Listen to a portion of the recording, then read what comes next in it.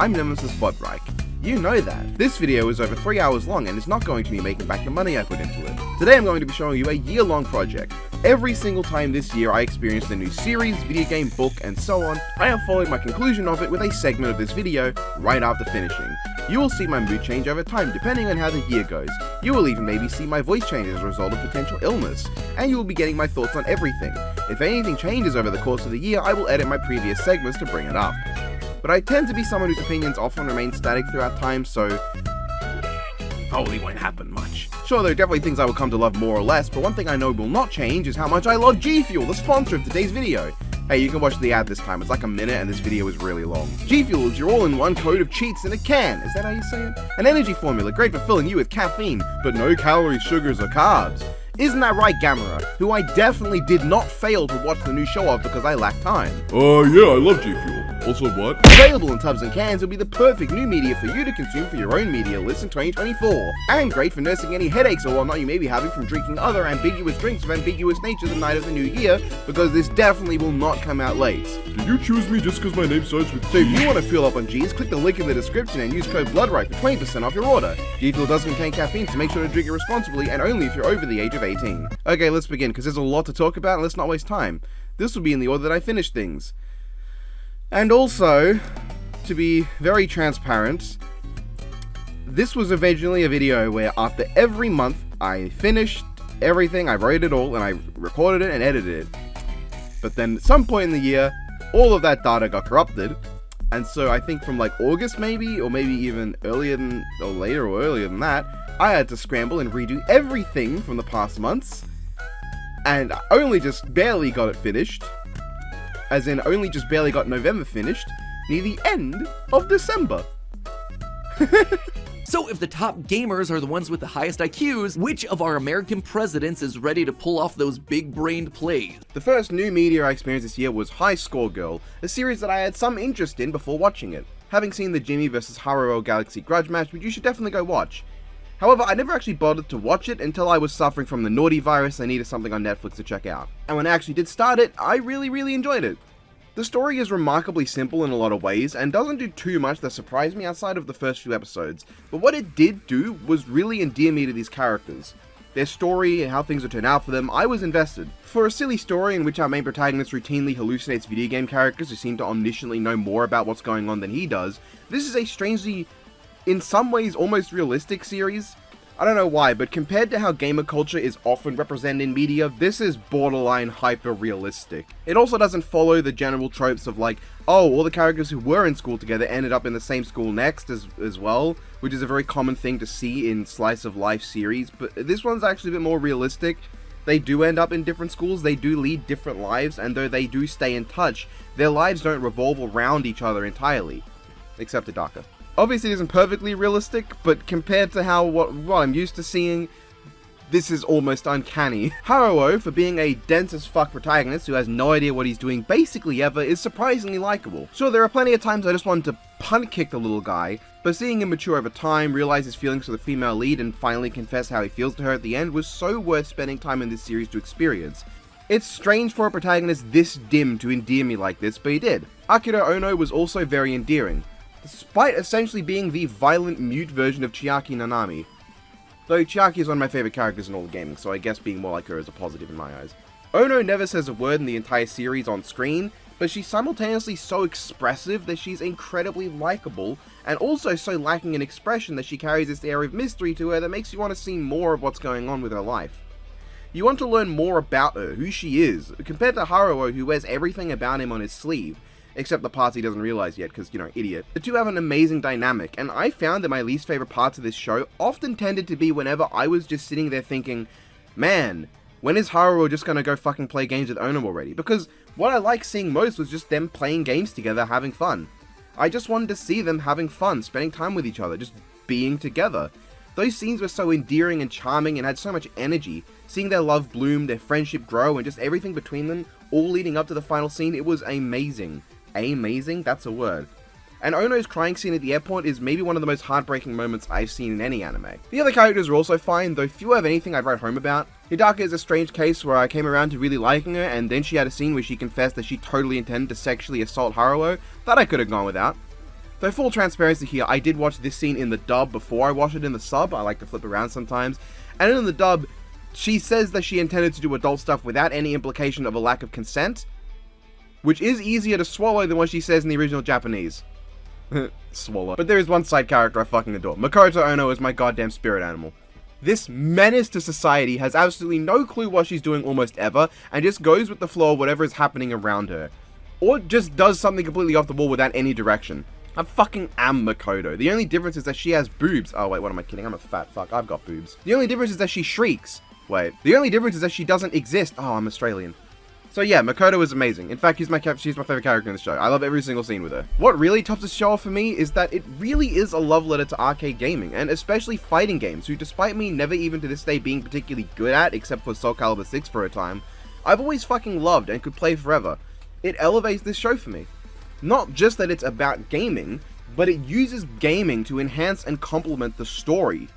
This isn't a narrative that uses the games to make people pay attention to it. It's not marketing itself with games, it's marketing itself with these characters. Because the games are integral to the storyline in such a deeply seated way as to be inseparable from the core themes and development of the protagonists. This isn't a show that wants you to pay attention to it because it has video games in it, but a show that wants to use video games to bring all of our characters together, and to show how the evolution of the gaming scene mirrors the evolution of our protagonists and side characters. The way everything links in together with gaming forms such a strong story that is about gaming, instead of a story that is about making money through nostalgia pandering, as this concept could have easily been. The love of video games in this series, arcades especially, and the desire to tell a good story in equal part ties it all together into a series that I absolutely adore. I could watch this show again and again, and I probably will, because it's such a charming, lovely show that I would recommend to anyone. Not just gaming fans. If anything, I genuinely think this show could get non-gamers to appreciate gaming and its culture a bit more, but I think anyone can enjoy this show. I think I mentioned in my Pacific Rim the Black review a long while back that one of the most impactful things a series can do for me is leaving me wanting more without feeling like I didn't get enough. That's what I have here. I really just wanted more of Ono and Haruo spending time together. I wanted to see these two playing games more. I wanted to see how they react to what happens later on in the history of gaming. How do they respond to the advent of arena fighters and platform fighters, the gradual decline in arcade gaming and the rise in console gaming? How do they react to the rise of PC gaming? Do they experience any of the games commonly considered amongst the worst of all time? How do they respond to party games with all their friends? What is their reaction to the rise of licensed fighting games on existing properties, or crossover games with a ton of brands, or guest fighters giving us characters in other games that they don't belong in? There's so much in the history of gaming that I know, and I want to see these two spending time together living through it, even if it is as simple as just Haruo geeking out and Ono giving a small smile and nod, because I love these characters.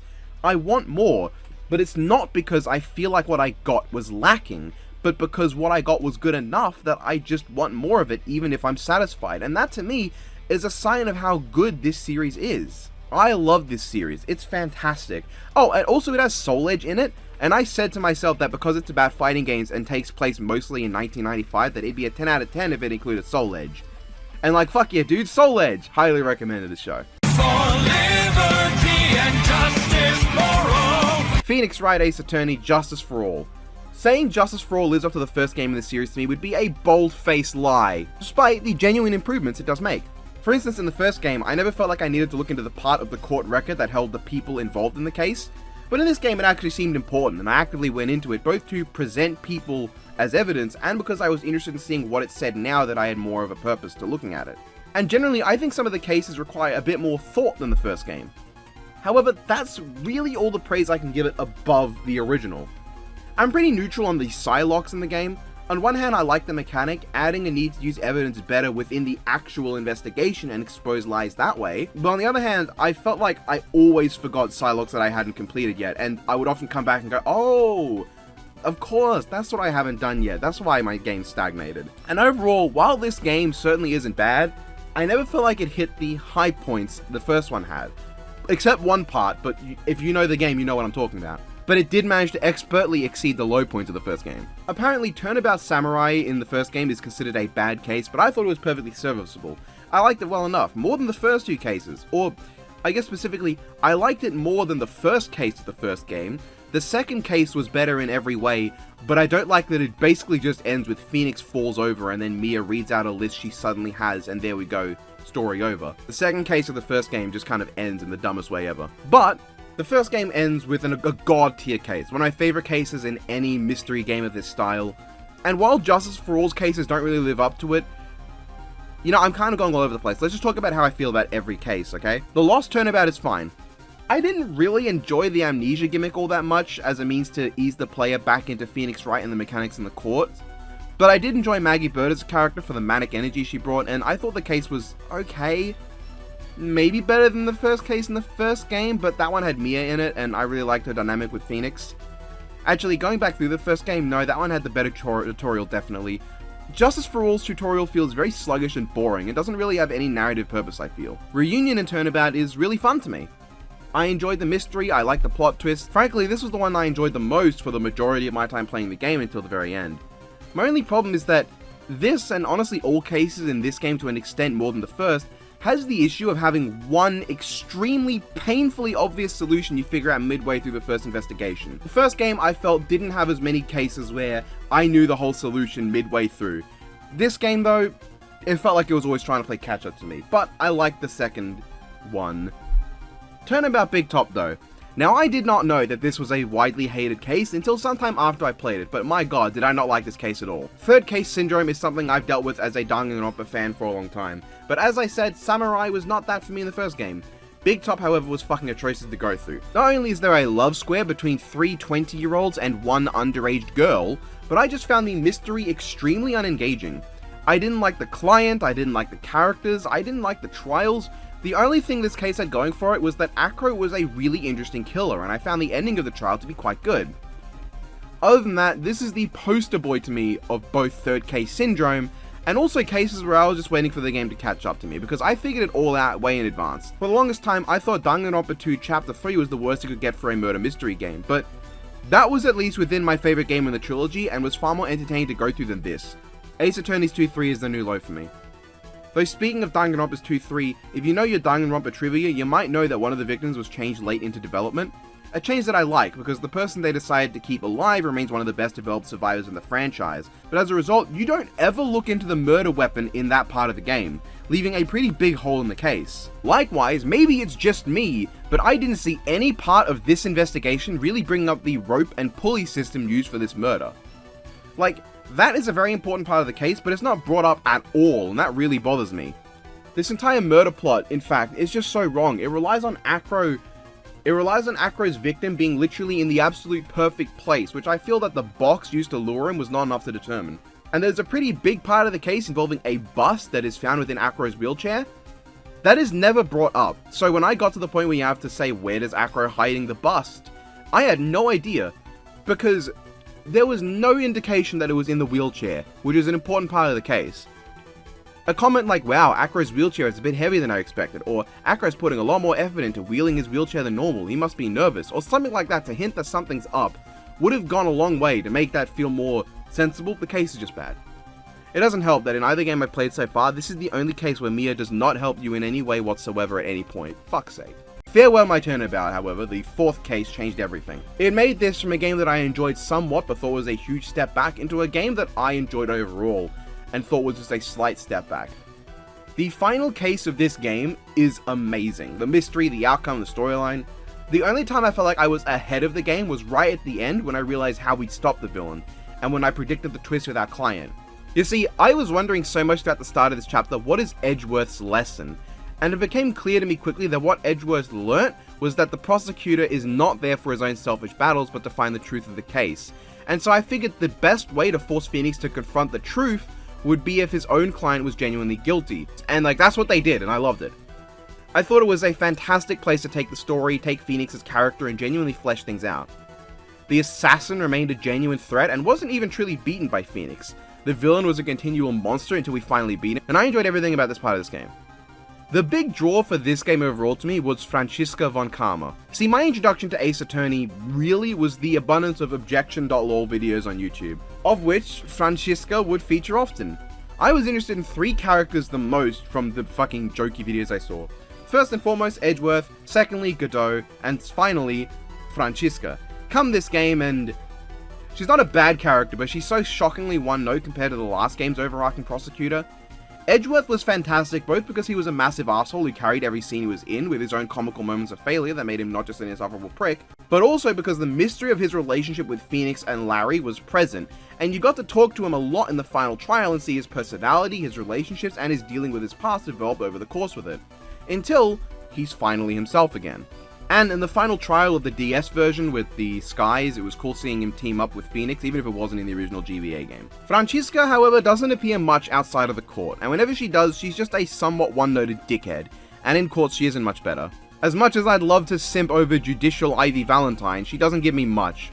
Of course, I did definitely come to like her more as a character by the end, because she did develop somewhat, and seeing her break out into tears and actually show some of her true colors to Edgeworth was interesting, but I wish we got to see more of her development. Because as she is, I'm a bit let down. And you know, speaking of letdowns, while I like Edgeworth a lot when he actually showed up, I wasn't a fan of the game dancing around with, oh, Edgeworth is absolutely dead, guys, in his absence. Because what was left in Edgeworth's place was the one-note bitch Francisca, and once she's out of the picture and Miles is back, it's just so much more entertaining with him there, and just makes you realize how much better the game could be if he was there the whole time. I do hope Francisca returns next game though, because I want to see her develop more as a character. Overall, I do think Ace Attorney Justice for All is a good game. The gameplay at its core is identical to the first one, and while I don't like the twists as much, and I don't think the story is as good, and I'll say right now, I don't think the final case in this one even comes close to the final case in the first game, by that I mean the fourth case, with just how beastly Manfred was as a final villain as well, but I still think it's worthwhile to play this game.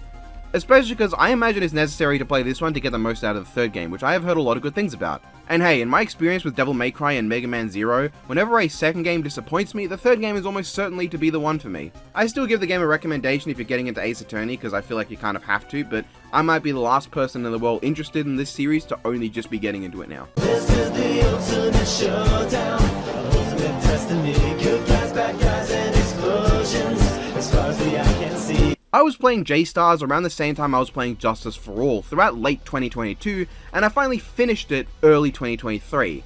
And you know what? J-Stars Victory vs. Plus is finally a jump game that I actually enjoyed myself playing. I wasn't ever too sold on the 2D games, even if I love animating those sprites myself, and I just did not enjoy any of what I played at Jump Force. But this game, I thought it was pretty fun. Very simple in a lot of ways, but very fun. J-Stars as a fighting game is not the normal type of arena fighter I'm used to. You get a very limited move pool, but plenty of jank game design to really make up for it. You get a few character gimmicks sometimes, and the mechanic of winning being that whenever someone dies there's a notch added to the opponent's victory meter and the team to fill theirs first wins. It is so weird, but I think it's fun. It's not perfect. I think there are times where it can be tiring to play a ton of fights in a row due to how long they can be. But with certain characters, this isn't even a problem for me. Some characters have ridiculous damage output. And then there's Aizen, who for some reason I have accidentally managed to combat people from full health to death in a single string with no difficulty by accident.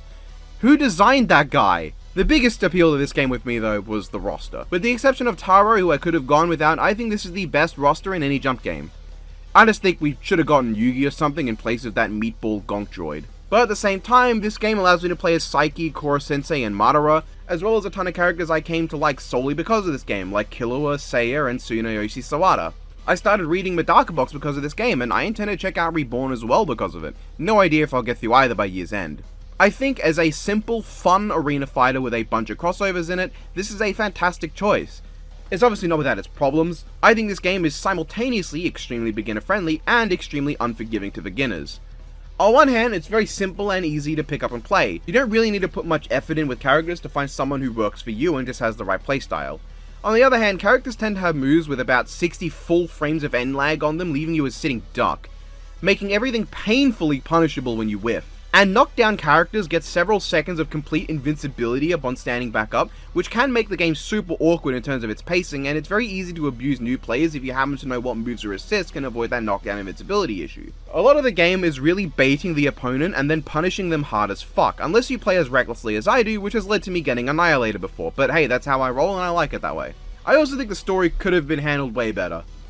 The story itself isn't anything special. A mystery voice calls on everyone in Jump World to have a tournament. There's 4 main teams and a few side teams and examiners, and they gather things to join the tournament, and there's a winner. Then they gather more things, they fight the bad guy and win. It's by the numbers, but not only do I think the villain characters are severely underused, with most of them only appearing during the second MacGuffin quest for one fight for every group of 2, and then fuck off immediately, but I also think the stories are too similar. In that you get 4 stories to play in this game, and while there are times where each story will have a small different change, there aren't enough small changes and differences to make it worth playing all 4 of them. Especially when in the second half of every story, you gain access to every other team of characters, pretty much allowing you to just play everyone in a single campaign. And instead of maybe having a different examiner join each team given there's 4 stories and 4 examiners, or maybe having a different set of side characters playable the way Momotaro is, depending on the story, that doesn't happen. You will always get Suna as your only examiner to join your team, and you will always get the same side characters joining you as playable. It's generally not worth it to play every story, even if each one individually is fun to go through. And despite how big the story is, there are just some major interactions missing. Saiki does not acknowledge his canonical crossovers with Gintoki and Koro-sensei. Joseph and Jonathan never acknowledge one another at all. Jonathan and Kenshiro never interact. And just a ton of things that feel like it's lacking in some regards, while excelling in others. Like Gintoki and Joseph take jabs at each other because they have the same voice actor. Medaka scares off Rao's horse because she scares off animals. Frieza and Ryotsu referencing their crossover of all things happens. Killua and Kenshiro talk about their familial assassination history. Some of the more I'm queen bitch type females try to one-up each other at several points. There's plenty here, but there could have been more I think, and there was plenty of time to fit more in. As it is, I think that this is a fun game, well worth your time if you just want some silly anime arena fighter fun, but I don't think these mechanics are going to be for everyone. Especially with this level of jank and awkward mechanics. But Rao reenacting his final moments when he dies to stay standing in defeat is awesome. Oh my god, there's a bang at the door! Avantasia is one of my favorite bands of all time, right up there with Iron Maiden, Motorhead, Rammstein, and Hammerfall. I adore these bands with all of my heart, and Avantasia's new album was one I couldn't wait for, but I didn't get the chance to sit down and listen to it for a while. Now, Avantasia's last 2 albums, Ghostlights and Moonglow, are some of my favorite albums of theirs, and some of my favorite albums in all of heavy metal, so Moonflower Society was fighting something of an uphill battle. Sadly, it didn't quite match the expectations I had set for it, but I don't for a second think that that makes the album bad. In fact, this is probably still a top 10 album for me if almost any other band made it. It did introduce a few names I hadn't seen, or at least I don't think I'd seen before in Avantasia though, one of which really surprised me. Ralph Sheepers of Primal Fear features in the album, which blew me away, and holy fuck, the Wicked Rule of the Night is easily my favorite track in this album. I love the harsher vocals bouncing off Tobias Sammet's amazing melodic voice at any point. It's the same reason why I fucking love Book of Souls, and Mal Petrosa's vocal performance in that song. Fuck, I love Moonglow so much, I really went back and just re-listened to it, and Ghostlights again after Fishing Moonlights, just great albums. Anyway, Moonflower Society also included Floor Jansen, who I mostly know for some of the more recent Nightwish stuff, where I think she does a phenomenal job. Endless Form's Most Beautiful is an amazing album and I love it. She does an incredible job here, in fact everyone does. The returning Jorn and Kiski continue their amazing performances, as does Jeff Tate, the legend of whom my very channel is partially named after. That's what Wright is from, Queensryche. Operation Mindcrime is one of my favorite albums of all time after all. So with that said, Moonflower Society is still an incredibly well-made album. It has almost no flaws, every song is incredible, and any other band making something of this quality would just amaze me. But naturally, seeing as this was following 2 pinnacles of musical achievement to me, it just struggled to live up. I think the more time I spend with it though, the more it will grow on me, and the more I'll be able to confidently say that I really loved it. I do kinda wish Dee Snider came back though, and man, I really need another Avantasia album to feature Kiski and Kai Hansen together. Those 2 are so good together. And oh my god, can I just mention again Floor Jansen's performance? Listening to track 3, Kill the Pain Away again, it just, Floor Jansen is so good, my god. In case you're wondering, my favorite albums of Avantasia are Metal Opera Part 1, Ghostlights and Moonglow, followed closely by Metal Opera Part 2 and Scarecrow, then Wicked Symphony and Angel of Babylon, then Moonflower, and then ending with Mystery of Time. Still a good album, but Watchmaker's Dream was the only track that really stuck with me from it. So yeah, great album, hoping when I eventually get to Hammerfall's new Hammer of Dawn it'll also be good. Though I don't hold Hammerfall to the same standards as the literal Marvel Avengers of heavy metal. Oh my god, Hammer pulled you off. The ground. Oh, well, that didn't take long. Hammer of Dawn is absolutely nothing special amongst Hammerfall's albums, but with that being said, it was still pretty sick. It's general Hammerfall stuff. If you're a fan of Hammerfall, then you'll enjoy Hammer of Dawn. If you don't know Hammerfall at all, I probably wouldn't recommend this as a starting point. I think Glory to the Brave and Crimson Thunder are much better starting points, and Crimson Thunder is actually one of my favorite albums of all time. I can't say anything especially more for this album because honestly, it's nothing crazy. It's not especially good or bad. I really enjoyed a few songs, namely Live Free or Die and the title track Hammer of Dawn, but nothing really matched how much I liked the title track of the last album Dominion, or everything from the album before Dominion. Still, I'm looking forward to what comes next for Hammerfall, and if it continues being great and we never go back to Infection, then I'll be happy. Whoever came up with this is an asshole! Nioh is a hard one for me to judge, because I didn't finish the game. And it wasn't because it was bad at all. I enjoyed a lot of elements. The atmosphere was fantastic, I loved the mechanics, and I thought it was quite fun.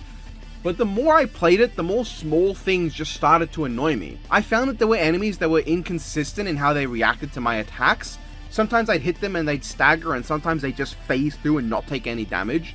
And sometimes when they do that, they would just stand there for a moment and then half my health bar would just be vanished, even if I was 10 levels over where I was supposed to be with the best armor I could have. I would just find randomly my health would just be halved because I swung at an enemy and they phased through it. There was a lot of just annoying enemy placement that sucker punched me when I wasn't ready. I couldn't count the amount of times I just got blindsided by some shit I could never predicted. That, and maybe my game was glitched, because even after watching several tutorials, I could never get magic or ninjutsu working. I'm willing to chalk that up to just being a me thing though. I don't think that'd be a consistent problem because it worked for plenty of other people playing the game. I just don't know why it wasn't working for me when I followed every tutorial I watched to the letter. I can't say Nioh is a bad game at all, but it's one with certain flaws that just really did not click with me. The game annoyed me, and I wasn't enjoying myself at a lot of points. Especially because the story did not capture me at all and didn't motivate me to keep going. Maybe Nioh 2 will be different and fix some of those problems I had, but I won't be checking that out for some time. His name's Dwayne Johnson. I have no idea who that is. What the fuck am I supposed to say about Black Adam? As a movie, it's, I guess, watchable is the term I'd use for it. It's a movie by definition. First off, obviously, this is not a Black Adam movie. It captures nothing about what I love about Black Adam beyond the fact that he is a guy who will kill your family line for his people. It doesn't capture his moral standing at all. In fact, it gives him this major moral dilemma that is in 2 total scenes, maybe, when Adam is someone who is very resolute in his morals, but has a wider understanding of them and the world that they're in and why they're necessary. Like, it's the opposite of what Black Adam should have. It doesn't capture his nature as a king who will do anything to protect his land because he's just outright not a king. And frankly, despite the fact that he's played by Dwayne "The Rock" Johnson, he doesn't have the air of dominance and terror that I expect. He just kind of is a guy who is big and also there. But as a movie, I just don't think it works for me that much. The plot is bad, the only character I like is Dr. Fate, the villain is atrocious, and the happiest the film made me was the many times the kid almost died, but then sadly he didn't. Of all the characters, I'd say the Kid, Hawkman, and Atom Smasher were the worst for me. Atom Smasher is obnoxiously annoying, I don't like anything about him, and Hawkman is the kind of guy to take nothing but L's and then still pretend he's the king of W's, but not in the funny way. Man gets bodied by Atom with help, spending almost all of the time of their initial fight getting thrashed, and I'm supposed to take him seriously as a threat to Atom? Fuck no, man. The action scenes outside of the first one, which was actually pretty good, were all just endless slow motion, like the movie was directed by Michael fucking Bay.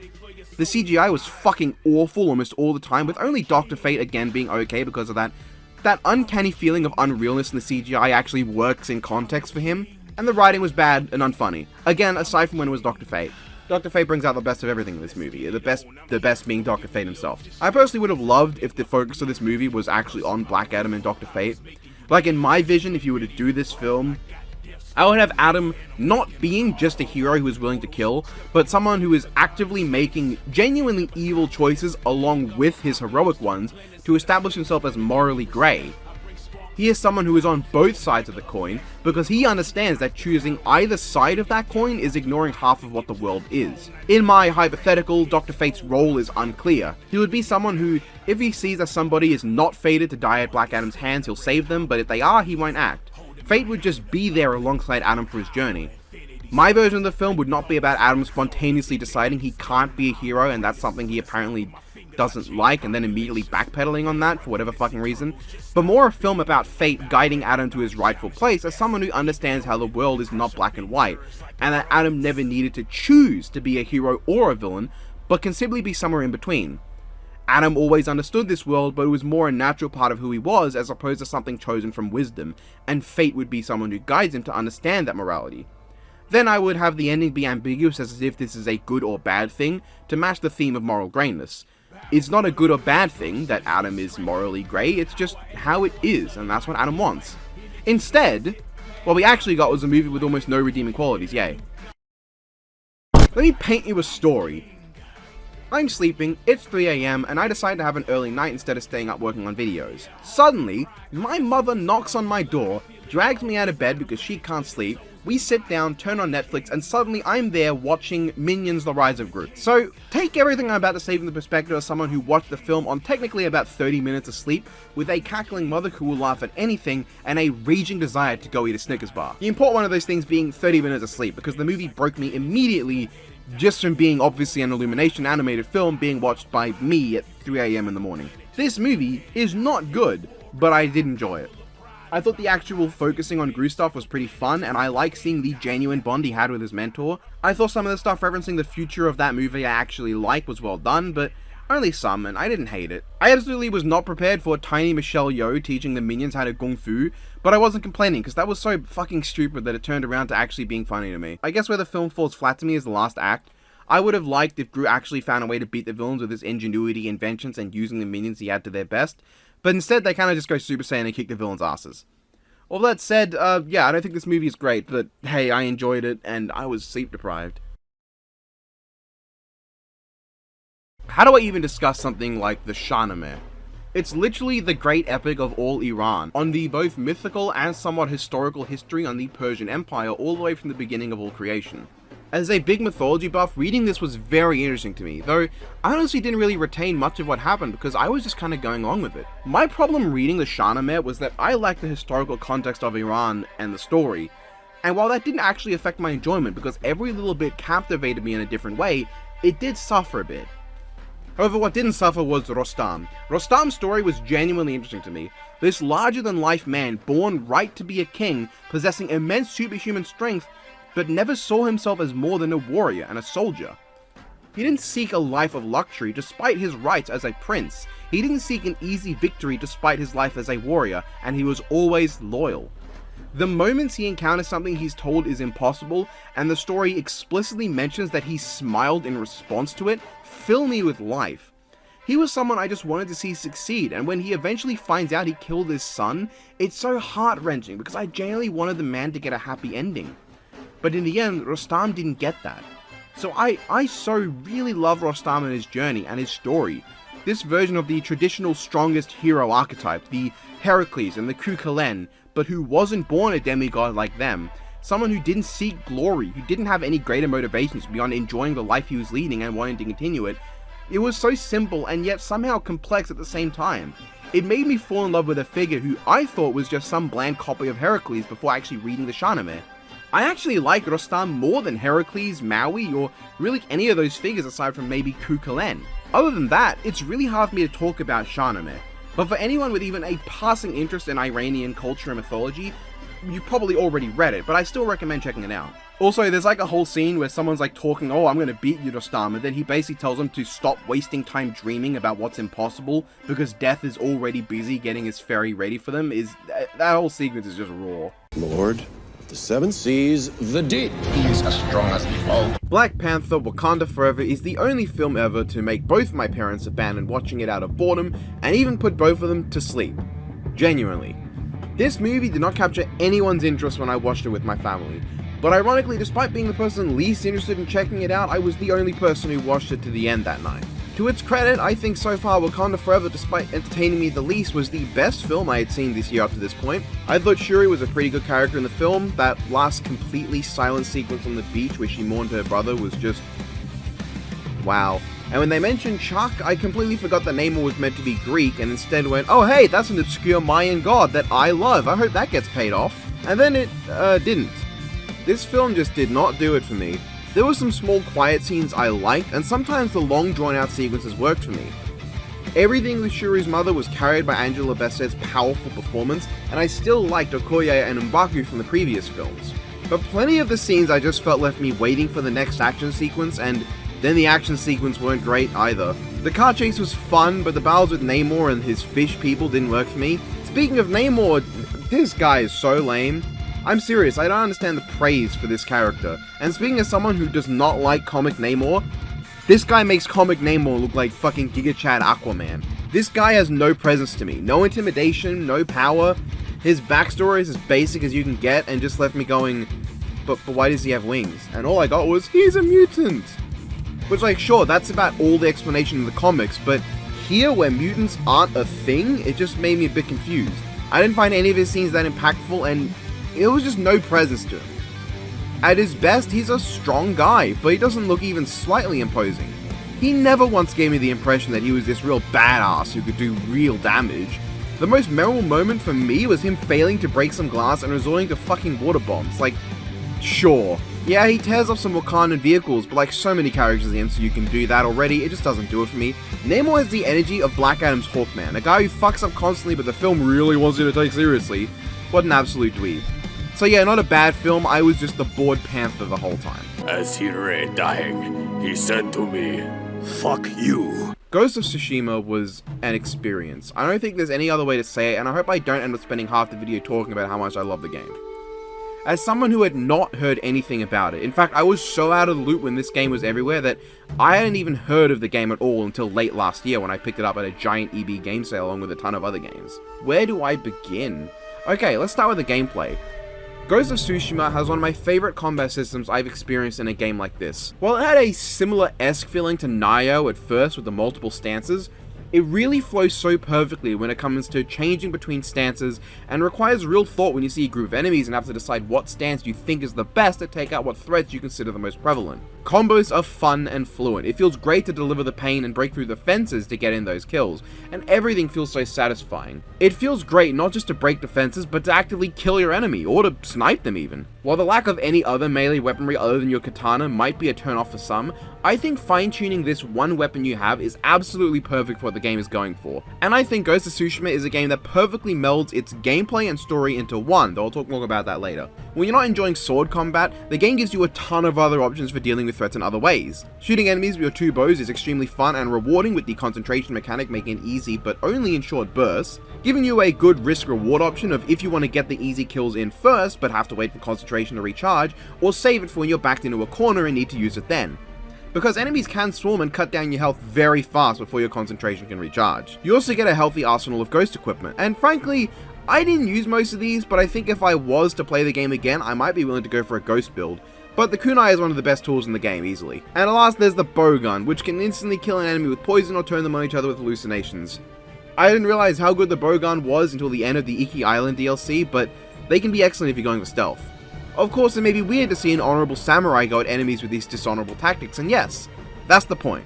The story of Ghost of Tsushima takes place within the Mongolian invasion of the island in 1274, and begins with you basically losing everything. Your uncle is captured, your friends are killed, and you only survive because of a common thief. Quickly, the game thrusts you into the central conflict of the story, the battle between Jin Sakai as the honorable samurai or the brutal ghost. Jin is forced to throw away everything he believes in and grew up with for his people, but as a result of the archaic and immovable laws of his land, he is unable to be honored for his work as the ghost. Jin as a samurai is an honorable swordsman. He approaches his enemies without sneaking up on them, he fights them in one-on-one duels, he matches them blow for blow. But Jin as the ghost is a dishonorable assassin who poisons his enemies, shoots them to death from afar, and avoids direct combat. This dichotomy is pretty fun to play through, but also a really good one for the story. Throughout each act of the game, you see how Jin's nature as the ghost affects the world around him. In Act 1, it's not really that big of a deal because Jin hasn't fully accepted the ghost as a part of him. In Act 2, he's in the biggest crux of his inner conflict. He has saved his uncle and is now torn between serving the man who raised him and serving the island he devoted himself to. And in Act 3, he has fully become the ghost, and is thus shunned by his people and his family for his actions that are seen as treasonous to the shogun. And the gameplay is amazing at working alongside this story progression. As you play, every single upgrade you get is an upgrade that takes you towards being the ghost. The game rewards ghost gameplay, but makes the samurai gameplay the strongest core aspect, giving you a balance of both. But every upgrade tends to favor towards ghost gameplay, and I think this works amazingly to fit the storyline. In the story, samurai tactics are nothing to the Mongols because they understand how to exploit and get the better of them. They abuse the samurai's own codes of honor and predictable actions and reactions. So any upgrades that improve on your abilities as a samurai naturally will not be super useful against this threat. So as the game progresses, you get more ghost equipment. You get upgrades to your assassination skills, your stealth, you get poisons, you get things to aid in killing enemies through means they are not expecting. You can choose to embrace these to make the game easier, or ignore them and stick to being a samurai to make the game more difficult. But as push comes to shove, inevitably you'll find that playing as the ghost is necessary to progress. While this strong-arming into being the ghost might be a turn-off for people who want to be able to actively make a choice, and I understand that, To me, the point of the story of this game is that there is no choice. In the end, the Ghost is the only one who can defeat the Mongols, and I think that's amazingly exemplified in two things. Throughout the game, there is one upgrade tree completely independent of the Ghost, the stances. You learn your water, air, and moon stance through observing Mongol leaders and defeating them. These are the tools of the samurai, ways to use your blade to get around an enemy in fair and honorable battle. But later in the game, that changes when you defeat a Mongol leader, and instead of simply killing him, you are told to execute him, brutally ending his life and using his decapitated head to bring terror into your enemies. This unlocks the Ghost stance, forcing the Ghost to even partake in your swordplay and truly convert Jin into that role. Ghost stance rewards Ghost play by killing enemies in the shadows. You get one notch in your meter every time you kill an enemy without taking damage, and it empties whenever you get hit. But when it's full, you can activate Ghost Stance, terrifying all enemies and allowing you to instantly kill 3 with a single blow, no matter their strength, or in the case of bosses, do major Phil Swift level damage. The other gameplay element that exemplifies Ghostness is the final battle. In the final battle against the Khan, the main antagonist, spoilers by the way, you do not fight him as a samurai. You see, in this game exist boss battles wherein you stand off against an enemy. You both draw your swords and clash in a fair fight within a small arena. You cannot utilize any ghost equipment, any bows, any poisons, or anything other than your pure sword skills.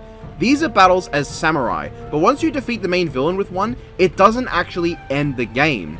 Instead, you fight him a second time on his boat, where you are allowed full use of your ghost equipment. In fact, abusing your ghost equipment makes the final battle extremely fun and hectic, but it means you truly have to play into being the Ghost. That melding of gameplay and story gave me an experience I've rarely felt before. It was so fun yet intriguing. I came to love Jin Sakai as a character and love this game as a game.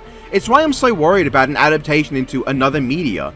Much like you can't really adapt something like Nier Automata without removing the core element of how the gameplay factors into the themes of free will and choice, you can't adapt Ghost of Tsushima without removing the core element of how the gameplay factors into the experience of Jin turning into the Ghost. It's just not going to be the same, because the game is a masterwork at melding these things. And beyond that, the game has a ton of small things I really like. I've heard people really like to criticize the open world, but frankly, it doesn't have problems that I think are unique to the game. I think it shares all the problems most open world games have. But it does have the benefit of the guiding wind, a very unique and interesting mechanic of getting you from point A to B to guide you in a direction with a subtle breeze. It's incentivizing exploration, and I'm someone who loves exploration, though I probably could have gone without having to swipe my thumb on the controller pad every 3 seconds to keep it going when I was traveling kilometers on my horse. I also just love the aesthetic. Obviously it's just a representation of Bunei-era Japan, but something about the way the game emulates classic Japanese samurai films really stuck with me. The game even gives you an option to play it in black and white with a film grain and in Japanese, which I thought was amazing, and I'd totally be willing to play the game like this on another playthrough. There's title cards at the intro and outro of each story beat, marking a beginning and an end. The versus screens during duels is really cool and brings up the hype, and it comes together to form an amazing package. Some of the side things to do are even great. Hot springs are great for letting you get small snippets of Jin's wider character without shoehorning them in where they don't belong, but letting him reminisce in moments of quiet. And haikus, while not personally my thing, were a very tranquil and enjoyable pause to all the chaos. Though I wish more was done with some things, which is where Iki Island comes in. And I'll discuss that when I get to the problems. In fact, the game isn't perfect. There are a few bugs and just design oddities. For instance, if you approach a story-sensitive location early to try and liberate it, instead of the game just having doors shut so you can't enter it yet due to story reasons, they will have invisible and unblockable arrows shooting you to death, which is confusing, annoying, and frustrating. Along with that, there is a major problem when it comes to ammunition. I'm not entirely sure how it works, but sometimes I would open up my inventory and my ammo count would be completely different to how it was before.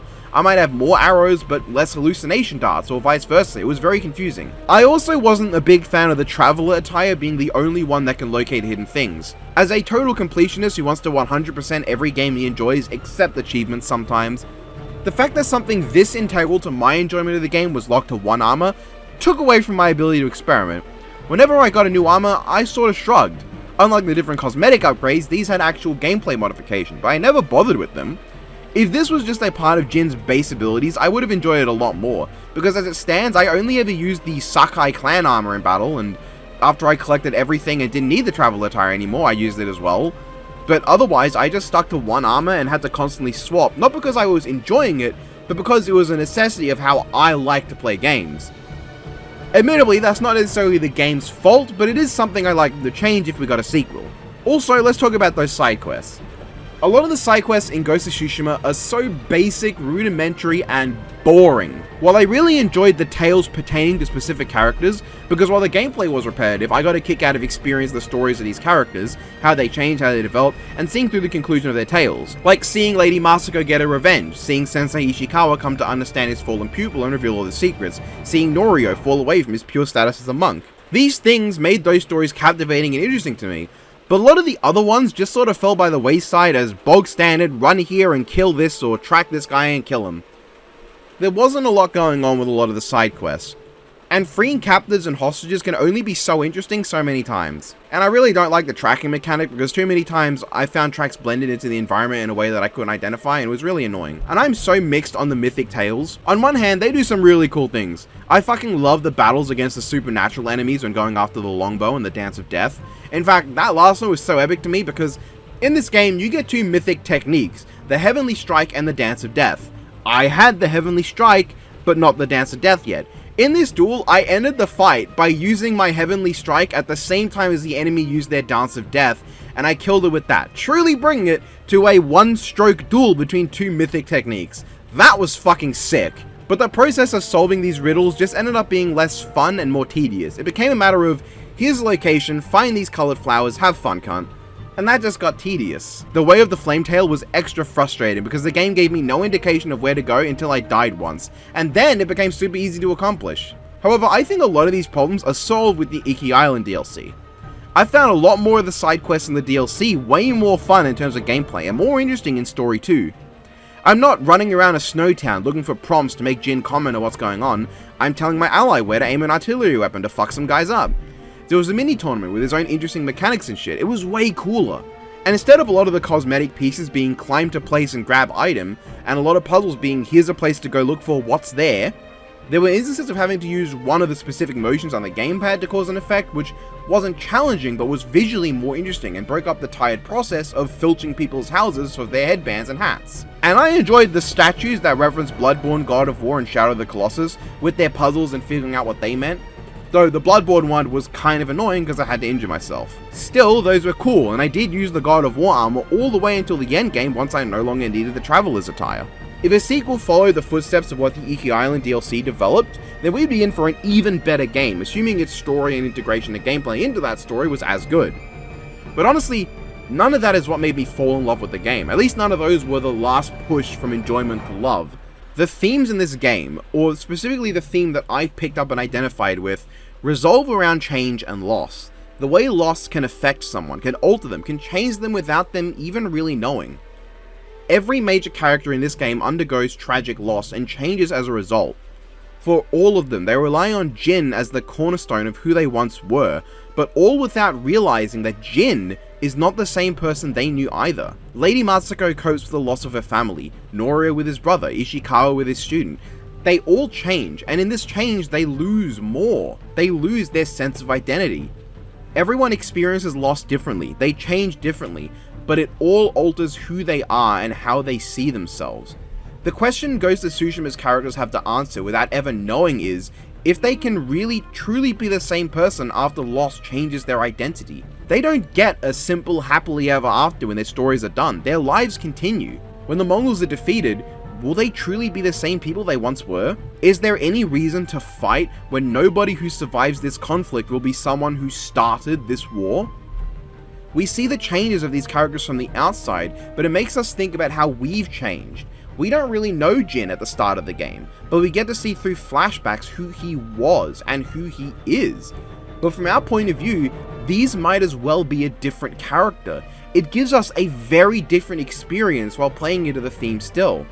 This theming, this thematic purpose of the story and the characters is what kept me playing this game no matter how tedious certain side stories became.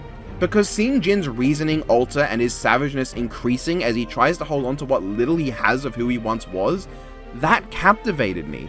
As someone who had recently lost someone who was so close to me that their being in this world is something that defined my view of reality, of what was, I felt like this theming connected to me in a way few stories ever have. I too felt like I wasn't the same after that loss. I feel like someone else. I feel like I'm not even in the same world anymore.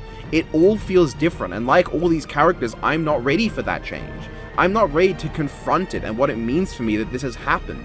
but all I can do is keep going. To just keep on keeping on. What else can I do? And that's why I love this game.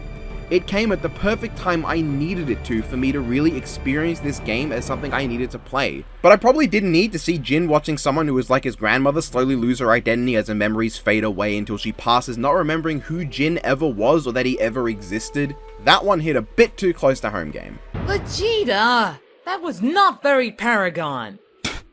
Renegade for life. Mass Effect, then. Never played this trilogy, now I have. What do I think? Well, for background, I am playing the Legendary Edition.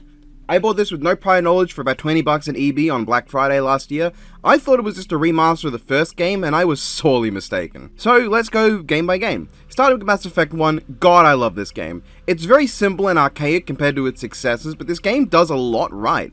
I love the feeling of exploration. It feels like this is the Star Trek game I always wanted. Just explore the galaxy at my own leisure, complete tasks and small stories, but mixed with Halo in terms of combat and aesthetics. But if you were part of the Covenant this time, I guess. I love just playing through this game, enjoying the story, the characters, the side quests. The Paragon and Renegade system is pretty cool, and the general dialogue trees are fun. The game doesn't look down on the player. It doesn't shovel unnecessary exposition into your face, but rather it feels like it gives you everything you need through context clues and the way characters talk and interact, and if you choose to want to get more context, you can.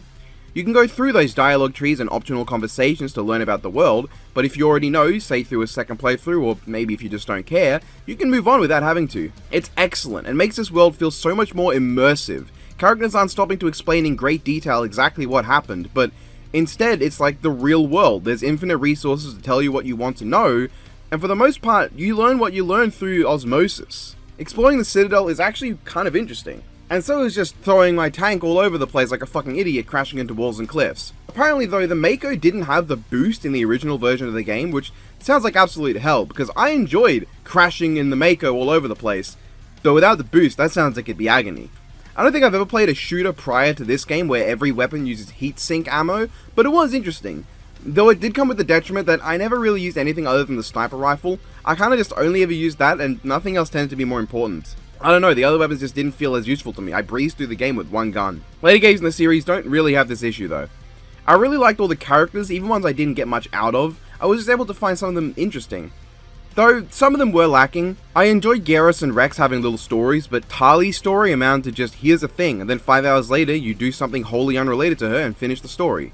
And Ashley, Yara, and Kaidan don't have anything at all beyond the love triangle thing. Well, Yara does have a thing with her mother, but that's really it. Overall though, what made me like this game so much was the vibe, aesthetic, storyline, and gameplay. It all blended to make a really fun game that I enjoyed 100%ing.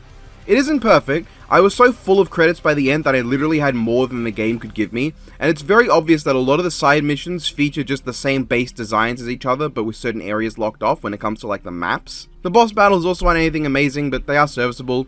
There aren't too many negatives to this game, it's just a bit archaic and not the most fun to replay when you want to just go through the other games because they're so much better. But I did like Mass Effect 1 a lot. It's an excellent start to the trilogy with one... I don't have much to say about it. I don't know where I was going with that sentence. Mass Effect 2. Mass Effect 2 is a fucking masterpiece. I think everything this game does is excellent, and overall it is probably my favorite game in the trilogy. The setup was quite interesting to me. Shepard fucking dies, and then a relatively insignificant group from the first game ends up as your main allies, and not particularly heroic ones. Painting Cerberus with a bit more of a sympathetic light made them a lot more interesting than just space terrorists to me. The concept of the game not necessarily being a long series of quests uncovering mysteries, but rather just getting ready for one big suicide mission was also very fun. Because this game, more than the others, felt like it was about the characters. Every mission I followed by talking to my crew just to see what they had to say, because it felt so much more expansive than the first game. Every character has a specific character mission, and I fucking love that. I love that the game feels like it wants to explore these characters. From those who return like Garrus and Tali, to those who only appear in DLC like Liara, to those who have mostly just NPC roles now like Rex, and also the human, who depending on who you save in the first game is there for a few seconds. Okay, that's kinda lame. But what it lacks in the plethora of returning characters makes up for having an overall great cast. Alongside that, the roster is easily the biggest of this game's, and probably my favourite overall. Garrus and Tali feel a lot more fleshed out as characters now. Garrus is more than just a rogue cop who learns to smack some bitches up, he's his own guy now. He's out there with an eye for an eye philosophy. He understands loss similarly to how Shepard does, and he comes to really feel like your friend as time goes on. Tali goes from an admittedly adorable dork of a character into a more mature woman who has a better handle on things, but still maintains her dorkish and sassy character traits. She's easily one of my favorites in this whole series, and I really enjoyed all the characters you can recruit beyond her as well. Kasumi and Zaid are just DLC characters, so they don't have nearly as much going on, but they're both simple and fun. They don't have much development, but Kasumi is a fun character to spend time with, and her loyalty quest is one of the more unique ones. Zaid is very simple, but I kinda like that about him. He's just here to kill some fuckers. Thane and Samara succeed as characters who subverted my expectations. Thane is portrayed before you get him as just some cold-blooded assassin, but despite being a literally cold-blooded assassin, I thought he was one of the most fascinating and interesting characters in the whole series. His religious beliefs are interesting to learn about, and his relationship with his son was quite heartwarming to resolve. His overall resolutions with life and thoughtful nature painted him as a character I wanted to just give a happy ending to. Samara, meanwhile, is portrayed as if she'll similarly be an unstoppable bitch woman who gets the job done no matter what, but ends up being a much gentler soul. Admittedly, she is kind of a heartless bitch when it comes to following a code and executing people, but there's a lot you can get out of her if you read between the lines and understand the depths of her character and relationship with her daughters. Legion I kinda picked up late, apparently you can only pick them up late honestly, but I like them, though they come to a head more so to me in the third game. The real highlights to me, however, were Morden Solus and surprisingly Erdnot Grunt. Grunt was an awesome concept, this genetically engineered super Krogan who comes out aggressive and hateful, but over time comes to understand what it means to be Krogan, comes to develop his own personality and thoughts, a seeking for battle that is his own. He learns to be a Krogan, and you get to see that development. Not only is he really badass and became one of my most reliable troops with some of the rawest lines in the game, but he's genuinely an interesting character. I don't think I really came to like him as much as Rex by the time the trilogy wrapped up, but I still liked him. Morden, though, might just be my favorite character in the series. His fast-talking, weird grammatical speech is kinda just a gimmick, but it's endearing and lovable. It's not just a gimmick that gets old quickly, but it feels naturally like a part of him. Like, this is just how he speaks, to get as much necessary information out as quickly as he can, because he developed it while doing surgeries that didn't have a lot of time to work with. Morden as a character beyond that, though, is given so much to work with. Not only does he have his own little elements and cute little traits that flesh him out beyond the main talking points and make him feel more like a person who has lived a full life, what with his singing and his comments about his history with women making passes on him and stuff like that, but his story is one of the people who modified the genophage, which is a big deal in this series, and his moral dilemmas and quandaries that he's so sure of, it's great, and it really wraps up well in Mass Effect 3, but he easily has my favorite loyalty mission of this game. Learning of his apprentice and having him face a similar but different situation that works against his own, it just works so well as a character arc just for this game. I love it. You can probably see how much I love this game just through how much I'm talking about it, but I'm not done. I love all the small things added. Like in the first game, there are a lot of random, unimportant, but fun things you can do and interact with. You can have fucking fish in a fish tank and read emails that aren't plot relevant but resolve minor plot lines. You can have a hamster. You can enter the wrong bathroom just to be scolded by the ship's onboard AI. You can chat up basically whoever you want, though not to the degree of the third game. I realize now I forgot to talk about Jack. Yeah, Jack's cool. I like her. And it's generally fun to just play this game, mess around, scanning planets I sometimes did for fun, because I like strategically planning when I drop my probes and when I wouldn't. For like the first 5 minutes, I won't lie, it got old pretty fast though. I enjoy the new way you navigate the map. I like basically every mission and how they had a good balance of gameplay and dialogue choices. Though by the end it did get a little bit tiring, and I felt like some of the N7 missions were just go here, shoot shit, leave, without the dialogue trees that gave this game's life to me. But don't let that fool you into thinking I don't love the gameplay. I love how this game feels to play. While it doesn't have the same movement options of the third game, it has something neither game has. It made me experiment. I tried out different equipment until I had my favorites, instead of sticking to only a single one. And not just that, but I made regular use of all my different weapons. For big targets I used my sniper, for close enemies I used my shotgun, for husks and generally when I wanted quick success with cryo ammo I used my pistol, and for most other things I used an assault rifle. But I also made liberal use of heavy weapons against the biggest foes. I was able to settle on a final loadout that felt good for me, but I did actually want to switch and experiment. I also like the revamped skill system, it's just so much better to me, I can't explain why. But I actually found myself using most of the skills at my disposal instead of finding them ignorable like the first game. At least until my second playthrough as Renegade Female Shepard, or as I called her, Femesis Shepard. I played as an adept and I used a lot more of my biotic powers, and in that regard, the first game was easily broken with biotic powers, but the second game, it definitely felt more balanced. This game is just a joy to play, a joy to experience, a joy overall. And then there's the final mission. The suicide mission in Mass Effect 2 is one of my favorite missions in all of gaming generally. Finally getting to use your entire crew in one mission after only being able to select 2 or so felt good. Now yeah, you only get to bring 2 in each segment still, but everyone is physically present, and all the choices you made across the game, or at least the important ones, matter here. You can save everyone or lose everyone, including yourself at the end. The choices you make are paramount to the ending you get, and once all's said and done, you see how you did. It's so fucking fun to me, I love it. I love this game, I adore Mass Effect 2, phenomenal, and finally, Mass Effect 3. Now, Mass Effect 3, I've come to understand, is a little bit controversial, but I really like it, even if I have stuff to say about the controversial elements. Let's talk about the positives. From the outset, this game nails its pacing, tone, and vibe. It feels the whole way through like you're knee-deep in a war and trying to scrape by every single win you can get. Every single success, every single little thing you can manage just to get that little advantage on the Reapers. You feel the struggle the whole way through, and it takes a toll on you. But you keep pushing forward and it's so satisfying. There are so many plotlines resolved very satisfyingly, at least in my playthrough with the choices I made. A lot of the time in past games they talk about conflicts between the Turians and the Krogan, the Genophage, the Quarian Geth War, the loss of the Quarian homeworld, and so on, and those mostly got resolved wonderfully. In my playthrough I cured the Genophage, I saw Mordin willingly give his life, singing that one song from the second game in his final moments where he sacrificed himself to correct the biggest sin of his life. That hits so hard. Seeing Faye in his twilight years, a professional killer who died saving someone's life even though he could barely breathe anymore, and the reconciliation with his son come to a head when you and his child give him his final send-off, it's so well done, even if Thane's model is still blinking and breathing, oops. And I repaired the relationship between the Geth and the Quarians. Seeing the Geth's history in full and seeing this conflict come to an end and the Quarians reclaim Rannoch, seeing Legion finally refer to himself in singular terms as an individual and not just a terminal for his entire species' network, and actually seeing Tali grieve over the loss of an individual that by all means she should hate. The only thing that would have made it better would have been if when Tali took off her mask, regardless of your choices, you actually got to see her face, but that's neither here nor there. Mass Effect 3 has so many of these amazing moments and resolutions. Every character that is alive comes back, and while you do have a smaller group than before, I don't think it was awful in how it was done. It's a bit disappointing that you don't have a Krogan or a Solarian in a game that is meant to represent all of the galaxy uniting, but I think it does help to make the conflict feel bigger. But let's talk about the big problem this game has, or one of them. The choices you make don't feel like they matter in the end. It does not feel like you have as much weight as you should, and while a lot of that comes down to the ending, I think it also comes into play throughout the game. If I was making this game, here's how I tackle it. So in the final mission of Mass Effect 2, you can lose characters, and whoever dies is replaced by a stand-in this game. A lot of these characters could die if you don't play your cards right. In my opinion, Jack, Samara, Jacob, Grunt, and Mordin or Rex should have been playable if you saved them. As examples, if you save Jack before Grissom Academy gets overrun, you get to have her on your team, otherwise too bad. If you stop Samara from offing herself, or you don't let Grunt get killed in the Rachni colony, you get to have them. If Mordin or Rex survive the Genophage storyline, you get the one who lives.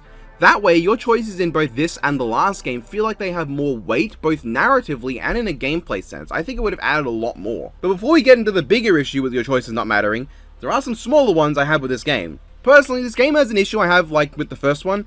I don't really care about experimenting. A combination of the weight system making me hesitant to risk tipping my loadout, and often running in with just 2 weapons, and a certain weapon I got early on really limited what I was willing to do, I didn't want to bring much on me. After I got the particle rifle, which I used for the whole game because it was so damn broken, or at least it felt broken to me, nothing really mattered. Nothing lasted long against the particle rifle. Even harvesters went down after a few seconds of sustained fire followed by a concussive shot even. It's not a massive problem because I still love how the game played, the movement options are great, and I love the Omniblade heavy melee attack, or big fuck off biotic ball if you don't use a soldier, but it was something I noticed. This is the best feeling game to play though in terms of how it controls and the freedom you have to move. That is excellent, and I also found the surprise attack on the Citadel to be a fucking inspired choice. You do not expect it when it happens. It comes out of nowhere and it's so cool. I love a lot of the side quests and storylines up until the end, including the DLC. The stuff with the Leviathans was cool and the Citadel was amazing. Not just the party at the end where you get to see everyone relaxed and happy if you took the right steps, but like the clone Shepard storyline has a goofier, sillier vibe that is a nice reprieve from the seriousness of the game. It's not just goofy silly, but genuinely funny. It's full of banter between teammates who don't interact as much as I'd like, just fooling around. It's amazing. Speaking of which, I love that after missions, I just wanted to check everyone on the Normandy because there was no end of random things I could find, characters interacting, bantering, bring up the past, hanging out. It felt more like a tightly knit group of friends than ever before, and that was so cool to me. Even the Prothean Jarvik, who was mostly just antagonistic to everyone, was a pretty fantastic addition to the roster. Speaking of fantastic additions, I like Caden, I like Jacob, but I love James. They're all kind of generic, stereotypical military characters to me, but James is the one I like the most. I liked his arc, his character. I thought he was fun and cool at the same time. It was just really likable. That's enough stalling though, let's talk about the ending. There's a lot I have wrong with the ending. Let's start with the gameplay side. I thought this game was going to end in the coolest way possible, with a direct fight against a Reaper where you use your whole squad against it. In the first game, you end on killing an indoctrinated form of the main prominent antagonist, who just so happened to be possessed by the mind of a Reaper. You don't get to fight the Reaper directly, even if you're responsible for its death. Still, a good start. The second game introduced the Reaper's big boss, Harbinger, who possesses enemies throughout the game to make it tougher against you. At the end, you fight a human-Reaper hybrid and kill it directly, but it wasn't complete and thus weaker than a Reaper and full of structural weak points. In the third game, you start by being unable to stop the Reapers and running away. Later, you lead a giant kaiju to take down a Reaper. After that, you personally point the weapons of an entire fleet to take out a Reaper. All great moments that progressively get higher and higher in caliber and scale, and your direct involvement gets bigger each time. At the end, you learn right before you get to your final objective that Harbinger, the big boss of the Reapers, the one who has been hounding your ass all throughout the second and third game, the Reaper with the most direct interaction with Shepard in the series, is on his way! I expected this. Throughout the game, you have a meter that goes up depending on how many war assets you acquire. I thought the way this would play in is that if you have a low amount, then Harbinger comes down and wrecks your shit. You lose and you have to scrounge your way to the final objective. A ton of lives are lost, Harbinger destroys most of Earth, fuck off and die. I thought that if you get a moderate amount, maybe you get a tough boss battle, Harbinger's vulnerable because he actually took some heavy gunfire from the army in space, and the amount of troops you lose depends on how you play, but you can do well enough in the boss to not lose any. But, if you play your cards right, you get a moderately tough boss against a heavily damaged Harbinger with a low chance of losing your squad. That's how I thought the game would go, where your choices and the amount of assets you get will determine how damaged Harbinger is when he shows up to fight you and how well you do. Instead, no matter what, Harbinger wrecks your shit, you get no squad mates in the final battle, and instead all you do is hobble towards the objective and kill 3 zombies and 1 normal ass soldier. That's it. After that, you've won. You waltz into a beam, you walk through 2 corridors, you make some dialogue choices, and you choose your ending. That's pretty lame. I don't even really understand how your war assets influence the quality of your endings after. It's really dumb and really disappointing that you never get that final battle or confrontation with Harbinger or any Reaper at all, given how the trilogy set things up. And when you get to the ending, you get exposition dumped and learn that this random kid who's been in the game every now and again was an AI that the whole time was in charge of the Reapers, which personally took a lot of agency away from them to me and made them feel less intimidating when I can point to their figurehead as looking like a 10-year-old boy. He basically just gives up and says choose your ending. All these endings, by the way, are kinda shit. You die, the Reapers are gone, and you get basically no resolution to a lot of things. I went ahead and just redid what I did to get the best ending where Shepard lives, and it feels like there just wasn't enough done, even with the add-ons that Legendary Edition includes. You get no resolution for your crewmates, especially Jarvik, who feels like he needs it the most so we can see his reaction to finally avenging his dead people, or maybe his horror at seeing himself turn part Reaper depending on your ending, or his pain at seeing Shepard try to control them. It would have been great to see his reaction. If you destroy all synthetics, you don't get to see Edie's death, Edie being a prominent AI character. You don't get to see the Quarians' reaction to their longtime enemies dying right in front of them just after they made peace. You don't see shit. Everything is left so vague and unsatisfying, and I hate that. Does this ruin the game for me? No, I don't think it does, but it does sour the experience knowing that I'll get the most out of this game if I stop playing right before the Cerberus base. Speaking of which, Kai Leng. This fucking loser comes out of nowhere as suddenly the elusive man's biggest guy when there's no hint of him at all in previous games. He's pulled out of the ass to aid this game's strange obsession with unreasonable amounts of plot armor given to this villain, and it takes a lot away from the elusive man to me. In the second game, he was kind of a protagonistic villain. Now, he's just an evil guy who has no personality and is just a jerk and has a cyber ninja who's like the most dangerous guy ever. Wow, so cool game. Anyway, you can argue the journey matters more than the destination, and I understand. On one hand, if you had a great night out partying with your friends but it ended with a thug punching you right in the nose and laying you out, you'd be right to be hung up on how it all ended, but you'd also be right to just enjoy it. I mean, at the same time, everyone's life journey ends in the destination of death, so really the journey does matter more. I get both ways, and I do love the game enough that I'd play it again, and probably will, despite knowing the ending sucks. But the ending does sour the overall trilogy to me, as having an unsatisfying conclusion to 3 very satisfying games. At the end of the day, this trilogy has shot up there amongst the original Halo, Devil May Cry, and Mega Man Zero trilogies as one of my favorite video game trilogies of all time. I love these games to death, and cannot recommend this collection enough as an absolute steal. A low price for 3 phenomenal games, all of which tie into each other. Yeah, and did I mention that the second and third games import your data and choices from the previous ones, and those all play a role in the following games? That's so cool, I love it. Wish more sequels did that when they try to pretend like your choices matter. What did I play next then? Oh. Yeah, so the same day I finished the third game, I tried to play Andromeda. Basically, when I had to put the game down last, I only had the final mission left, so I did that and had like another few hours before a video I was working on finished rendering.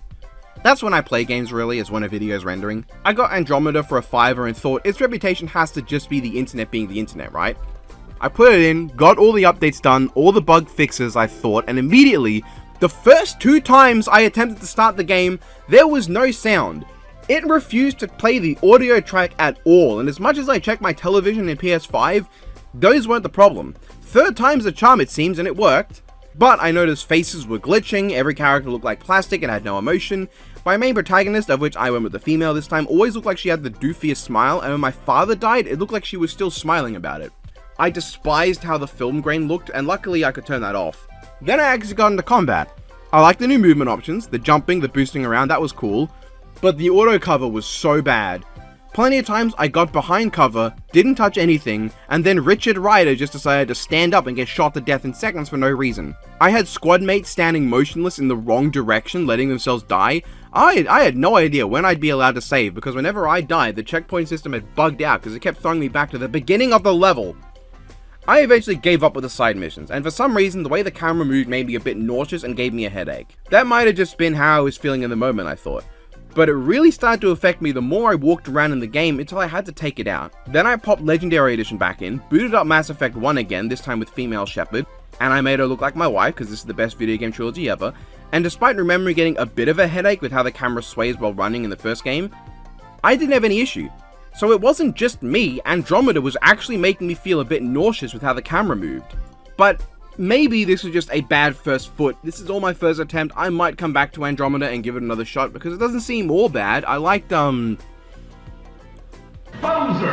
Mario, Ganondorf. Reviewing a series like this is hard.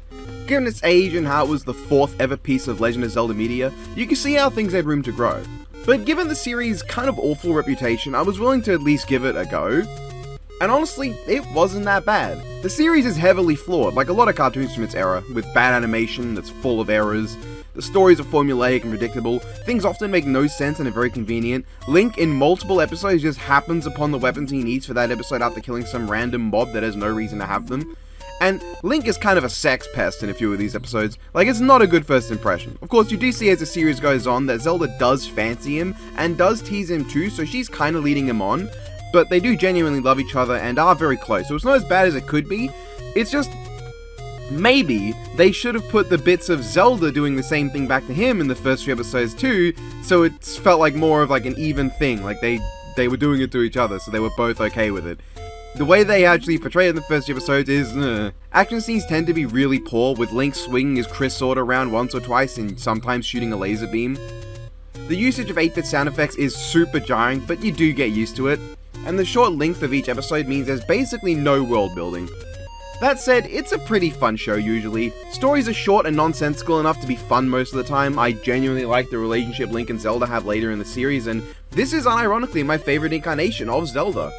She's this tomboyish action girl who gets in a lot of fighting, and while she is weaker than Link, she isn't incapable of kicking some ass herself and saving the day without him. When Link has to go save her, it's often because she does something dumb being a hero and gets herself captured, as opposed to being incapable of defending herself. And usually she helps him escape from a bad situation whenever he does come to save her, and several times she even saves him by herself. This Zelda is awesome, and I wish there were more versions of her that got to do stuff. But yeah, it's hard to know what else to say about a show where Ganon cucks Link every episode. Oh right, Ganon. He's fine. He's not as hammy and cheesy as I would have liked for one of these cartoons, but he's not awful. I would have greatly preferred if he was as deeply menacing as he is in the one Captain N appearance he gets where he bitch slaps Mother Brain to Brazil, or maybe if he was more goofy and funny I'd also like him more. But he strikes a weird middle ground that doesn't make him as charismatically evil as G1 Megatron or as entertainingly idiotic as Skeletor. So he's just like the worst of both worlds. Again, not bad, but not the highlight at all. But yeah, there we go. That's the Legend of Zelda cartoon, it's pretty good. Fuck this game. And you know what? Fuck all games. What was I expecting, honestly? Was it worth it? No. I played through the game, only recorded up until I got sick midway through the second level, then came back and played it further on, and don't think I even finished it. The game is not good, it controls poorly, you never feel like you can have any idea where you're going with your jumps, it's clunky, it's not fun. I think it's easier to say what I like about the game. I like that over the course of the game, Lester's sprites go from awkwardly hunched and stupidly running to more confidently standing and running. And that's it. Yeah, fuck this game. This still was better than Andromeda because, like, at least this game functions the way it intended to. It's just that it's intended to function kind of shit. You want me to get really big? No, then you put your hands into the pool bar. I don't think I'm going to dwell on the Super Mario Bros. Movie too much. I made a whole video reviewing it, but in summation, it's a heavily flawed movie that I really enjoyed. Let's not waste time on this video. That's all with this. We're only a third way through the year. This has already gone on too long. You know what I see, Kenzie? I'm a fucking toilet, that's what. My experience with Saints Row originally was basically nothing. I think I remember playing a bit of it back in the days when JB Hi-Fi had consoles with games in them available to play in stores as like a teaser for people to go get the games themselves at home, but they don't do that anymore. You can't just play a demo of a game at JB Hi-Fi because fuck you. For holy hell, when I saw this game on special at EB Games, I picked it up, I put it in, and I had an absolute blast. Saints Row 3, just wow. I'm a fan of Grand Theft Auto, and as of recording this, I'm eagerly awaiting Grand Theft Auto 6, but this game is kind of what I wish Grand Theft Auto was sometimes, or it's what I used to wish it was, because now I can appreciate the differences. Saints Row 3 can best be described as Grand Theft Auto, but it's the anime adaptation of a 90s action movie. It's ridiculous, it's nuts, it has so much fun. This game is all about just enjoying yourself. You have ridiculous moves, you have a button literally called the Awesome button, you have such a wide variety of weapons that starts off relatively normal but quickly adds missile drones, weapons that originate in cyberspace, fists that turn people into bloody explosions, laser cannons, and because I played this version, I got a gun that summons a street shark and a mollusk launching cannon. This game is wild. With no context on the story of the last few games, I found it surprisingly easy to pick up. Like, there were a few references to past events that were lost on me, but the story is actually pretty contained to itself. It makes sense is not the right word, but it fits together with surprising cohesion, and it's just entertaining. I came to like all the characters, including the player who gives you the most insane customization options I've seen in the game in a long time. Like, you can change 3 different values just relating to a character's cheekbones. That's nuts. Making my character playing through this ridiculous story with ridiculous gameplay aided by how normal the world looks on the offset, it looks like this game should be normal, and so the heightened absurdism gives it so much character. It's a fun first game to jump into for this series. So many moments were memorable to me. I think the biggest moment for me was the cyberspace mission and the wrestling mission. I absolutely lost it in both of those, but honestly, all the missions were at least passably fun. This game is just fun, that's the main thing. The worst missions are still enjoyable. If I was ever bored in the game, I could just start gunning things down with a Mega Man arm cannon or something and have a great time. And one thing I absolutely have to give this game is that it doesn't feel like a chore to 100%. When it comes to open world games, even ones I love like Ghost of Tsushima early this video, it really can feel often like there's a lot of busy work. A lot of missions that are just go here and kill a group of guys or go there and bring a thing to that guy. Stuff like that. And while Saints Row does indeed have a set of things that are just go there and kill some guys, it's stuff you'll just stumble across while exploring the city. Like, it can be completely ignored if you want, and you can still 100% the game. But the way Saints Row 3 populates its open world is through activities and properties. Now, properties I never minded, because it was only right at the end of the game where I had already done the story and done all the activities that there were a couple properties I had to get full control of the city and 100% it, but that was fine. Like, at that point, it was barely even a chore, because it was like 3 or 4. Activities, though, basically meant that there was a massive variety of mini-games that fit into the vibe that were most of the stuff you need for completion. They were all, for the most part, super fun. It just gave me the time of my life. There was basically none of them that got tiring. There's stuff like shooting up the place for money, doing that but in a tank, crushing things in a giant ball of yarn, being put in a caged deathmatch with mascots, skydiving with a chainsaw through flaming rings, racing through cyberspace. or jumping in front of cars and bouncing around to collect insurance money. That was originally really annoying until I picked up, like, the trick to it. It was just fun, and some of these activities even got really tough for me, like Escort, where you have to drive around at high speed, avoiding certain vehicles and performing tasks. Some of those actually felt like they really tested my skill and knowledge of the map, and that was great. The only activities I didn't like were the trailblazing ones, specifically the ones that aren't in cyberspace, because it felt like the vehicle you're forced to use just turns too awkwardly to me. It really didn't feel like it was my fault when I failed, but those only constitute like a small amount of the activities in this game. Add onto that the assassination missions, which give you a criteria you have to meet to bring your target out of wherever they are so you can blow them to hell, and vehicle theft, which really tests your ability to evade the law and keep your vehicle safe, or your patience to wait 30 minutes for your next police forgiveness call to become available between thefts, and it just results in a game with a lot of content that never has the usual open world stink of feeling like a lot of chores. This game almost always put a smile on my face, and you can literally unlock an 8-bit voxel tank to drive and kill people shooting cubes with it. What's not to love? The game isn't perfect, I gotta admit. I ran into my fair share of glitches, and I felt like not all of the homies you can call really had much value. Nightblade and Burt Reynolds were great for their absurdism, and Oleg was just great for being a brute, same with all the other brutes, but it often felt sometimes like other characters didn't offer much unique when it came to calling them up for help. And I wish there were more options for calling in an aerial vehicle. Plenty of times I really wanted an aerial vehicle to get from point A to point B because there's no fast travel system, but I had already called a VTOL and helicopter, so those are on cooldown, and I would have to take a detour to go to one of the cribs via car and get a different flying vehicle, which did get tiring over time. That is my fault for, crashing them sometimes or parking them in places where I couldn't get back to them.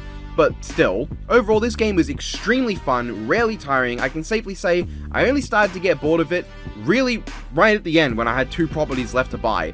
Like, that's really nothing. Once all that was done, the game was 100% completed and I was happy.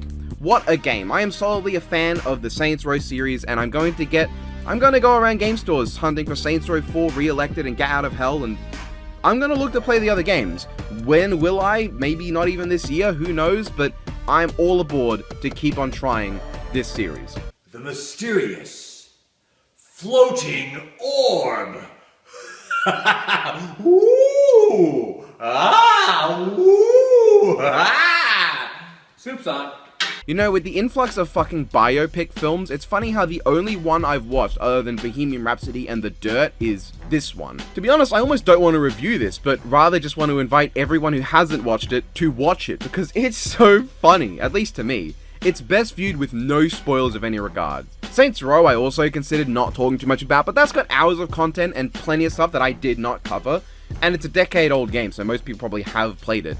But with Weird the Al Yankovic story, I'm pretty sure most people haven't seen it yet, or at least most people watching this most likely haven't seen it. I'd honestly say just go watch it if you think the idea of a satirical biopic that mocks tropes, particularly the overabundance of film tropes in biopics that lack realism and the need for constant needless changes to a person's life to make it more dramatic instead of accurate, carried by the charismatic energy that Weird Al brings to anything he's ever been in, appeals to you. I kind of lost my sentence midway through that. If you like the idea of a satirical biopic that mocks the tropes of biopics that are bad and has Weird Al's charm, this movie is for you. Watch it. I really enjoy this film myself, and it's also like the only time you could watch a biopic while knowing a lot about the real life events and actually get more enjoyment out of it than if you went in knowing nothing. Basically every other biopic, if you know anything about what actually happened, you're not going to enjoy it as much because it's going to be very much a bunch of tropes and fake shit. And I like Bohemian Rhapsody. I even like The Dirt. They both kind of skirt the line into just a bunch of lies for the sake of making things more entertaining as opposed to accurate, which kind of goes against the whole point. This though, that is the whole point. So it's bloody great. I love Weird the Al Yankovic story. It's highly recommended. Goodbye, world. Okay, Jim, I'll see you around. Where you going? Oh, no! Oh, that's not what I thought he meant by that at all! I will not be talking about this film with any context from the comic books. I have not read them as much as I probably will at some point, but I have seen the film, and how do I think it goes about being both a good standalone movie and a good introduction to Scott Pilgrim? At least, something that'll get you interested in checking out the comics and moreover other stuff. Well, seeing as this film, from what I know, covers the majority of the comic book storyline, maybe it's not the best introduction. Though I think I can guess where the cutoff point is. Everything following the defeat of Roxy has a very strange feel to it that's different from the rest of the movie. Even the defeat of Roxy kind of feels weird. From the start of the movie, it does a lot right. It's not afraid to be silly and have a really unrealistic and over-the-top vibe with the effects and shots that really sell the comic book energy. It's a fun, goofy, and dumbass movie that's just here to give you a good time, if not a particularly dramatic one. That's a big plus to me. It captures a similar appeal I can get from the likes of Kamen Rider Double. That said, Kamen Rider Double is better than this film, despite also having kind of a shit ending. Anyway, that sort of tokusatsu feel is very paramount, and I think describing it that way goes a long way to show how Japan is probably better at making something feel like a comic turned into a movie than actual comic book movies, while America is better at making a comic book feel like a dramatic movie. Neither I think is necessarily better, but Kick-Ass and Scott Pilgrim have showed me that America is better at trying to do what Japan does than Japan is at trying to do what America does. This segment was written before I watched Knights of the Zodiac. This film's pacing is a little weird, but funnily enough, I didn't notice for a lot of it. A lot of time is spent before the introduction of the evil X's, and they kind of go by really fast once they are introduced, but the zaniness of the film meant I never really noticed it all that much. I actually found it was really fun and had surprisingly good flow, as well as a stupidly all-star cast, holy shit, and good direction too. I didn't even know Brie Larson could play an actual character until now. Really, the performances and visuals carry this film for me, because it has a very basic story and structure, but given what the film is going for, I don't think I can call that a criticism. Its story is basic but functional, and good at facilitating a lot of fun scenes, entertaining fights, and it makes for a good time. Until the ending. Because that ending felt really weird to me. Like, for all he's treated as a big deal, Gideon ends up being kind of the lamest of the evil X's, and a lot of stuff happens that it just kind of, oh okay, that's a thing now. Like the Yeti, where did that come from? We had no indication that could happen, and it really takes a lot of dramatic stakes out when characters pull shit like this out of nowhere, near the end of a movie. When were extra lives a thing in this world too? Why does Scott get one here? That also takes away stakes that I felt were present in a lot of the prior fights, at least to a minimal extent. Now they're gone. And the whole way the ending is framed makes it feel like the script was meant to end with Scott getting back together with Knives for some reason. You know, the underage girl that this 20-year-old was dating. When I feel like a big point was made earlier that that's not okay, he shouldn't be doing that. So why does it feel like everything is written to lead to a Knives reunion, only to then go, oh actually no, we're not depraved, he's staying with Ramona. It's weird, but aside from those last few parts of the film, I thought this was a good time. Did I recommend it? Yeah, I think it's a blast from beginning to nearly end, and it makes for a very fun time, especially if you watch it with friends or something. What killed the dinosaurs? The Ice Age! David Attenborough documentaries tend to be highlights of my year. I love the world we live in and the natural wonders, the beauty, the life, the creatures, and I adore this man with all my heart. Planet Earth 1 and 2, Blue Planet 1 and 2, Life on Earth, Green Planet, Life, Dynasties, he's made so many programs that continue to awe me and foster a love for this world in ways that nothing else could. For a while, I thought that Frozen Planet was one of the less interesting of his works. But when this was announced and I rewatched it, I came to realize that I had completely misremembered it. It is just as much a masterclass of film production as any other doco by David. Frozen Planet 2 I cannot in good faith review, but it would be criminal not to mention that watching this each week as new episodes dropped made for some of the best days of the year, because each episode was among the most beautiful things I got to experience across it. To anyone who loves Earth and its creatures, I recommend his entire catalog if you haven't already watched them. Frozen Planet 2 is a masterpiece, and something that I think everyone should experience if they have even the slightest interest. There is no God! That's why I stepped in! Wow. What can I even say about Guardians of the Galaxy Volume 3? This is one of the few films I went to see in cinemas this year because I was just that excited for it. I watched both prior Guardian films, plus Infinity War and Endgame with my father before we went to see this, and it felt so conclusive when we watched this. It felt like if there was anything that needed to exist after Endgame, it was this. I love No Way Home, but not enough to say that I'd be disappointed if they rebooted or just stopped the MCU post-Endgame. But now, I would feel like something's missing. You know how there are people who get really mad when a series on a big scale gets a conclusive end, but it has little loose threads that don't have a continuation to tie them up properly? The MCU is a great example of why they should probably just be happy they got a conclusive end at all. Most films felt like they didn't need to exist, and instead of tying up loose threads, they just make more ones to expand on later, making Endgame less of a series conclusion and more of like a road bump. It feels like it loses some impact as a result. But this film is one of the exceptions to that. This film really feels like it needed to be here. It gives so much to finish the story arcs of these characters. Nebula finds her place, Star-Lord returns home, Drax lets go of the vengeance in his heart, Rocket and Groot start a new Guardians team, Mantis lets go of her dependence on others. Everyone gets an ending, and sure, you could argue that Rocket and Groot was starting a thread for later, but if they never show up again and we ended on the note that they're still out there causing mayhem and saving lives in the most chaotic way ever, I'd still call that a conclusive end. A conclusive end does not have to be the end of a character's life. There can still be more after. A conclusive end is just a point where you're satisfied knowing that there is more, but you saw all you needed to. You saw the main part of their life that's important. This is what I feel this film pulls off. This movie does so much for Rocket, despite him being out of commission for most of it. It made him one of my favorite characters in the entire MCU, which, after Thor Love and Whatever kicked Thor out of that tier for me, was so great to have someone take his place. Just everything about this movie works for me, from the really impactful opening with Adam Warlock completely folding all the Guardians, to the ending with him joining the new Guardians. From beginning to end, this film is immaculate. I don't know what else to say. It reaches a point of being so good that I don't know what I can even say about it. I appreciate that Star-Lord and Gamora didn't get back together. I feel like a lot of lesser writers would have had them come back and yeah, here's your romance back, but seeing as this Gamora is essentially a completely different character who didn't have all the development of the previous ones, it feels more fitting that she comes around to respecting Quill in her own way. She doesn't just have the same arc as the previous Gamora, making her feel like, oh, she's just a replacement. No, she actually feels like a different version of Gamora who has a different opinion on things because of the way she's developed in her own life.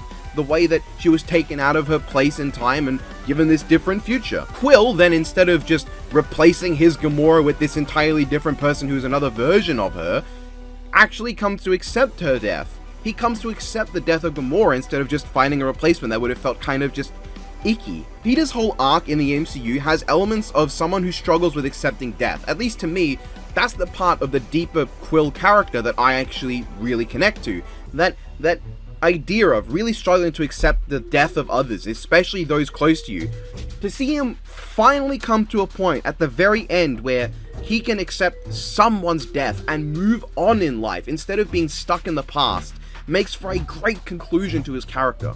Drax coming around to finding who he was as a father before a warrior and a destroyer is wonderful. These films can make Drax a bit more silly than his normal crazy killer guy energy from the first movie would suggest, but I think this movie actually managed to wrap it up in a bow that works so well. Makes it feel like being with these people he really cares about has brought back that part of him that he didn't notice until now. Retroactively, it feels less like, oh, Drax is randomly more silly than normal. It feels more like he is the only one who wasn't aware of how much he changed, and this movie made him finally realize the impact that the Guardians have had on him in a good way. And Groot speaks! Like a full English sentence, which is just as heartwarming as the We Are Groot from the first film, maybe more. This is an amazing finale, and if none of these characters ever show up again, you won't see me crying about letting them have a good, conclusive ending. A beautiful, borderline perfect finale to an amazing trilogy with amazing characters. But if the Scientist Supreme is really so smart, why didn't he just immediately go up Adam's butt? I'm gonna be honest, I don't get the hate this movie gets. I don't really remember enough about it to understand why anyone would love or hate it. I generally kind of remember much beyond saying that's not Kang and that's not MODOK a bunch of times, as well as being a bit bored at how little of the Ant-Man stuff that I love is in this film. There's very little interacting with the real life world on different scales. You know, the last two movies had like a lot of, here's Ant-Man small, here's how he interacts with the world, or here's Ant-Man big, here's how he interacts with the world. Those are fun things. I like those movies well enough, especially the first one. This one is a film that I have watched, and I will probably not watch it again. Okay, baby fucker. So between the night and early hours of June 12th to June 13th, my parents and I went on a bit of a small film marathon, checking out 3 films that we had acquired over the last few days. The first was this shit, Shazam! Fury of the Gods. This film is bad. It's bad. It's a Flanderization of Shazam, and I don't just mean like the character, but of the entire first film. One of my favorite DCU films, only matched by the Suicide Squad and maybe Snyder Cut. Okay, no, I probably prefer Shazam to Snyder Cut, it's easier to watch, but I definitely prefer the Suicide Squad to Shazam too. So what does Shazam! Fury of the Gods got going for it? Honestly, not a lot. Some scenes were kind of fun, but it's a lot of just treating the Shazam characters as fucking idiots. And I know they're kids, but when you see the first film, it felt like the creators knew what a kid was. The group acted like children. They were immature and naive, but they weren't brain-dead stupid with no idea how to function as human beings. This film, especially for Billy himself, feels like that's how it views kids. It's especially weird with Shazam because Zachary Levi plays a very silly and immature character a lot more than Asher Angel does. It gives a really weird disconnect between this moderately mature but still childish boy and this completely brain-dead goofball adult that is supposed to be the same character, and a lot of the scenes make me just groan at how stupid Billy has to be as a character to facilitate them. It's a very childish movie, and not in a way that I find fun. It makes a mockery of characters I like, it involves Lucy Liu in one of the only roles I've ever seen her, do bad in, and even Helen Mirren was kind of a nothing character who didn't give me much. The gods are so fucking stupid. Everyone in this film is a fucking idiot who makes the worst choices possible at any given time. It's so annoying. And there's two big issues that just... The first is the cop-out of an ending. Wonder Woman just shows up and magic Shazam back to life after he dies. Why? Why would you ever want to do... Why would you have that? Why would you put that in the movie? She had no place in the film beforehand. This isn't even like the MCU having Falcon make a cheeky cameo for Ant-Man. That's fun, that's unintrusive, if removed it wouldn't change much about the film, it works as a nice little cameo that's not distracting. This would be like if Thor Ragnarok ended with Iron Man showing up and bringing Odin back to life after he was only mentioned like once or twice prior. What a fucking insult of an ending. Then there's the fact that one of the villains, the good one supposedly, is a fucking nonce. A 1,000-year-old woman who falls in love with an underage boy, that doesn't... You can't do that, DCEU, what are you doing? Like this... Look, this film isn't worth my time. I'd probably never watch it again, and it just spits in the face of characters that I really like. A lot like Thor Love and Thunder, actually. I tap my mirror battle sphere and deal 8 damage to your face! Isn't this supposed to be chess? The second film we watched was much better. In fact, it was kind of awesome. Dungeons & Dragons Honor Among Thieves, it feels exactly like a D&D campaign. Like the kind of story a bunch of losers just hanging out and having a ball of time in a game in D&D would come up with and enjoy. And the whole movie's got that vibe. I mean all that in the best way anyone ever could. The vibe of this movie is one of its strongest attributes. Like, yeah, the story is alright, the action is fun and imaginative, the effects are just perfectly cheesy, and the characters all have decent enough arcs, but to me it's elevated to its peak by how the film feels like it's something a bunch of close friends would come up with. It feels like the vibe you get from playing D&D, which I've only done a handful of times, but it's fun, and you have a good time. This tight-knit squad fucking works for me. I love them. Chris Pine kills it as Edgin, and I quite enjoyed how he developed over the film. The more subdued arc of Michelle Rodriguez's Holga Kilgore was also really enjoyable, and her not death actually made me feel something until I realized that Edgin would just bring her back a few seconds after it.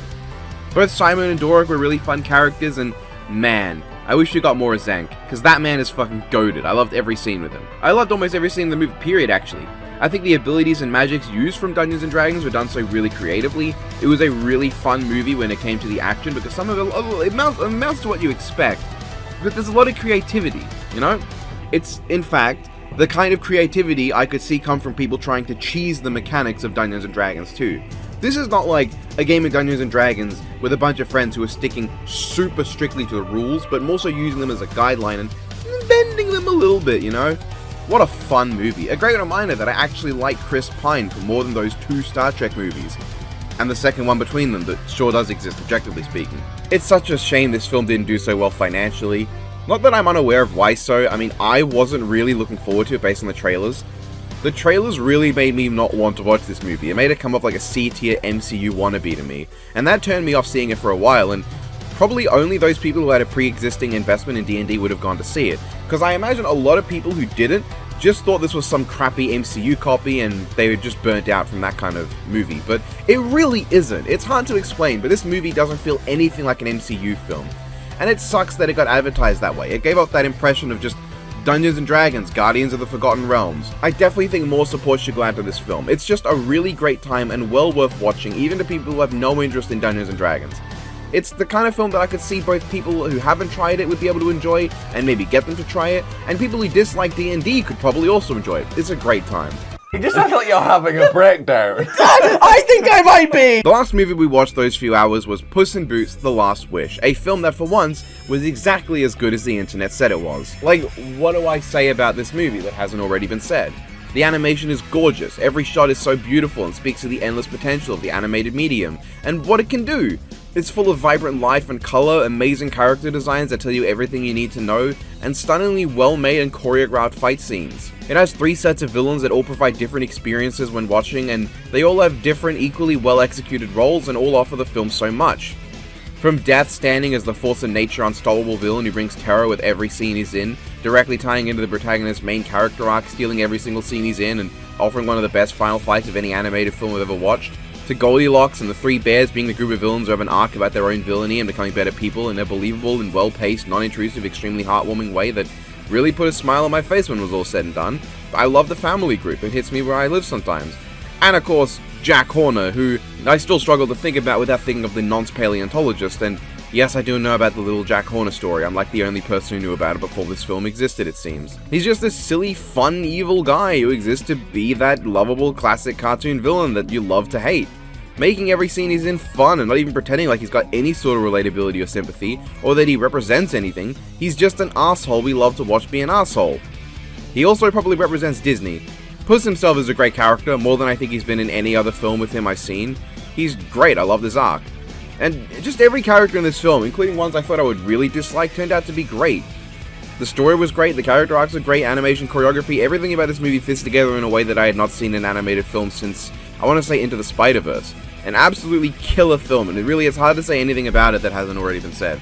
I've been so burnt out on things people gassed up not living up to the impossible expectations that others have given me that this one actually reaching those expectations, simply amazing. It means big fucking bazongas! Oh! Just absolute monstrous titties! Later that same day, after some sleep, I finished Medaka Box, a manga I began at the start of this year and just didn't have time to read to completion until halfway through. Medaka Box is a fantastic read, and I just want to say I really hate the reputation this manga has, because it's really good and has a lot going on. Like, yeah, the fan service can be very gratuitous, but when you read the manga, it's not any more than the average Shonen Jump manga, if we're being honest. It gets really played up because of the anime adaptation that decided every single scene without fan service should have it, and every single scene with Medaka should introduce her with a shot of her bouncing tits. The pacing is way better than the anime would have you believe, and the story is... The anime only goes up to the end of the second arc, and ends right before the two best arcs in the show and the manga. The manga is really good, and quite a strange roller coaster, going from a rather silly slice of life to a traditional shonen action, to a wild and absurd meta-narrative that comments on manga tropes and represents everything from the creator of the manga to the reader of the manga in the form of a character in some way. To be honest, the complete disconnect between arcs kinda worked for me. It felt like things led into each other really well when they shouldn't have. And I came to really love some of these characters. Medaka seems like a very basic and simple DeviantArt OC who can beat all of her creator's friends OCs, but looking at her that way is kind of the whole point of her arc.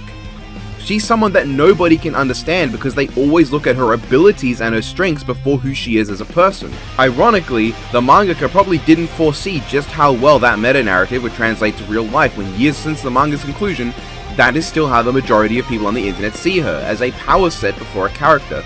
And I don't just mean the power scaling community, I mean almost anyone who knows who Medaka is and hasn't read the manga thinks of her just as a power set. Medaka really is just a lovable character to watch and experience at every step, both to see what ridiculous things she'll accomplish next, but also to see how she changes and grows as a person, to the point where her breaking down and being destroyed by her nature being rejected hits so hard, and her arc throughout the Black Wedding storyline just really hits all the way up until the next arc and a few final lines from her that the final lines she has in the story are so powerful before the epilogue. The epilogue doesn't have any, that's just a fun thing to add. This manga has so much to offer, but it is weird in many ways too. Jumping around the way it does I can see being a problem to some. The way it will spontaneously change genres, and the way sometimes it'll have characters just dump novel-linked BlazBlue text, the fact that sometimes it can be hard to gauge what's really happening even, I see these all being potential problems for anyone wanting to jump in. Also, the entire wordplay game in the Black Wedding is borderline culture locked, because I could barely follow it given how it functions strictly on Japanese wordplay and I don't understand the language. Beyond Medaka though, everyone loves to point to Kumagawa as a character, and yeah, he's amazing. I love almost every scene with that little shit because he steals them all. But I also really like Akune Koki, who ended up being one of my favorite characters throughout the Succession arc and sadly never really did anything after that. I get that a lot of characters had reached their conclusion by that point, but the time skip into the Black Wedding really left some characters with nothing to do, including several members of the former student council. So yeah, those are some of my big problems I have with the manga as a whole, but they're not really that big as much as I think a lot of people expect. Is it among my favorite manga? Nah, probably not. It definitely doesn't reach the mark of things like Berserk, Fist of the North Star, or possibly, honestly, even Claymore, but it's still a phenomenal read. I really like Medaka Box. I think that the reputation it has is terrible for what it actually offers. It breaks my heart to know that so many people will not give it the time of day because everyone, outside of even the Versus community, sees it as just the overpowered anime girl show. And the anime kinda butchered a lot of it. Wait a minute, the mangaka is Nishio Isin? The guy who made Monogatari? Awesome, that actually explains a lot. Yeah, I'm a Monogatari fan, what of it? Piss off, Ghost! God of War Ragnarok is an amazing game. A fantastic, significantly superior sequel to the previous God of War, which has very little of that game's problems carry over and improves on them tenfold. Just for a start, I like Kratos way more in this game. I already liked him in the previous game, but he felt so subdued that without the context of the Egypt comics, it can be so jarring to jump from God of War 3 into God of War PS4. At the same time, I also understand the point, the purpose, making you think that it was ignoring the old games, only to hit you midway through the game with the revelation that that was what Kratos was doing the whole time, and when he has to pick up the chains of, like, the blades of chaos, that's him accepting the past again. But Ragnarok, in my opinion, throughout shows that the old Kratos is still in there and never left, way better than just the rage mechanic. Kratos feels like someone who understands his anger, someone who does everything he can to not let that rage consume him again, but someone who also knows that he cannot just ignore it and suppress it forever. He needs to learn to control it better, and his relationship with his son is so heartwarming and believable in this game. Everything leading up to them parting ways just works, and while there are some things that are annoying, I don't have too much negative to say about them. I think the characters as a whole are a marked improvement. The two dwarves feel a lot more like characters instead of checkpoints and store owners, and seeing them play a bigger part goes a long way to making that so. Freya's development and how she changes over the course of the game, especially with how she comes to understand Kratos better and how he knows the same pains she does, like that of losing a child and, in a different sense, losing a brother, really made her ability to calm down towards him more believable. She comes off as so bitchy and condescending, but when she learns that Kratos really does understand the pain she's in, she changes. Kratos' reluctance to kill gods in this game I feel also makes sense, because now he's someone who can understand the ramifications, but also that not all gods are corrupt, something he really learned in those Egyptian comics that nobody read. So he refuses to kill Freya, he wants to avoid killing Thor if he can, he's all for killing Odin, and when Heimdall kind of pops up as a god who is happily willing to kill a child just for pissing him off, Kratos does give him the hands. The story is this game's strongest point to me. I love how it progresses, how the characters develop and their arcs. I enjoy exploring all the realms this time. The gameplay is also a marked improvement. For one thing, we get the change from the beginning outside of the initial Thor boss fight, which means from the start there's more variety in how you want to play and handle certain enemies and boss encounters. And the enemy pool overall is significantly better with less repetition. The Draupnir spear is a really cool one to get, making I think the second time this Spartan has had a spear when you think that'd be a more common thing. And this makes not only for a cool weapon, but a really cool usage of an object from Norse mythology. This is the first weapon that feels quintessentially Norse, and the only one. You know, the axe isn't really a Norse thing. They never say, like, I don't know, this is the axe of the god Forseti, which Forseti was a god of justice and reconciliation, which I think does fit Kratos from a thematic point of view, and Forseti had an axe. He also is sometimes considered a counterpart to Tyr, a god of war, so it really would have been perfect if the Leviathan axe was revealed to have been created originally for Forseti to wield, but oh well, maybe there's some implication in this game hidden somewhere for that. Regardless, the spear is cool, an awesome combination of elements. Kratos also just feels better to use in this game, and the larger arsenal does go a long way, along with what feels like a wider variety of things, especially with having both Freya and Atreus at different points in the game, which you just had to know would lead to both getting in the final boss fight, and yeah, it did, and it was hype. The worlds felt more fun to explore to me. They didn't feel quite as unnecessarily open, I guess. Like, they still felt large and expansive, but something about them made them feel more digestible to me. And the boss fights were insane. That initial Thor boss was wild, to the point where the final battle where I trounced him with barely any lost health was just kind of didn't live up to the insane fight that you had at the very start of the game. It was cool due to the music, but you know, hell, even Odin's fight, despite some cool cinematic moments, really paled in comparison to the original Thor one. Giving Kratos multiple options for rage as well was cool. Definitely liked the side content more as well, and they felt like there was more variety. But that variety was, you know, actually fun as opposed to tedious. Even if it did often amount to slaughtering some fuckers with Kratos' Unga Bunga muscles, this game absolutely had more Norse mythology in it. The previous game definitely felt like it didn't use a lot from the Norse setting, and this one made up for it really well. It just was from beginning to end a fun story to experience, a fun game to play, a great overall time. A phenomenal experience I'd recommend to anyone looking for a fun open world game. Just don't be on the side who refuse to accept it because Kratos has developed as a character over the last few decades. Also, don't be too turned off due to the prior game. The pacing is much better and the story is much better. I think the writing is better, the gameplay is better, the bosses are better. It feels like it took all the criticism levied at that previous game and used that to improve this one to a level that makes it feel like the last one's kind of obsolete. It's a level of improvement that makes me wonder if I could ever go back to the previous game, like going from God of War 3 to God of War 1. Of course, the game isn't perfect. I actually forgot to write in the script my problems, but like, the Atreus segment goes on way too long in Jotunheim. That didn't need to go on that long. It was very tedious, and if I ever replay Ragnarok, that's going to be so unfun to go through again. And while the final battle of Ragnarok is pretty epic, it's nowhere nearly as epic as it should have been. It definitely felt like there was not enough done. The fight between Thor and Jormungandr should have been a set piece. In fact, that should have been the final Thor boss fight, is fighting on the back of Jormungandr against Thor, and then you knock him to the ground, and then you have the final battle in the small arena.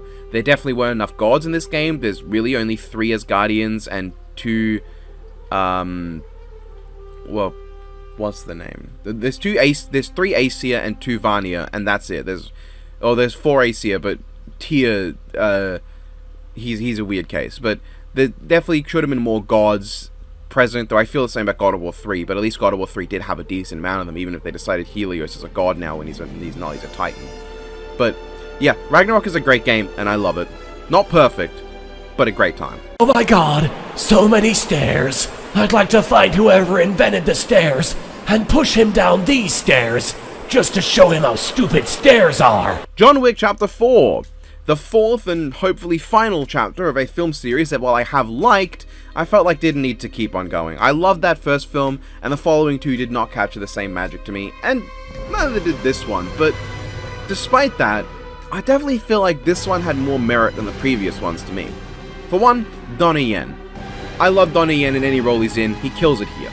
Playing another blind badass, but here in an actually kind of believable, really creative way, they did a lot to sell me on him as a character, and I bought it 100%. The story was pretty serviceable, but made something I was invested in by just how much I liked the arsehole of a villain we got. The Marquis was really lovably hateable. And then there's the action. The action was great. Of course it was great. It's a John Wick film. Now, it did feel to me like Chapter 4 didn't have the creativity that the last 2 did, but it still had the really cool shots and the moments to make it interesting. That said, I did get somewhat tired by the end. There was a point where I was checking my phone, checking the clock, waiting for it to finish, which is where that lost creativity in many ways did start to have an impact.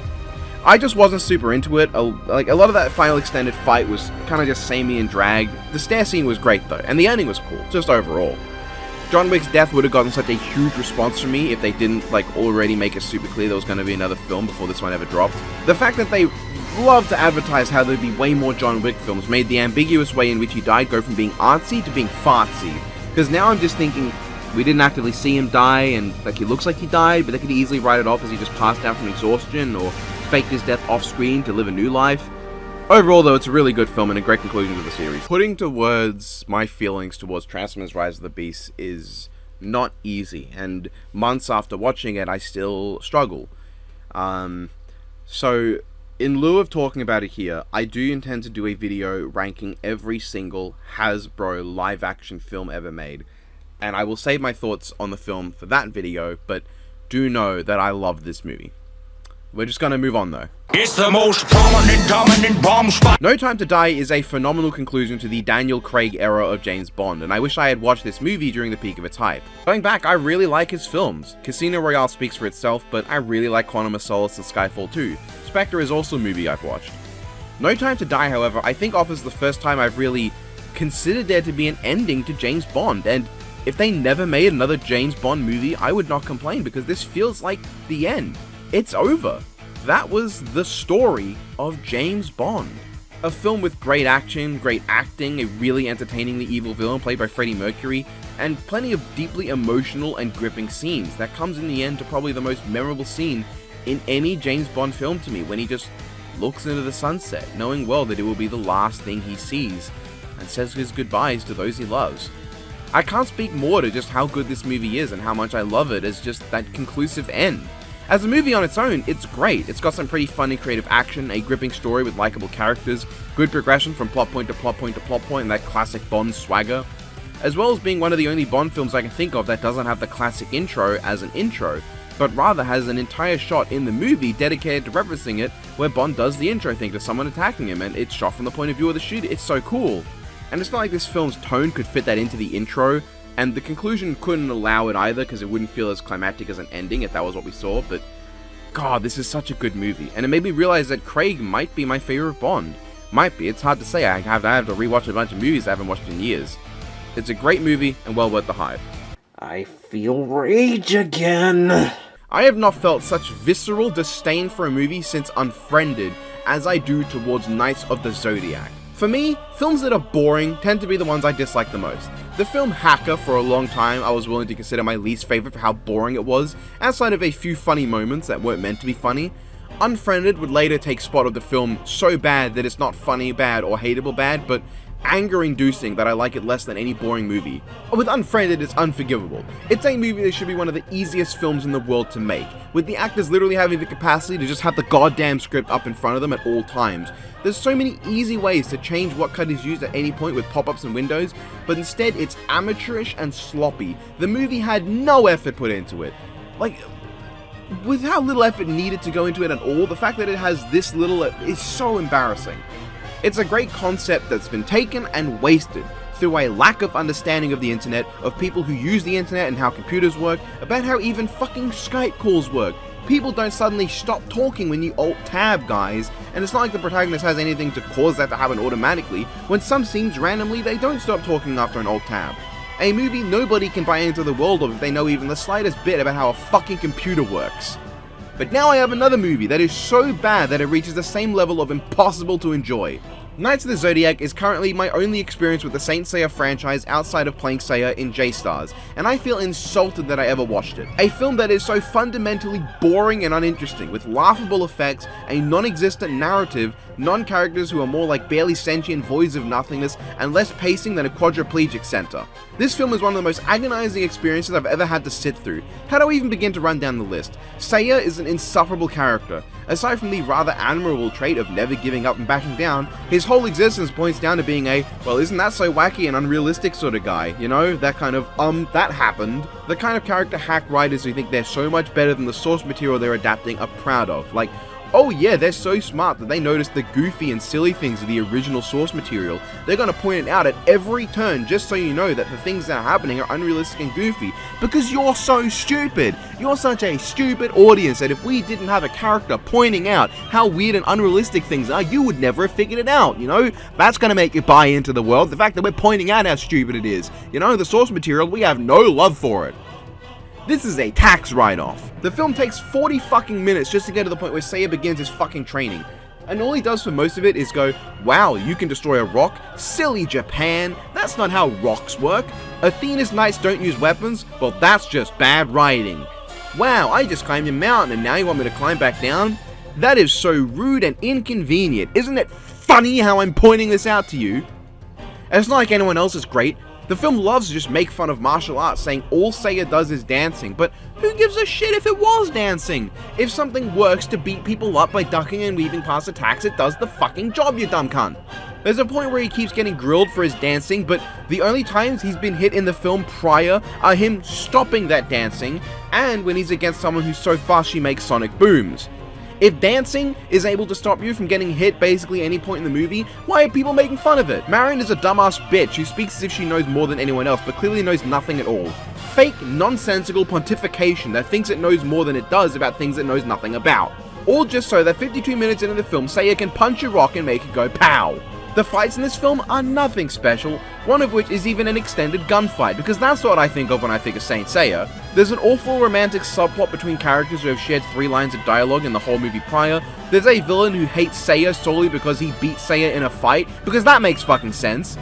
Seiya does nothing but complain and cry and lose at all points in the movie, and Sean Bond fucking kills himself seemingly out of obligation before any logical cause and effect. Literally kamikaze bombing himself and succeeding in nothing. Nobody dies, none of the villains are inconvenienced, the protagonists are all okay, the only person affected in this explosion is himself when he dies. 85 minutes into this fucking movie, we get Pegasus Seiya being Pegasus Seiya, and it has some watchable shots. Then we get the round-robin spinning of who the villain is. First it was Funky Jamison, then suddenly her fucking glorified butler who's done nothing at all in the film reveals himself to be Phoenix Nero, using the armor that was mentioned once prior in the movie. Then after an admittedly sort of okay fight sequence with Seiya, he gets replaced by Athena as the main villain.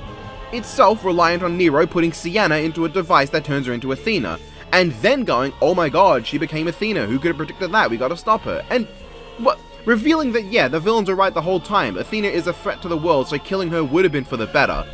They just don't address that, but I guess maybe they didn't address the fact that the villains are right because they have to address why the fuck did you put her in the fucking machine to turn her into Athena? Then at the end they say they're gonna gather the Knights of the Zodiac.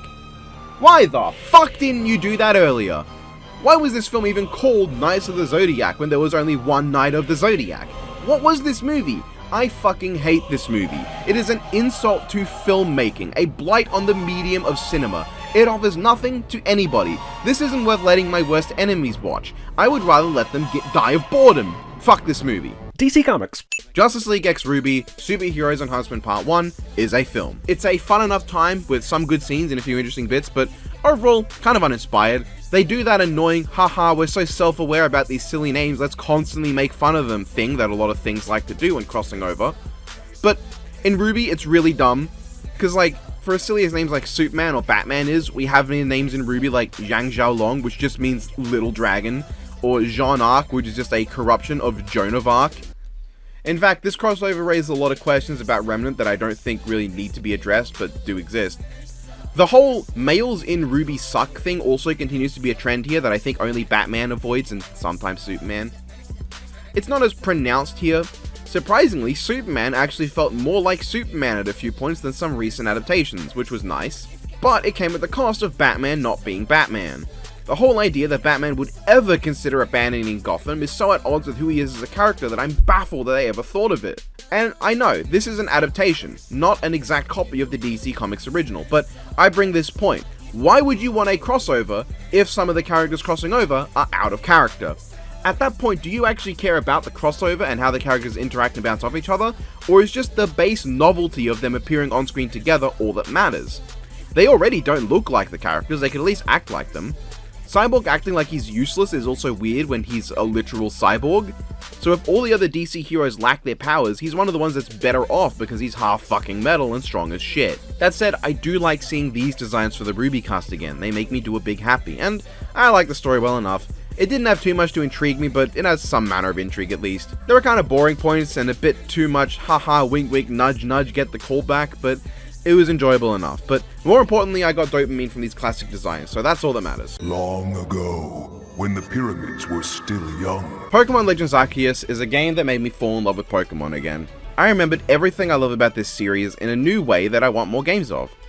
I love history and anthropology, so setting a game in the ancient past of one of my favorite regions was bound to get me interested, but wow was it so cool just seeing these ancient forms, seeing how these characters think and act back in these days, and seeing the culture of this old world.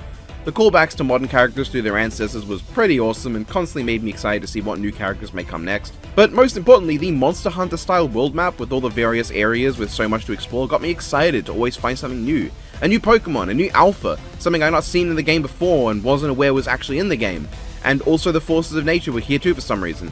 The story was surprisingly engaging, both parts of it. Even if Volo being evil was a bit extremely predictable, his exact motivation wasn't what I expected.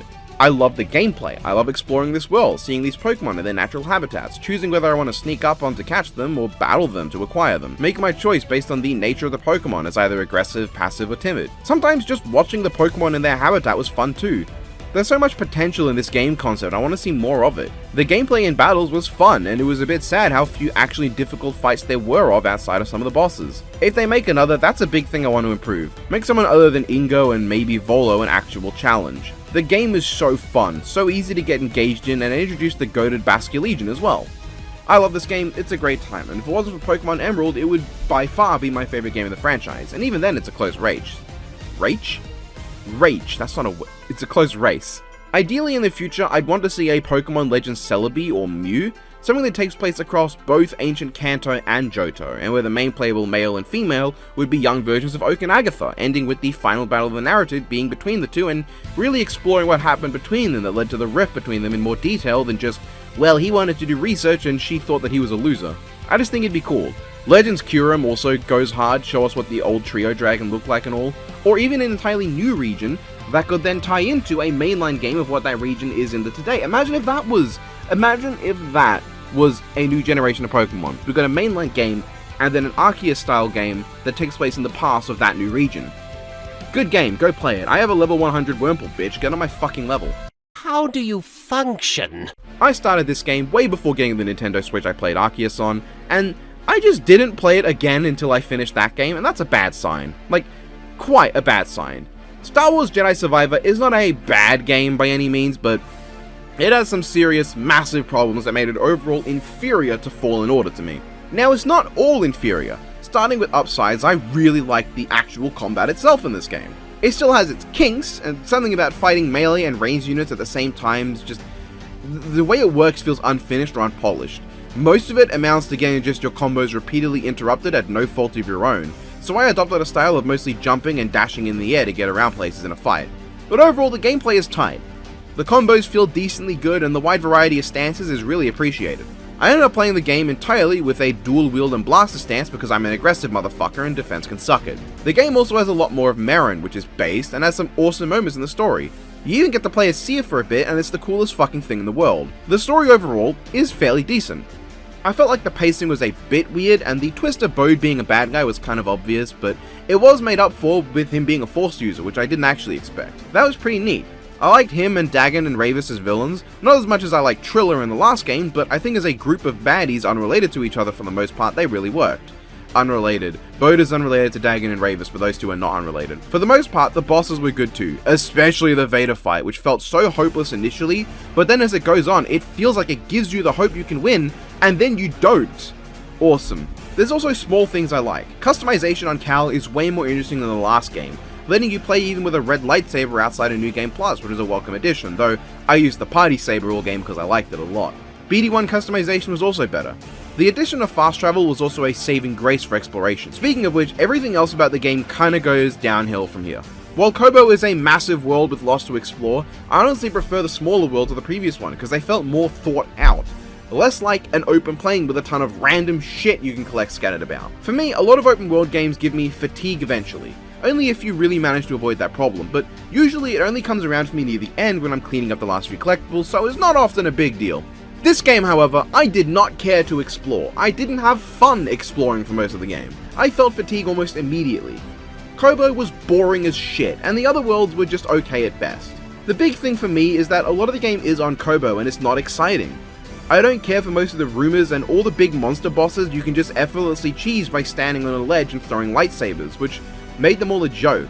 I wasn't terribly interested in exploring these worlds because they were so boring. The last game wasn't the most extravagant open world experience, but I felt like there was a good solid set of worlds.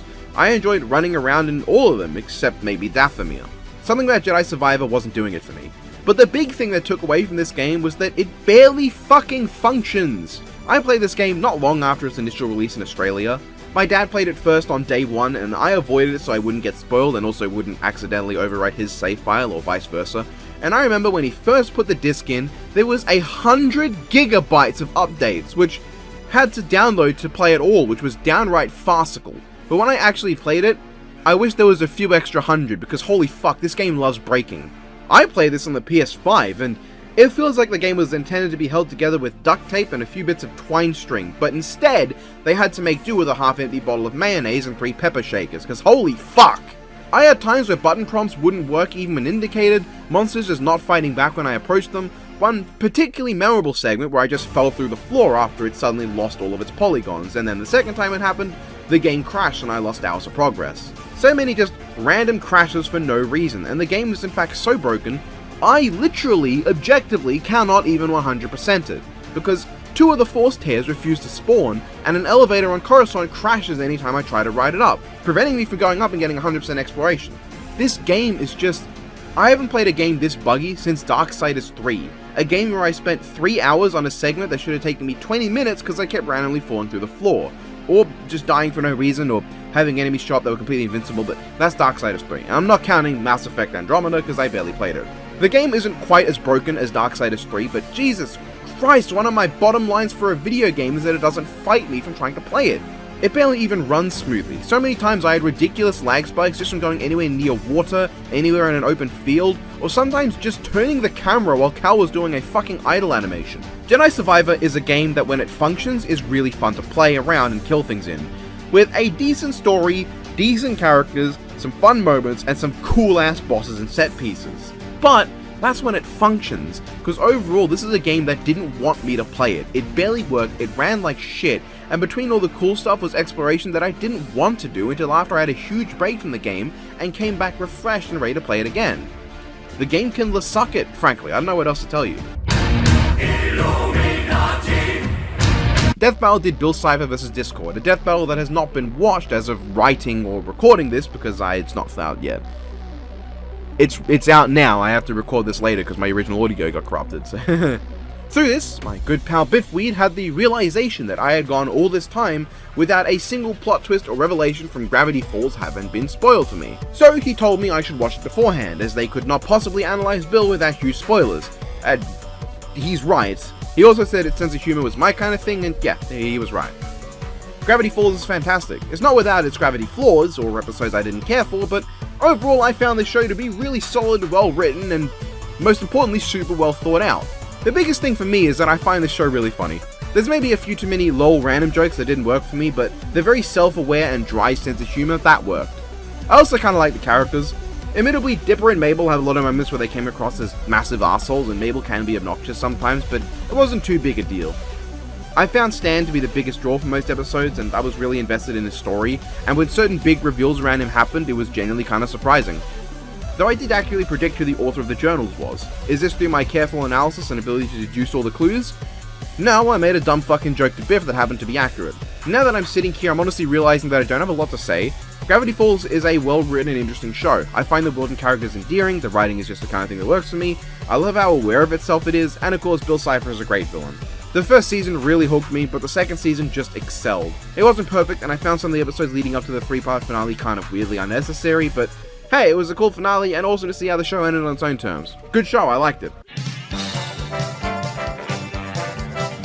How do you possibly make a 2.5 hour long film and still make it feel like nothing happens? Yeah, as a longtime fan of Fast and Furious, I can't say this one hit me. I honestly think the film should have ended with Fate of the Furious. That one felt like the proper conclusion to me, aside from the fact that Cypher survived. Fast X is a complete non-event of a movie. Split into multiple stories, you have Toretto running around getting outplayed and all the potentially interesting mystery stuff being pretty undercooked. You have Roman, Tej, and Ramsey's storyline, which ends up leading to absolutely fucking nowhere and being pretty irrelevant for now until Fast 11.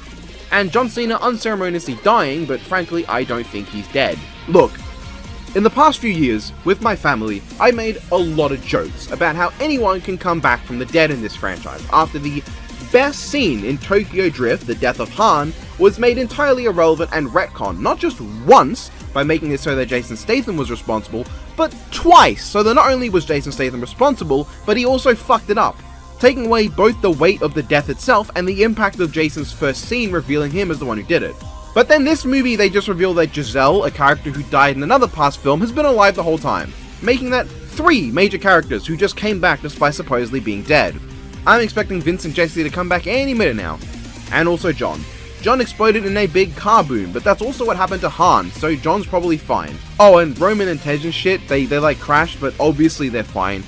After Roman reacts to the missile heading towards their plane, we don't see them again, and they have a souped up car that's borderline indestructible right next to them. The story sucks, the characters don't do anything. There's multiple back-to-back scenes of pointless fistfights that end up having no weight. The car action is fun, both scenes of it. This first one's a bit too cartoony for me honestly, with how everything conspires to make the neutron bomb keep rolling down the stairs, Neutron Bomb versus John Wick, but the rest is fine. I just feel like we've gone so far from a franchise about street racing, to a franchise about doing insane action with cars, to a faux spy thriller that's half as cool as it really thinks it is. This franchise is dead to me, please let it end with grace for Fast 11. So this is weird, right? I did start My Little Pony Friendship is Magic sometime before this point, but didn't finish it until September.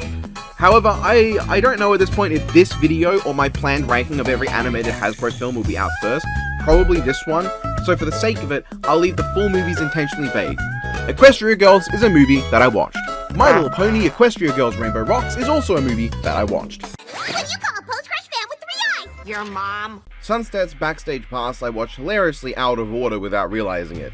but I absolutely adore this TV special. It's just not quite long enough for me to classify it as a film, but it honestly doesn't even feel like 40 minutes. It feels like it goes by so quickly because it's so fun and carefree. The general Groundhog's Day repeat plot is nothing unique, and I feel like it's a little harder to feel bad for Pinky than intended, given she does actively ruin things. But I do really love this special. It has a fun plot, fun character moments, expressive animation, the return of the Dazzlings, which is amazing, including a taco joke, and Sunset getting smacked repeatedly on the ass. I mean, what's not to love? Also love this guy too. I watch Friendship Games, yeah, that'll be in the ranking. I watch this one as well. And I'm not lonely because I have plants! Forgotten Friendship is another TV special, and I honestly kinda love this one too. It's arguably hard to say which I love more between this and Backstage Pass, because Sunset's Backstage Pass is way more fun, with way more banger jokes to me, but Forgotten Friendship honestly has the most emotional payoff of any Equestria Girls content post Rainbow Rocks, giving us not only a great relationship building between Sunset Shimmer and the great and powerful Trixie, one that's strangely similar to that of Starlight Glimmer and the standard and ponyfied Trixie in the main show. It's not a bad thing or anything, it's just a funny similarity given the already existing similarities between Sunset and Starlight as magical prodigies who went bad in the past and after having been beaten by Twilight Sparkle not only redeemed themselves but also became Twilight students in friendship. But this special, of course, features the reunion of Sunset Shimmer and her teacher Princess Celestia, and it's a beautiful scene. It's very simple, with a few bits of comedy to lighten the mood, but primarily it's a down-to-earth and honest reunion where the two reconcile. It's great. The special definitely tells a compelling story with an interesting concept, way more interesting than Backstage Pass, though I don't care about Wallflower Blush beyond one particularly funny line about plants. With an anticlimactic ending that's actually made kinda funny thanks to Pinky, it wraps up into a fun package. Which I prefer between this and Backstage Pass depends almost entirely on the mood. Shut the f*** up, you goddamn idiots. It's a movie about space wizards. Magical Movie Night is an almost movie. It would be a movie if these three shorts actually connected together in one without being shorts, because I think this could have easily been reworked into a full movie if done right. Have Starlight Glimmer come in earlier instead of right in the third story, have more smooth transitions between stories, and have the villain's spontaneous evil superform actually matter. But yeah, there's three shorts here. The first one is cute and gives the main villains of Friendship Games some much needed personality. The second one is pretty whatever, probably my least favorite, it's just some mystery stuff that's blatantly a Scooby-Doo knockoff. The third one is where it's at, giving us a cool look at how Sunset and Starlight would get along, and even seeing the human version of Starlight. The two play off each other well, with Starlight being more jumpy and awkward, while Sunset is more down to earth yet also confrontational. Unfortunately, Starlight does the Starlight thing, where if it's not all about her, she does nothing. So it's all about her, and she wins the day instead of the two actually working together against the villain, which would have been way cooler. It's a fine collection overall, but nothing special. Ranking! I'm also including Rainbow Road Trip in the ranking. It's more than an hour long and premiered in the cinema, so yeah. You have magic you do not understand, but it is nothing compared to the magic of— Yeah, we get it! Light her up, lady! Oh boy. Time to talk about My Little Pony Friendship is Magic overall. All 9 seasons, ignoring most specials and films. Well, coming into it, I wasn't sure what to expect, but overall, I did quite like the show in the end. The characters are all simplistic in a good way, with a basic personality and then elements that added up over time to become truly well-rounded and complex characters, which I like. Stories range from decent to great to absolute dog shit, and there's great attention to detail with the world building in this show. You can tell a lot of love went into the series, and unlike another similarly female-focused show I know, it doesn't relegate all the male characters to being useless. Obviously it's meant for kids though, and a lot of messages can be simplistic to downright stupid or easy to misinterpret in bad ways, but it tends to overall be fairly fun. Most episodes are entertaining, and there are only a few truly bad ones each season. Speaking of which, let's talk about each season quickly. Season 1 was good, mostly some fun slice of life stuff, though Twilight seems a bit less interesting compared to her later, more anal characterization. Still, it's a good start. Season 2, in my opinion, is a big step up. While it has a lot more bad episodes, it generally has more interesting storylines, actual villains that have personality in Chrysalis and especially Discord, and more development on Twilight as a character. Season 3 is strangely short and awkward. It feels like it has the same amount of lesser quality episodes, but with there being less episodes overall, it's notable how whatever it is. It's okay. Season 4 is fantastic, probably my favorite season.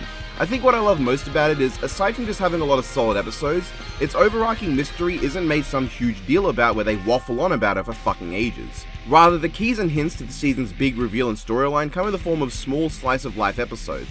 It leads to a season that can be watched both in order with continuity in mind, but also watched in almost any order sans the finale. Or even just partially watched. You can jump into almost any episode whenever you want, and it's great, and of course the finale is amazing.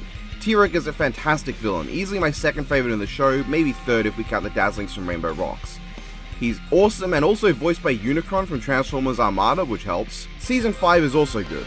Can't say much for it because I just remember it being overall a solid season. The kind of weird council of friends around a table thing was maybe a little awkward to me, felt like it existed to sell toys more than most things not named Princess Cadence, and it just felt a bit clunky. Otherwise it was cool. Starlight Glimmer in the finale being able to bitch Twilight though is really weird. Not only does she be so good at magic that a dumb excuse of being evil is made even dumber to me, but also because it makes Alicorn's scene a lot less impactful. Later seasons make it even seem like a child Alicorn's power eclipses most unicorns, but lol. Season 6 is fine. I know a lot of people don't like it focusing so much on Starlight Glimmer, but I don't dislike Starlight. She's perfectly fine, and I like the dynamic she adds, being the dorky weird one who's awkward but in less of a Fluttershy way, and a more of a, I know, I'll shit my pants to distract people from the stupid thing I just said, that's a great plan sort of way. Season 7, I don't remember at all. Genuinely, it feels like just more of Season 6 that ends with a great concept and one of the lamest villains of all time who is animated so well, but dealt with in a snap and then never does anything again. Also, I think Season 5 to 6 is where I noticed episodes really started just repeating the same story beats, morals, and elements from past ones. Season 8 is where I sort of tuned out for a bit. I loved using more of the other sentient species we've seen in the show, but the school setting was just kind of awkward, especially with how Equestria Girls was already a thing. It's a fine season, yeah, I liked it well enough, but it's pretty standard with a lot of predictable episodes. Season 9 is great in setup, but feels like it left me a bit mad over it in the end. The overall season was pretty cool, with us getting a villain team-up, which is pretty sick, and a cool opener where despite not liking how normal sounding Sombra was, I did enjoy him being a genuine beast. Though I did wish it was less because everyone who could stop him happened to not be around when they needed to be, and more because he actively was able to take some of them down or he planned it around them. It's less chess master genius Sombra, and more grah, me rampage and do one smart thing Sombra. Still, the issue I have here is the Grogar Discord reveal. It makes this potentially really cool new final boss villain seem a bit and makes Discord look like an idiot. Also, would have loved to actually see Celestia and Luna go all out in a fight, but wow, nope.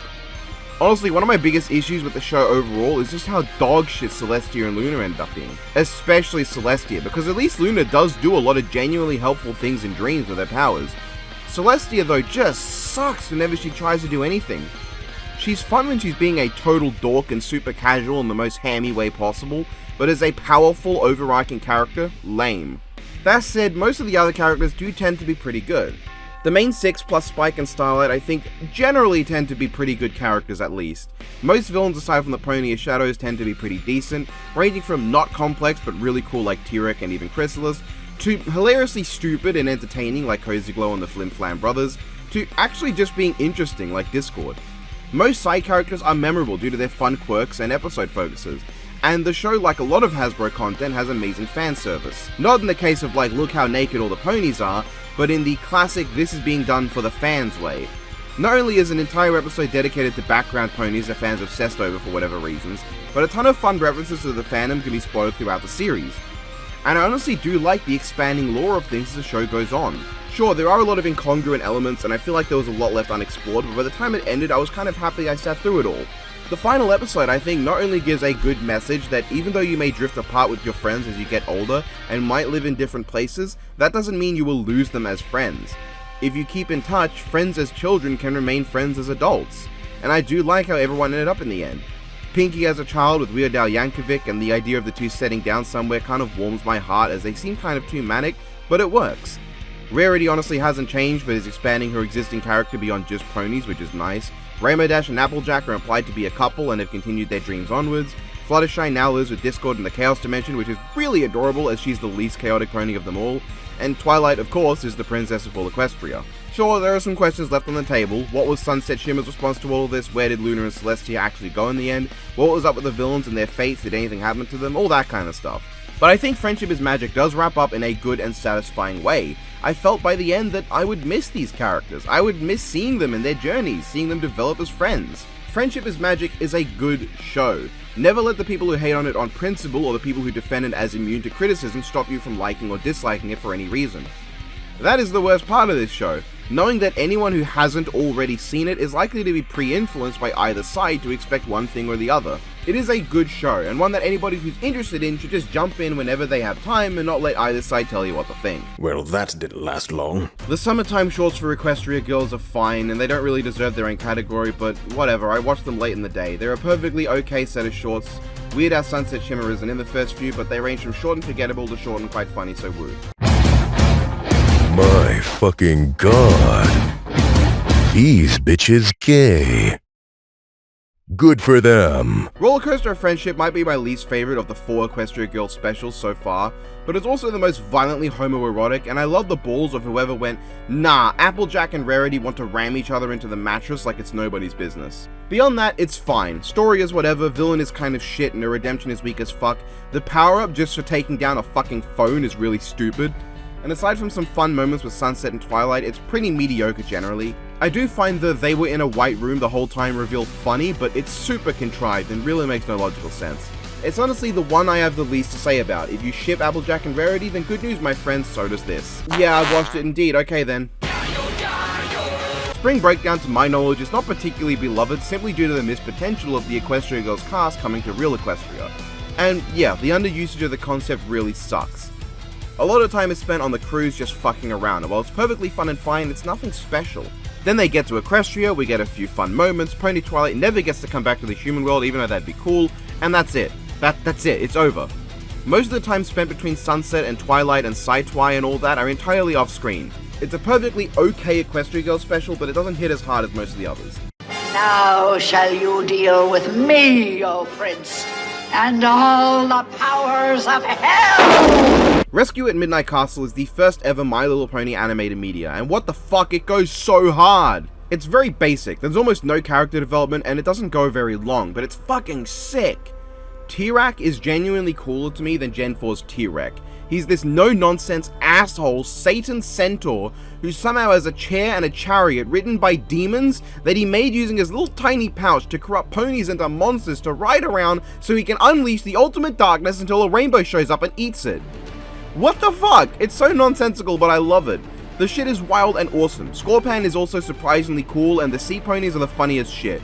They keep appearing out of nowhere and just dropping musical numbers, and I watched this special with Huan for the first time and we couldn't tell if they were trying to drown our heroes or save them at one point. Awesome, genuinely cool. Yo, yo, yo! My name is Cool Cat and I'm the coolest. I watched this with Huan as well. It's not as good as Rescue, but it's still fun.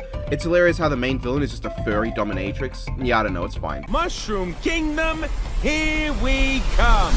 The Last of Us is one of two things. It's either a very well written and well done show that perfectly captures the video game while making all the concessions it needs to in pacing, story beats, and progression to fit the new medium, or it's a one-way track to developing clinical depression and never being able to feel happy again. The Last of Us is a genuine masterpiece of television. It feels like what I wanted The Walking Dead to be past season 1, and it also shits on season 1 of that show. While there are a lot of moments that deviated from the video game, this show is one that knows exactly what to take from the game, exactly what needs to be adapted and how to adapt it, but crucially also when to deviate and add new context and change the pacing to better flow with the alternated medium of television. When removing the interactive element, a lot of video game adaptations can falter, but this one instead excels in turning those interactive parts into tense scenes of horror and action, replacing extended gameplay moments with flashbacks or whatnot that do an amazing job of getting more out of our characters. The characters are also great. I already like Joel and Ellie, but I like them even more after this show. I think with a lot of new scenes unique to it, but also really nothing that requires context from the games to understand, as the show doesn't assume you've played the game and so doesn't use it as a crutch. This is a show that anyone can enjoy whether they've played the game or not. Those who have played it will get to see new scenes, storylines, and perspectives, while those who haven't will still get a really solid, well-written show that captures the game perfectly. So perfectly that I'd recommend anyone who has watched it and enjoyed it, but not played the game, to give the game a try if they can. It's genuinely great, at least the only one I've played, which is the original. The Last of Us is almost inarguably the best video game adaptation I have ever watched, and while it isn't as personally meaningful to me as, say, Pokemon the first movie or the original Mortal Kombat film, it's not even a contest. Last of Us sweeps with no effort. Which I say, despite the fact that clearly a lot of effort went into the show. Ranking! Very Charming Birthday is fine. I like Minty and Kimono is fine, but yeah, I don't know. You know what, I think I'm just going to do a video on pre-Generation 4 My Little Pony, so yeah. This will go with it too. And this, I'm not talking about this either. Wait a minute, why did you create that guy? I didn't. He's talking crazy. Spider-Man Across the Spider-Verse is shockingly enough a really good movie. Animation is great, characters are great, story is really good, animation is great, the music is pretty fun, the villains are cool, and the animation is truly mind-blowingly stunning. But I really have nothing to say about it. I don't know, it's really clear to me that this is half of a movie, and I felt by the end that there were about 17 different places the movie could have finished, and I was just waiting for it to end. I don't know, while I don't like it as much as Into the Spider-Verse for reasons like the aforementioned weird ending that feels like it just keeps on going and going, I still really like it. Spot is cool, but I was surprised as to how little he was actually in it, and the other Spider-Men were all really cool and likable. Spider-Rex even got a shot, which is goated, and I cheered when Peter Parked Car cameoed too. So yeah, cool. This is going in the movie ranking. Hilariously, this is also going in the movie ranking. If I close my eyes and pretend real hard, it's like I'm flying on a dragon. Talisman is a board game I played on the channel once before, and played a lot of off the channel, with many different episodes that I've yet to upload. I love this game and it's great. I bought an expansion and as a dragon expansion, which added a lot more elements. 6 new characters, a whole different way to play, and it's awesome. This isn't the first expansion we had, we also had the Harbinger expansion, but I think we haven't played enough of Harbinger to be able for me to put it on this list. Dragon expansion makes everything become exceedingly hectic to the point of insanity. Things go fast as fuck. The expansion is so fun, genuinely a blast. At one point I had a character so strong she had over 50 strength and literally could not lose even if I was ganged up on by all 3 bosses at the same time. Like objectively I couldn't lose. That's how insane it got. And while that does mean it can get very poorly balanced very quickly, it's so fun. Highly recommended. I don't know about this, guys. I'm scared. In Search of Darkness. My name is in part 3. Anyway, In Search of Darkness is a documentary about 80s horror films, and it's great. It's amazing seeing all these major figures and personalities talking about horror and giving it the respect it deserves. Nowadays, horror is seen as either brainless slashes or haha fun, let's watch it for fun. And so films like the FNAF movie get considered masterpieces by audience because it's so fun and silly, but also it's dog shit as a horror film. And like, that's what we get. However, I love horror a lot, so seeing the reputation it has nowadays does make me sad, but this documentary gives it so much respect and I love that. Like nowadays, it's either seen as brainless gore or fun haha family time or just mindless jump scares, but this one shows so much more about the genre, what it has pulled off, what it has to offer, and the meaning behind a lot of things. Horror is amazing as a genre for so many reasons, and I love this. I recommend this documentary to any horror fan. It is exceptional, and the music is also a bop. I don't want to do it. I'm too scared. This guy fucking sucks. Search of Darkness 2 is more of the same. I don't know what else to say. All the same things apply. I'm scared. I'm gonna run away. Yeah. Fucking finally. I've been waiting for a new Fate game for years.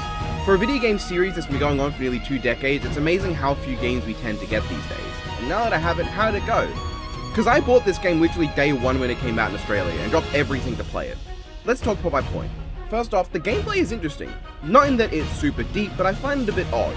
This game was made, I believe, by the same team who did Fate Extella, and so it plays kinda similar. So it's a lot like a Muso game, but with a bit more depth and a lot less troops. As well as more things to actually do, so it's a little less monotonous than those games tend to be. Miyamoto Iori is pretty fun to control, and as I unlock new stances and spells, he really does feel like he just gets ridiculously broken, to the point where I was just spamming void stance attacks and clearing whole rooms in seconds. Which in an RPG is not inherently a criticism. Reaching a point where you're in a power fantasy destroying everything is sort of just a part of what comes in the territory of an RPG. Throughout the game, you get access to multiple servants. Obviously, your main servant Saber is almost always with you, but you get 6 rogue servants you can play as well, though sadly Gilgamesh is not amongst them. I would have loved to see Gilgamesh playable as a bonus if you managed to beat his ridiculous boss fight. Sadly, that's not the case. Anyway, between the combat segments, you get exploration segments, which are fine. I don't actually mind the game not being truly open world. Having smaller maps to run around in means there's generally less open fields of nothing to go through. But I'd be lying if I didn't think that they were still a bit too big at points. Iori just isn't quite fast enough for me to enjoy retracing my steps all the time. But it's not a big deal. It's very simple, but it gets the job done. The highlight of this game is when you get to control the servants, at least to me, because man are they fun. The feeling of power between Servant and Iori is something else. They all feel so much more impactful. You also get to, on rare occasions, control other servants that are not rogues or Saber. I would have really loved if in New Game Plus, or maybe on playthroughs after getting the secret final ending, you get to use any servant whenever. Because at that point, if you're playing again, you know the story and all that, it'd be fun to just have access to them for gameplay purposes to really get to enjoy the movesets. But sadly, that's not the case. While the gameplay is fairly fun, it is also simplistic. Oftentimes I found myself using some of the same combos repeatedly because there weren't any enemies that really required me to experiment. Once I had a stance I liked the most, none of the enemies really warranted any other, and the shell gauge system given to bosses and big enemies was kind of an annoyance. It was either just an annoying thing getting in the way of me harming the enemy, or eventually just like another health bar I'd eat through in seconds. I understand they may be deemed as necessary, but when so many enemies in the game have them and you just mow through them, they feel a lot less impactful over time and get annoying. Boss fights tended to be pretty great though, with the final bosses all being really good for different reasons. This is where I get into spoiler territory, so given this game is somewhat recent, skip to the next entry if you want to avoid it. This game technically has 5 endings, but really only 3 main ones, 1 alternate version of the main ones, and 1 joke ending. The story of this game overall takes place in the 1600s, starring characters based mostly on real-life people. The protagonist is Miyamoto Iori, the real-life adopted son of the legendary Miyamoto Musashi. The Master of Archer is Zen Chenggong, amusingly the single most accomplished person, including servants in this entire game. The one who fought off the Dutch conquest of Taiwan and founded one of the 2 dynasties to follow the Ming, venerated as a deity among China, Taiwan, and Southeast Asia. The Master of Lancer is Chiamon, he's made up so you can forget about him, he's not important. Master of Rider is Yui Shosetsu, a gender-bent homunculus incarnation of the real-life general of Edo-era Japan. The Master of Caster is Yasuhiro Tsuchimikado, a real-life member of the clan of who information is really hard to find. The Master of Assassin is a gorgeous redhead, but also Dorothea Coyette, who is a made-up daughter of the real-life Dutchman Frederik Coyette, who Zheng Chenggong actually fought off to get the Dutch away from Taiwan. And the Master of Berserker is Takao Dayu, inspired quite likely from Takao II, who lived in this time and was a Dayu, and had a similar position to Takao Dayu. However, most of her history is shrouded in a veil of bullshit because of plays and kabuki shows. Iori's servant is Saber, true name Yamato Takeru or Prince Oiso, Japan's equivalent to King Arthur in many ways. Archer is Zhou Yu, general of the original Chinese Warring States period, and amazingly, actually based on the historical figure instead of the romanticized version from the Romance of the Three Kingdoms. Lancer is Jeanne d'Arc, interestingly, not inherently the alter featured in Fake Grand Order, but a corruption of the actual Jeanne. Rider is Ushi Gozen, who is fucked entirely, but you know, is a character in established Fate lore. Caster is Haide no Are, a real-life scholar who composed the Kajiki in 712. Assassin is Saburo Koga, a mythical figure and major deity of the Suwa region, with just a lot of variance to his story. And Berserker is Miyamoto Musashi, specifically the incarnation seen within the mobile game Fate Grand Order. Additionally, 3 of the game's rogue servants are new characters, probably to make up for the 3 returning ones, even if one of them is only kind of returning. Rogue Saber is Minamoto no Yoshinaka, a samurai lord of the Heian period during the Genpei War, and a major player in the Kamakura epic Tale of Heike. Rogue Rider is Tamamo Arya, related to the existing Tamamo series based on the mythical kitsune Tamamo no Mei. And Rogue Berserker is by far the most famous character in this game, at least in the West, aside from potentially Jeanne d'Arc and Miyamoto Musashi, as he is Samson from chapters 13 to 16 of the Book of Judges, 7th book of the Hebrew Bible and Christian Old Testament. If anyone's wondering, of the new servants, I was able to correctly guess Prince Uoso, Zhou Yu, Haide no Ara, Samson, and Tamamo Arya. But that last one is kind of obvious because I realized upon writing this that Arya is not new to the game, she does actually appear in supplementary material for Fate Extra. They did take some thought though, and I didn't get most of them immediately, keeping this game in line with a cornerstone of non-mobile Fate media, leaving you in the dark to guess who the servants in the story are.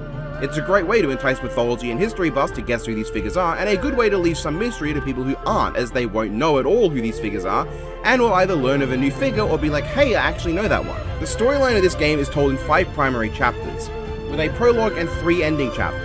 The overall story is generally fairly solid, exploring Iori's journey to try and end this false grail war between servants, with twists and turns all about.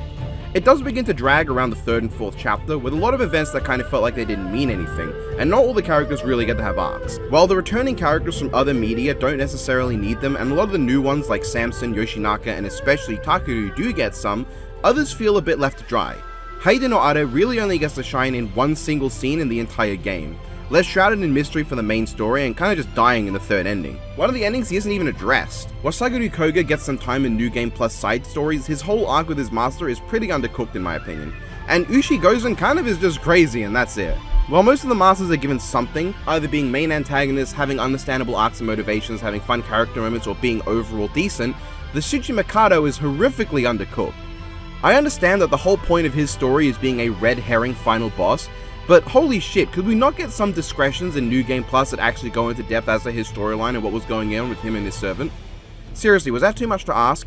I know you don't get to learn Caster's name depending on the path you take, but the same goes for Assassin, and he still gets to...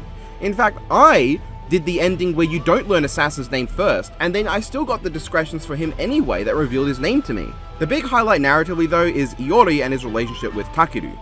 When you first play, it comes off pretty standard, and honestly, Iori is extremely boring. But a second playthrough actually shows additional scenes that poke at the darkness within Iori, only passingly referred to in a normal playthrough. You learn more about him, and he gets fleshed out until the final ending where you really get to see who he is.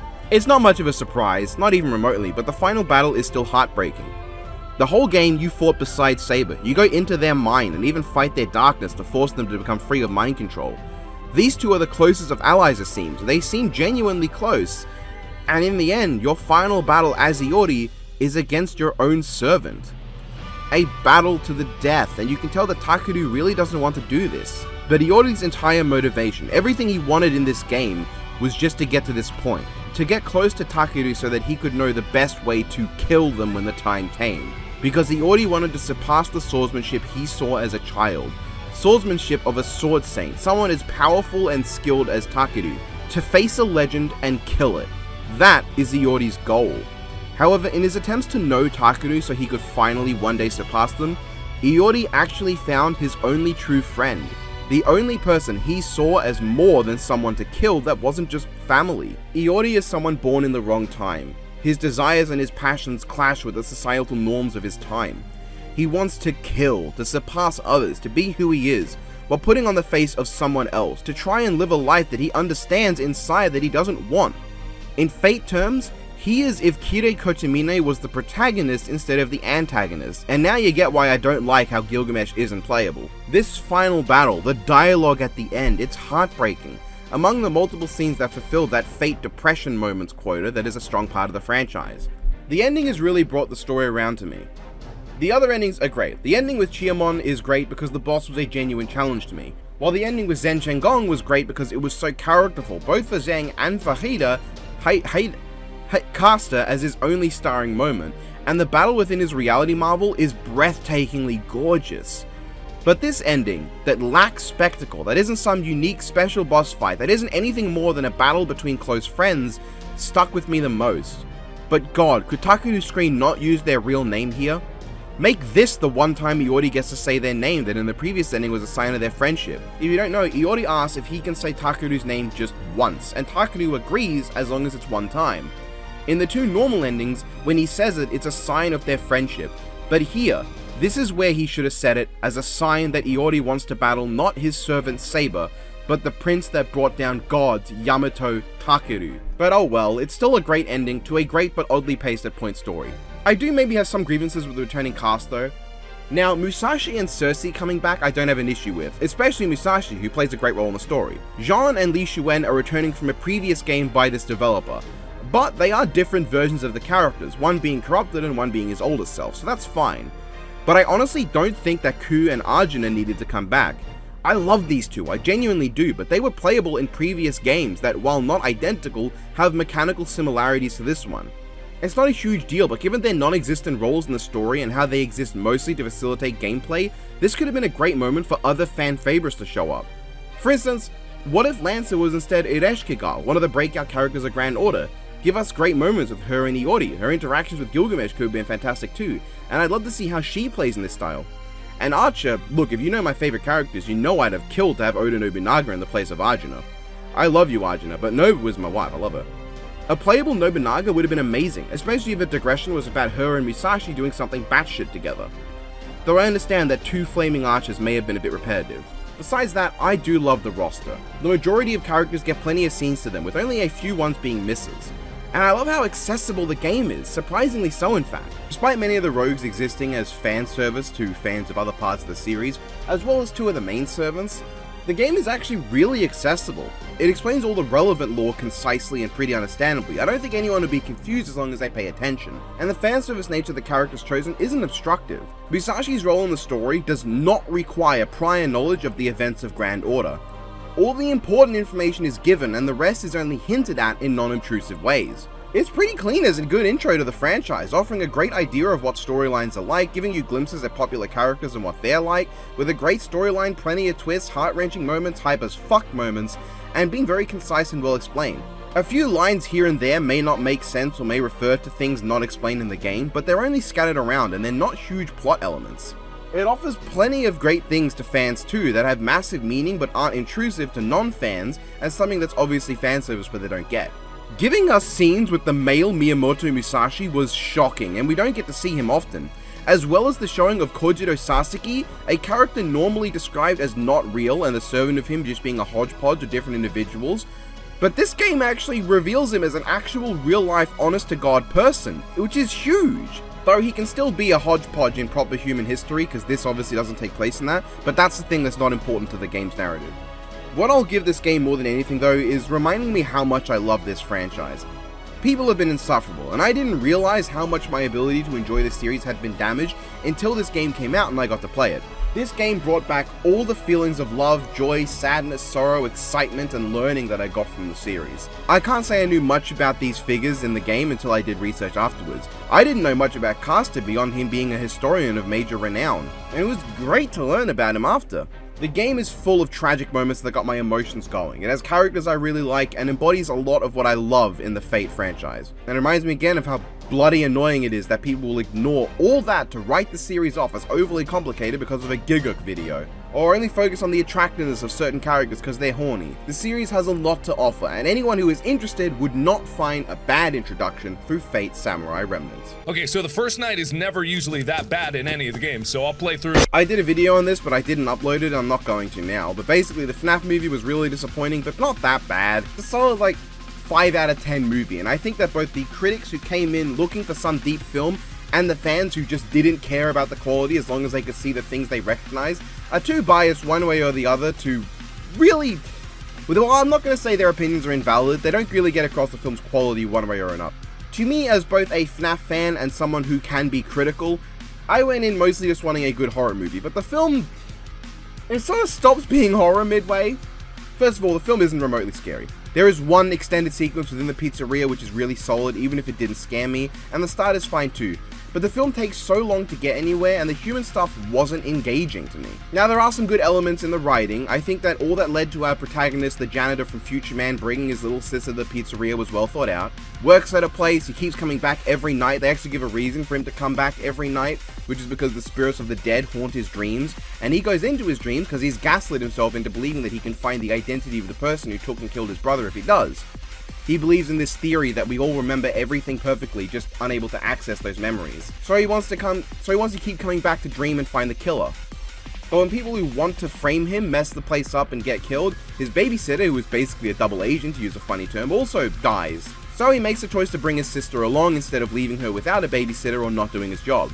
It's all pretty good, aside from the part where he decides to do the dream thing anyway and not just not dream for this one night and then find a babysitter the next day.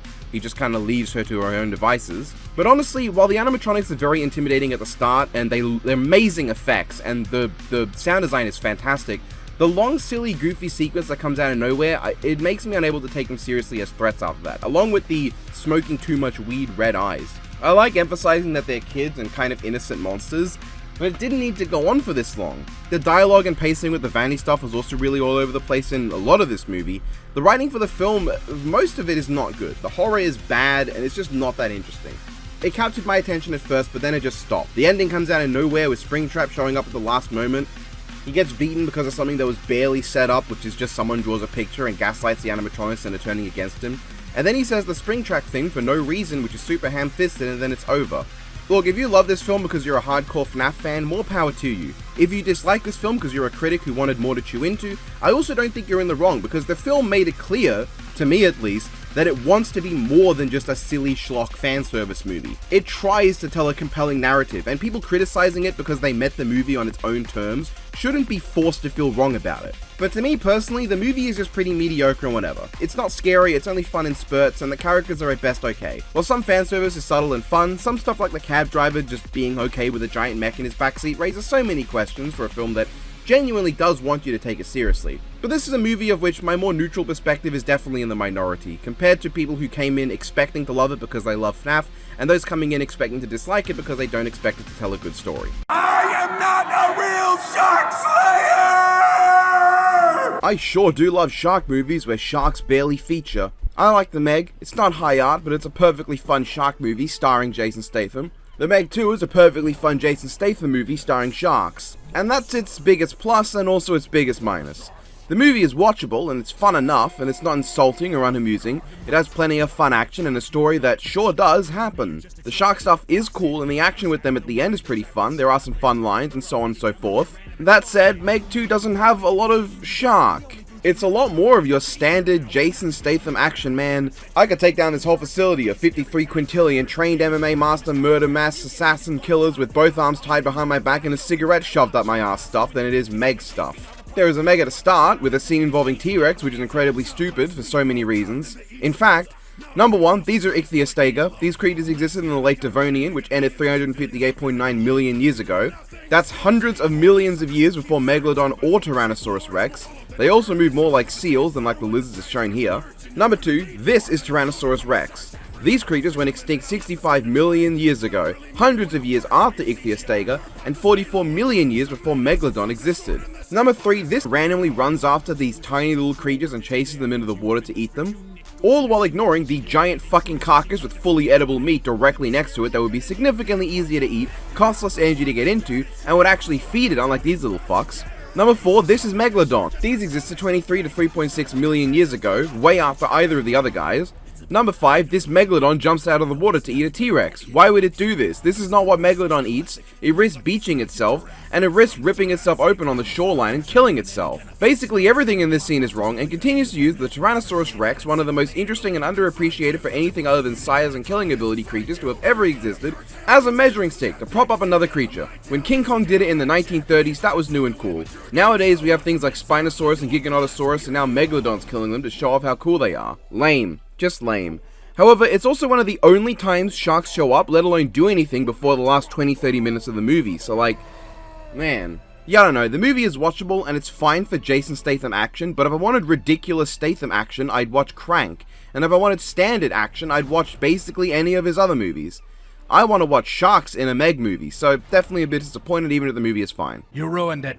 You ruined it and I'm leaving. As an outspoken fan of the goated Cool Cat Saves the Kids, director's cut takes away something most people didn't realize was so integral to the unintentional charm of that original film, and replaces it with pain. The voice of Cool Cat provided by original actor Jason Johnson was full of life, energy, and passion. The new voice, that was canonically a result of tonsillitis, though that might have been retcon now, is just not as fun. It's actually hard to watch some of the old classic scenes, and while watching this again with Huan and James did allow us to notice small details and fuck-ups we had never noticed before, we were really only holding on for new footage. And cheers, some new footage was included that was really fucking funny.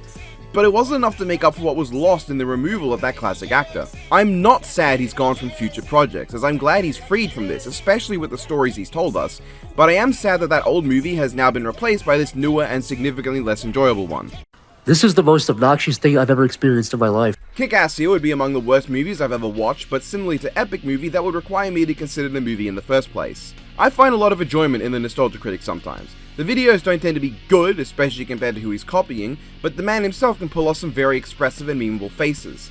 This movie has none of that. I think when I watched it with the boys, we laughed at 2 jokes in the movie, but spent most of it saying, wow, that was almost a joke. I was planning to dive into the Doug Walker films, but we couldn't get a third of the way through Suburban Nights. It was genuinely so miserable. You ever wanted Pepsi Man to be competent? That's what Vendor Night is. A short, 1-episode tokusatsu thing that's a ridiculous concept but really funny. I actually have nothing to say about it beyond that. If you think this looks funny, then just go and watch it. It's like 10 minutes. Your Final Fantasy is over. He said it! He said it! I've made it no secret that Final Fantasy is one of my favorite franchises of all time, so I was super hyped for 16. Unfortunately, I had to wait for it to release here, then I had to finish playing Samurai Remnant, then I had to wait for my dad to finish playing it for the whole not saving over his or vice versa save file by accident thing, and then I got to play it, and I had some very mixed feelings. First of all, without a doubt, this game is stunning. While there are a lot of simplistic and repetitive animations, that's expected, it's an RPG. What isn't expected is how gorgeous some of these set pieces and bosses can be. The game is in fact so graphically intensive that it makes you choose between wanting maximum frame rate or maximum graphical fidelity, which is so audaciously farcical I almost respect it. The draw to this game is how beautiful it is. One of the least interesting fights is Garuda and it still looks like this. After that, you get stuff like the Titan Lost battle, where it suddenly blasts Devil May Cry music at you, the Odin and Bahamut battles, which go crazy, and the final battle with Ultima, where basically every single sequence is visually stunning. However, most of the beautiful scenes naturally involve minimal gameplay, with just some QuickTime events. Of course, this isn't entirely unheard of, it makes sense, but it would have been great if there was a bit more gameplay, and honestly, that's how I feel about the game overall. Not that there wasn't a lot of gameplay, because there was, I just didn't find the gameplay to be the most engaging. Ever since switching to full real-time action in the last game, Final Fantasy has not had much in the way of actual strategy, and that goes true in this game too. Unlike some older games, this one is really easy to brute force through. And I don't mean through grinding, because grinding can make any RPG easy. I mean through just spamming the one combo you get and then dropping some super fuck off attacks. That's my main problem. Final Fantasy 15 was pretty mediocre in some places, but it did feel like it gave you more options in combat. And 7 Remake I feel the same way about.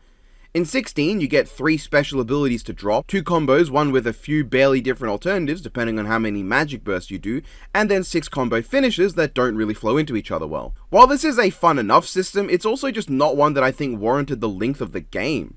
I was bored of the gameplay by the end, because it frankly just became a matter of spamming the big attacks, then pressing the same button over and over again. It was super easy. I only died twice, once against the weird fire monster boss, which is because I wasn't able to read its moves, that one's on me, and once against Ultima in the first battle with him because I stopped looking at the screen to pick up something off the floor at a really bad moment. Every other time I kinda sweeped, and while it's definitely not as easy as 15 because I actually did die in this game, I really didn't need to try. The only reason this game needed to be this long was for the story, and you know what, fair shake. While this isn't one of my favourite Final Fantasy stories, that's because the competition is fucking insane. The story is really solid. I understand that it can be a bit repetitive, and I don't need the novel-length lore dumps after every major development, especially with how accessible the game makes the lore. The real-time lore system, whatever it's called, allows you to pause the story at any point and look at all relevant lore descriptions to the cutscene. But then they still have the character of Vivienne who exists solely to tell you what's going on because the game doesn't really want to show you. Really, the story is carried by the characters. Clive is a great protagonist. One of my favourites? No, but he's up there. Kinda like Noctis to me, but I actually think I like Clive a little more. Even if he literally drops "the only fantasy is yours and we'll be the final witness," which is a very MCU line, but kinda deliciously cheesy. His brother Joshua is great, his fuck buddy Jill is great, his hetero life partner with maximum homoerotic tension Gav is great, his Uncle Crow is great, just a great set of characters. All at least likable, ranging up to truly badass like Prince Dion, our homosexual icon. There is unfortunately one exception. Ultima is just not a great villain. While he does bring us back to classic Final Fantasy, God is the antagonist, I just didn't find him that interesting. While normally you would have a fun villain before the super god, or at least an interesting one like Ggoodgamez before Zeramus, Barnabas just doesn't show up enough to take that role. He's fun when he's there, and him losing his fucking mind during a final fight with him is pretty entertaining, as is the sheer insanity of that fight at points, but unfortunately he doesn't get enough screen time, and we honestly spend more time with Ultima. Also, where is Leviathan though? Like, not only do I want to see how gorgeous he would look in this game, but it would have been some sick world building if Ultima had some water attacks in the final battle. That way they could imply the existence of Leviathan, because otherwise it's just Joshua mentioning him offhandedly once. I guess I can't be too mad because the boss fights were the gameplay highlight at least, and Ultima's has some great cinematic moments that are very satisfying. Especially because the voice acting and sound design are excellent too. Not to mention the music, but like a Final Fantasy game having good music is about as special as a Final Fantasy game having a level up system. Not that the level up system was that amazing in this one, it didn't feel nearly as rewarding as past games, but I'm not that bothered. Most of it was about AP to get new icon abilities and to upgrade them. Aside from that though, I really don't find customizing my loadout to be that interesting. It was just give myself the biggest number weapon and the icon abilities I like. And I know that some might think that's just RPGs, but to me, a lot of Final Fantasy games have this thing of like, here's a weapon that'll buff one stat very well, but not as much the other one, and you choose which stat you want to sacrifice buffing to buff the others. However, I just put the biggest number on because you never have to really think about it, especially because you can't customize your 2 party members, 3 if you want to count Sid. Who is awesome, one of my favorite Sids easily. He did name his daughter Mid though, which is genuinely the most evil thing in this franchise. So basically, this is a very solid game with a lot going for it, but gameplay that I personally felt left something to be desired, which does lessen its replay value to me. Chill out, dickwad. The Frost March expansion of Talisman is pretty solidly mid. Yeah, it has some interesting alternate endings, but we were able to get through the entire Frost March deck in one session. We used all 4 characters as well, and it generally just was, it was pretty fun, but nothing crazy. It's Godzilla! It looks like Godzilla, but due to international copyright laws, it's not. Still, we should run like it is Godzilla! Though it isn't. Godzilla Minus One is the single best movie I have seen this entire year. There is no competition, and frankly, it's not even close. To me, Godzilla hasn't really been going off recently. Since its return in 2014, the only movie I thought really excelled was Godzilla vs. Kong. Otherwise, 2014's Godzilla was mostly boring, King of the Monsters was underwhelming but still pretty good, the anime trilogy was trash, and Shin Godzilla I personally found to be one of the most all-time boring Godzilla movies ever, with every non-Godzilla scene being dreadfully dull. To which a lot of people told me, well, that's normal for a Godzilla movie, it's just the cool Godzilla stuff and then the sleep-worthy human part. No! Godzilla Minus One proves without a shadow of a doubt what I've believed as a long-time Godzilla fan. There is no Godzilla film that consigns itself to having boring human parts. Even Shin Godzilla, I can acknowledge, tried to be good, even though it didn't work for me, and it worked for a lot of people, and that's fantastic. It just wasn't my sort of thing. And the fans who watch these films expecting to dislike the human parts do nothing to give any meaningful criticism of the franchise. I understand watching for Godzilla, but watching to dislike the parts without him is just not a good way to watch these films. Godzilla Minus One is a masterpiece, and there is no other word fit to describe it. Frankly, that word might not even be fit to describe it. The human parts of this film are among the strongest in the whole franchise. In fact, this has my overall favorite human cast. While I love characters like Against Mechagodzilla's Akane Yashiro or GMK's Yuri Tachibana, usually the supporting cast isn't as strong. Here, however, not only is Koichi Shikishima an amazing protagonist, as good as them or maybe even better, but all characters around him are lovable, charming, full of life and personality, impossible to dislike. This movie makes you love them, with plenty of scenes of levity and realistic bonding that made me want to see them happy and succeed. Shikishima is of course the star though, representing the way in which the government and masses respond to those who survive war. He's treated like shit by so many people, and everything Fate does basically tries to ruin his life. The messages this film has not only towards the issue in government but the follies of war, the difference between wasting life on principle and living life on instinct, the complexities of how a culture's views on their values can alter their ability to recognize the value of life, and even more things beyond that, all channeled through Shikishima in a way that makes him simultaneously a masterclass of a character, but also an incredible instrument through which to convey the themes and message of the movie.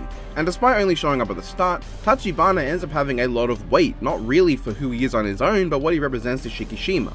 As the only survivor of the opening scene where Shikishima didn't do his duty for a second time and watch people die. And I do think this scene was absolutely necessary. Shikishima being a kamikaze pilot who abandoned his duty is important for how he's treated and how he sees himself, but him not firing a gun that might have had a chance to kill Godzilla, and thus seeing in person the death of so many people, being haunted by the knowledge of the families that would never see them again, and the knowledge that even all of the victims of Godzilla may be his fault, is absolutely integral to his arc and to his story. Every single scene in this movie is masterful, a work of art that beautifully builds up to the conclusion. The final act of Shikishima as he finally fulfills his duty as a kamikaze pilot, but he doesn't give his life. It's beautiful not just because he finally managed to prove to himself that he deserves to live, that he has a right to exist and he did not need to die in the war on that beach for nothing, but because Tachibana, the man with the most reason to want him to die, is directly responsible for how he survived. And I've gone through all this time gushing about the movie, but I'd not even address the Godzilla scenes, because I want to emphasize how amazing Godzilla movies can be when you choose to engage with the story beyond the big monster fights, and how heartbreaking it can be to feel like the only Godzilla fan in the West who wants to look at these movies in the lens of more than just a monster smashy film. Unless the movie Shin Godzilla, because hey, everyone could read into that one because it was less subtle than Madara wanting you to hear about his space rock collection. I still remember MatPat acting like Godzilla vs. King Ghidorah having a message to it was a surprise.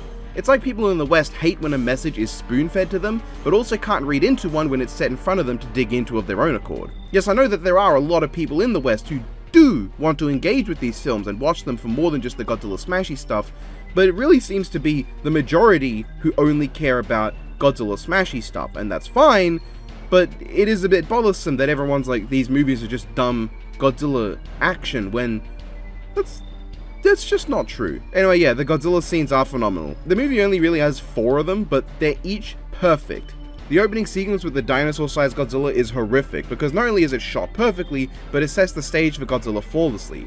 He doesn't have any crazy powers or weird things going on, he's just a giant monster, showing him this way for the first time since the aforementioned versus King Ghidorah, and it means a lot to Shikishima. But the next 3 scenes are fucking perfect. When they encounter him over the water, I just have to gush about the humans again. The interactions, the natural flow of the dialogue and where it goes, each character having an opinion, something to say and giving such a real feeling to it, it's just so good. It's perfect. I can't imagine not wanting to watch it just because it isn't directly a Godzilla part. I even think the comedy's on point here. But when Godzilla actually shows up, holy fuck. He's massive, he's imposing, our heroes do their best to try and hold him back, but all they do is piss him off. And when the big warship meant to save them shows up and Godzilla flattens it in seconds, it's terrifying. This Godzilla is terrifying, but he doesn't truly come into his own until the next. I hear some people think the healing factor is exaggerated, but fuck off. Not only has Godzilla always had crazy healing just without the budget to show it off like this, it's a new incarnation of Godzilla. He can have whatever powers they fucking decide. The third scene with Godzilla is fucking crazy. The terrifying nature of Godzilla is exemplified to a level that I've not seen before, because it's almost not even shot like a movie. It's shot from angles that demonstrate the horror of the creature. Some shots are first-person shots, showing you how a normal person would see this thing. Some are shot like news footage, like what you'd see on a television watching this go down. And some are shot from angles that you'd never really see in real life, but nonetheless feel real and tangible. Emphasis is not just placed on the destruction of the city, but the loss of individual lives. The people, the individuals, those in the street, on and in buildings and vehicles, those who die as a result of this being, this embodiment of all that's wrong with mankind, with war and our weapons, with all that we do, harming not just our society, but the individuals within it. It's a deeply personal feeling, and it's haunting. And then there's the atomic breath. Not only do I think that the spines going into Godzilla is visually fucking cool, but this is also one of the sickest atomic breaths ever. Firing a blast so concentrated, it damages Godzilla back, but causing a horrific destructive impact. And don't think I didn't notice what they were implying with the fact that Godzilla's strongest attack does horrible damage to himself. But because he can heal it, he uses it anyway, without any regard for the damage done back to him, until it's too late and it ends up killing him. Almost like a government knowing about the horrible damage that could be done through their actions, but because it's being swept under the rug and repaired so many times, well, they'll keep doing it until it eventually destroys themselves. Fantastique. And 2 of the most haunting shots in the whole franchise are here, at least to me. The scene of Noriko getting blasted away from the shockwave, the way she vanishes in the blink of an eye, tossed away like a ragdoll, like nothing, as if she may as well not have even been there from the perspective of this thing that killed her. It's horrifying to me. It's hard to explain why. But then the shot of the black rain, Shikishima screaming in anguish, finally having allowed himself to dream again only for the nightmare to tear that away from him, looking up at this monster that took everything but doesn't even recognize that he exists. Chilling. And the final scene, of course, masterful. I was worried they'd do the oxygen destroyer again, but they actually came up with a creative and unique and interesting way in which the humans tried to stop Godzilla, leading to a lot of just characterful and entertaining scenes building up to the final clash. There's some amazing action shots and beautiful sequences, and then there's that final moment when they know that their plan has failed. I know in the Monsterverse they would have had some music playing, some boss music as Godzilla charged up to be oh so cool, but this one, dead silence. Nobody had a word to say, nobody had a thought left, nobody had a glimmer of hope, of desire, of want, or belief that their last words would even matter. And the roar of Shikishima's engine blasts away the silence as he does his job. And again, unlike a lot of films that would have given this movie some extended ending, leaving us with just Shikishima saw Noriko was alive, not needing to answer with a, "Yes Noriko, my war is over," but just silently embracing her and letting himself be with her at last, that's all the answer you need. Sure, the sequel bait thing on her neck is weird, and Godzilla regenerating you could see as undermining the victory, but given he represents vices and issues with humanity that may never be possible to truly get rid of, it's understandable. What a masterclass of a film, a nearly flawless work of cinema, of art. Beautiful effects and amazing uses of music adds to it a lot as well, but I felt like those were just embellishments that went along to add more to a movie that was already breathtaking. And of course the acting was phenomenal, in particular Kamiki Ryunosuke as Koichi Shikishima. And I want to be clear that while I have made some comments towards like the Monsterverse, I hate the fact that this movie's legacy in the West is going to be, this is the film that made us realize how shit the Monsterverse was, or pointed out the flaws in the Monsterverse. They can coexist.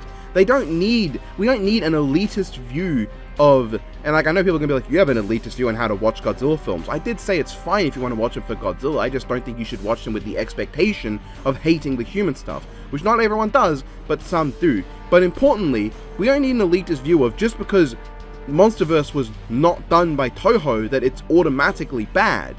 Okay, just because this film is better than the Monsterverse doesn't make the Monsterverse bad, because this film is better than most of the Toho Godzilla films too. I like this more than like GMK. That doesn't make GMK bad, it's still a fantastic film. Let us hope that the legacy of this film can become a movie that's good for its own merit and not good because it dunks on Hollywood. In Australia though, I believe only 8 cinemas screened this movie, which is an insult to be sure, to the movie and to us. None of them were anywhere near where I live.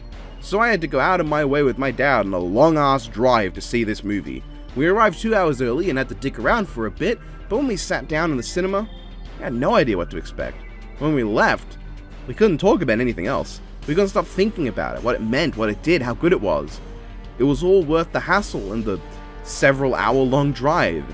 This is one of my all-time favorite movies, and likely after only a few rewatches will become my all-time favorite Godzilla film.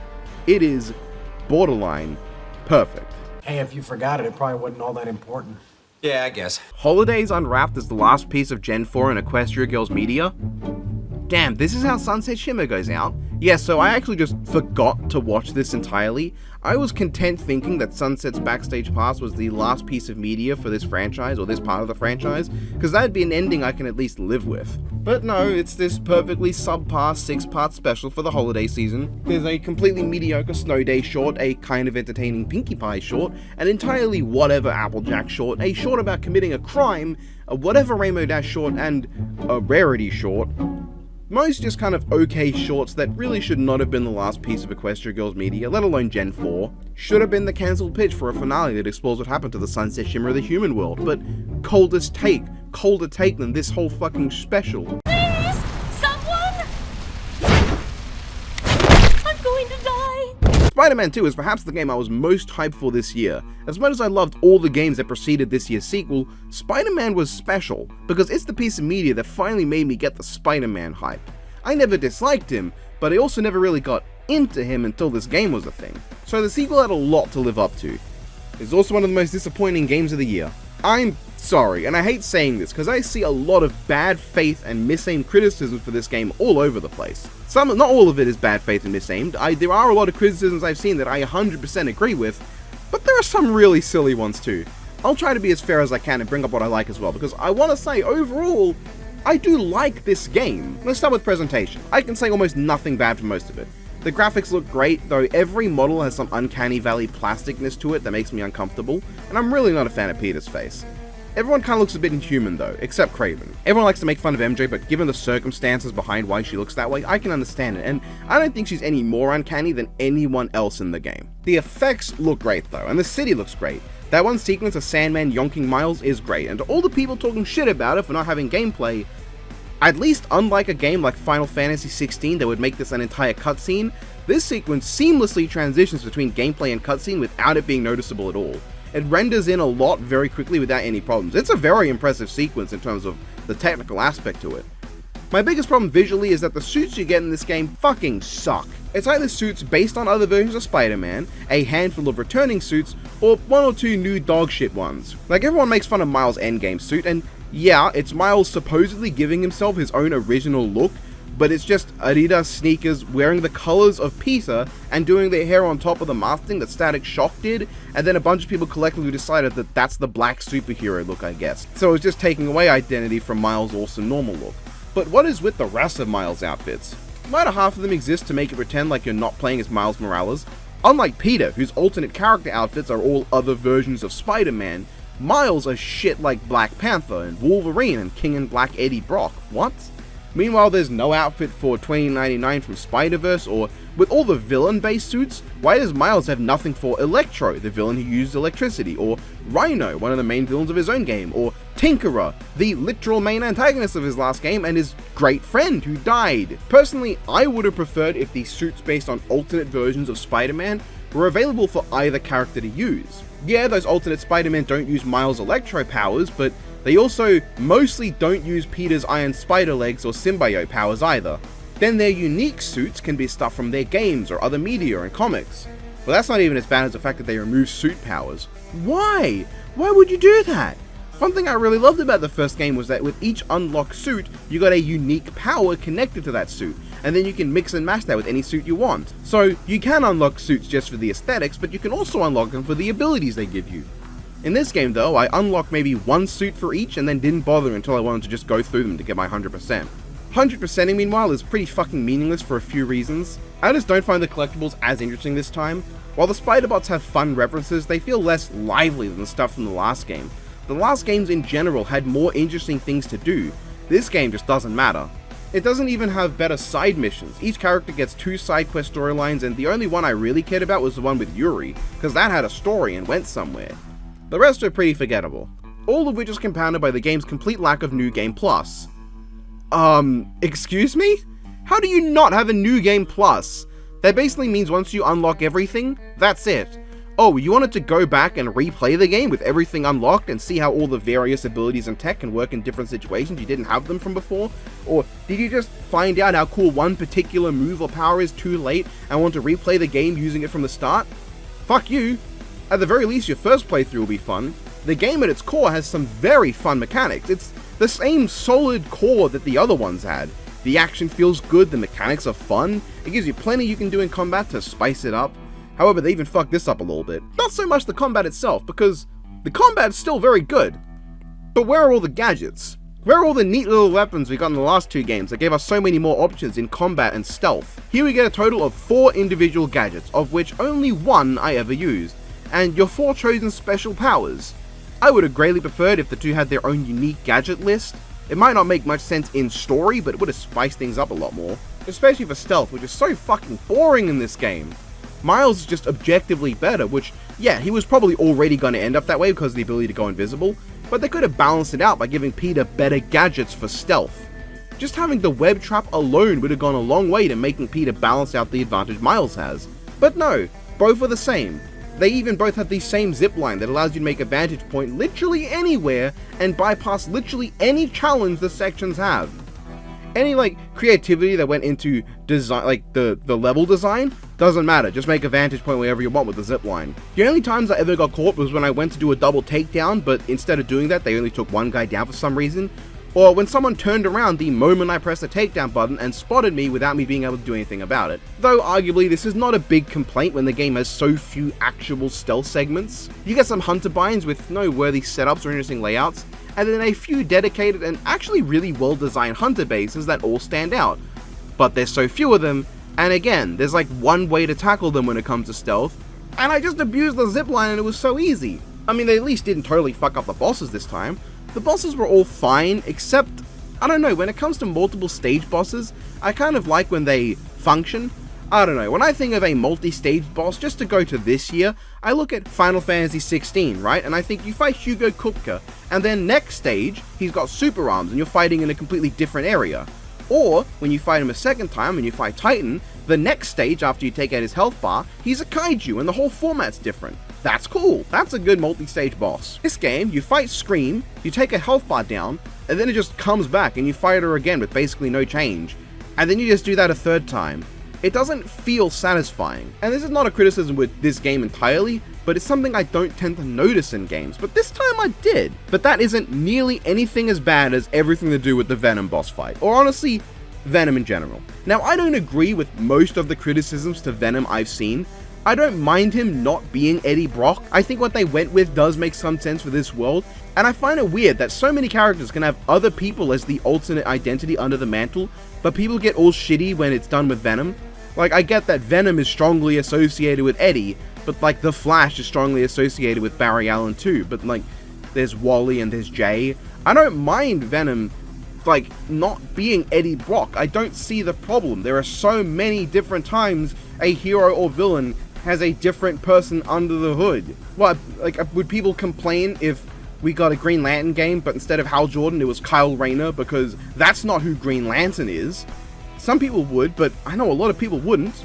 I don't mind Venom not having his fire weakness, at least as some cool shots, and I don't mind that he's just another friend-turned-final villain. Most of the problems people have are like, they're too afraid to do anything with a character other than a direct adaptation every single time, and not having any alterations to add new spice or ideas, or being worn down from the fact that, yeah, Insomniac have done the same thing thrice. I wouldn't mind people complaining about stuff like this, and I don't really, but I think it tends to overpower the actual problems that I think he has, and how they fucked him up as a character on his own as opposed to as an adaptation. Let's run down through the list of things I actually consider problems. Venom is playable in one segment, where he unceremoniously kills our then main villain without either main hero around to see it, and then he's just not playable again. Not in the story, not in any subplots, not even as a bonus mode after you finish the story where it's like, hey, you finished the story, now you can play the whole thing as Venom for fun, even if it makes no sense, because it's just a fun thing. He's just here for one segment. This game is not Devil May Cry, there is no Virgil mode. He also just sort of shows up as the main villain for the last hour with like, not much build up, like yeah, Harry had the suit earlier, but there was no sign of monstrousness, which I think is all it would have taken to build to that, but no, fuck it. And then there's the fact that you only fight him twice as a boss. Those fights first being a battle with Peter, which is perfectly okay, but I don't know, Peter does not have the same impact to his vocal delivery and dialogue as he did in the Doc Ock fight in the first game. And then you actually beat him using Miles, a character with no relation to Harry who's not really ever interacted with or ever known him. He's the one who gets the final boss fight, you know, outside of a moment where you just press some buttons in a QuickTime event. And at no point do you ever do what the trailer teased, where you're like fighting Venom in the streets of the city, or with both Spider-Men at once outside of that cutscene. There is literally a moment where Venom flies across the city to grab a rock and it's a desperate situation, and Peter is left knocked out in his hands to be carried along for no reason, instead of letting us play as Peter using the web wings which this game introduced to chase Venom in some exciting sequence. The webbed wings are cool, by the way. I don't understand the hate they get, they're fine. Or the fact that while his motivation makes sense, it's very shallow and they don't do anything with it. Like, okay, I get it, the Venom symbiote pushes out your emotions as far as they can go, so this is a corruption of Harry's dream. I could accept the idea that this version of the symbiote has no personality of its own, and is just a funnel for the worst of Harry, because, hey, we can do something new with the concept.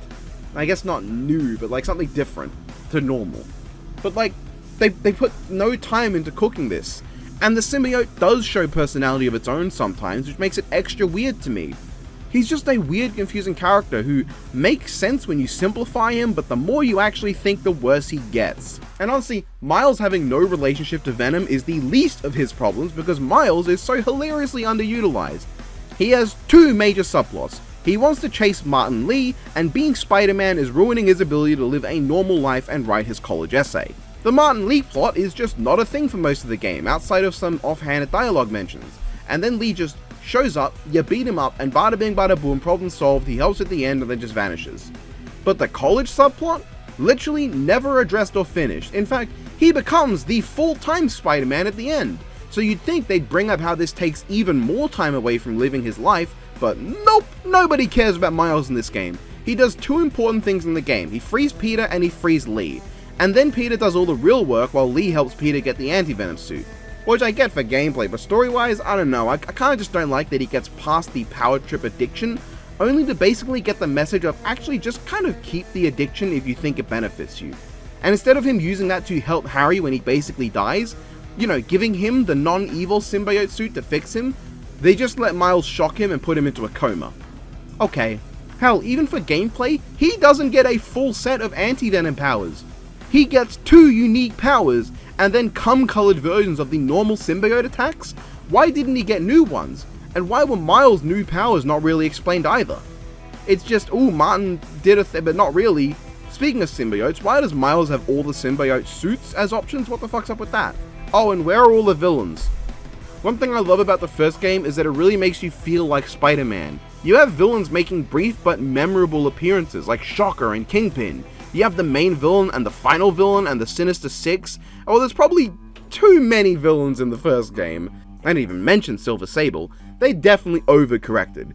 Now, Miles not having too many villains is fine, because the story is half the length of either of these games, and two of the villains have a very strong emotional significance to Miles. In this game, however, you fight Sandman, there's a fake Mysterio, and I don't know, you briefly get to see Black Cat, but not really. Lizard goes a bit kooky for a bit, and the rest of the game is just Venom and Kraven. MarshalMeLee doesn't even play much of a villainous role. In fact, he and Black Cat are more forces of helpfulness in the game overall. and Lee is the only villain that's actually meaningfully related to Miles. It's just weird, I don't know why there's so little here. In fact, I don't even know if it's necessarily that there's minimal villains, but just the fact that most of them aren't villains in this game. Lee doesn't want to be here, Lizard doesn't want to do this, and Sandman is losing his mind. Meanwhile, Black Cat and Mysterio aren't really there, so you just have the two main villains. That said, Kraven is fucking great in this game. When they're even making Green Goblin somewhat sympathetic, Kraven being so no-nonsense full-on asshole is brilliant. Like, yeah, okay, he's dying and all that, but they're not making him sympathetic. He's a huge asshole, and it's deliciously entertaining. His every facial expression was a highlight of the game. He's so fucking good. He is the game's highlight, and the game almost makes me think he's kind of cool. So good stuff there. I honestly kind of wish they had Morbius in this game too, because that would have been hysterical if he gotten the same treatment as Kraven. I want to be clear, I do enjoy playing this game a lot. The traversal is fun as hell, the combat is enjoyable, the bosses are generally still fun despite my problems, the characters are mostly solid even if they don't develop much, and there are a lot of hype as fucking really cool moments. There's just a lot of irksome things to me, ranging from minor to major, that build up over time. Like, even the JJ stuff wasn't as good in this game, which isn't a huge deal, but it's another small thing that adds to the disappointment. Spider-Man 2 to me is almost entirely a downgrade from the first two games. In terms of everything other than graphical fidelity and I guess the novelty of being able to play as both Spider-Man, and also on a technical level it makes some major improvements. But to me, I see a lot of people focus on the least important shit, like, oh my god, they didn't painstakingly model every individual floor of every individual building on this massive map, or oh my god, you can't walk into the subway station, or oh my god, there are a few glitches. And thus, they tend to miss on the actual problems the game has, that in my opinion make it less overall enjoyable to play than the first two. And also kind of gives Spider-Man 2 criticism a bad look, because while there are some people giving genuine criticism to the game, there are a lot of people just complaining about the least important things. Oh, I should say though, the MJ stuff, even as someone who kind of liked it in the first game, the system in this one blows the old game out of the water. MJ's way better here. She barely gets used, but, you know. Still, at least this game fucking functions, so it automatically ranks higher than Jedi Survivor. The Firelands expansion to Talisman is perfectly not great. While not playing alternate ending cards, this expansion is outright boring. When using alt endings, it's fine, but considering Frostmarch was fun without them, and so was Dragon expansion, this is a problem. While the characters have great mechanics on paper, they did not come into play often enough for us to really take notice. It just kinda got a bit repetitive. I don't know, this one wasn't for me. It was fun when we did the Everything's on Fire ending because it was insane, but other than that, eh. To anybody unaware, Lightbringer is the metal project that Brandon Yates runs with his own passion and love. Not commissioned and not work for Death Battle, but entirely original metal work, and I highly recommend if you enjoy heavy music that you check it out. And even if you don't, maybe you'll come to appreciate it for what it is. So I caught the live premiere of this, and I really loved it. I don't really have the time to put as much detail as I'd like into most of these segments, but I'll go out of my way to talk about my feelings on each track for this one. Now this technically isn't the first Lightbringer work, but it was the first stuff written. Home is Where the Hurt Is I don't intend to go into, as it's not really a part of this, and given what brought it about, I think it'd be inappropriate. Still, it's a very good song, and I recommend it. The first track is Retrogression, starting with a very soft melodic intro. And immediately, before even going into the music, the visuals of the whole EP are very good. It really captures the way in which official metal bands will do a lot of their lyric videos. Nobody would assume this project was the work of anyone less than somebody signed on to like Nuclear Blast or something. And the music aids to that. Brandon really shows off the range of his voice in this, hitting the perfect shriek and snarl that I like in harsher black metal type music, but also hitting the growly deeper grunt of a death metal vocalist. He doesn't go as high or low as the pinnacle of either, but there's a good balance, and that's what I care about more. I like that balance in more extreme musical genres, so I love it here. And the lyrics, which of course I haven't asked Brandon the exact meaning, and I have not had time to read the included short stories, so I may be interpreting them wrong because I am an idiot, seem to go about telling of someone who remembers a cycle that's been going on, like cataclysm after cataclysm happening as told in ancient texts and tales. Either he, is some kind of immortal who's lived through it, or he's just getting visions of what happened. Something like that. Which, if this sort of cataclysm thing is what I'm supposed to be reading based on the name of the EP, it does perfectly fit the type of themes that black and death metal tends to go for. So not only is he fitting in both musically and vocally, but also lyrically and thematically, yay! And I really like Retrogression, I think it's a very good song. The next track is Somewhere Safe, which seemingly takes us further in time as expected.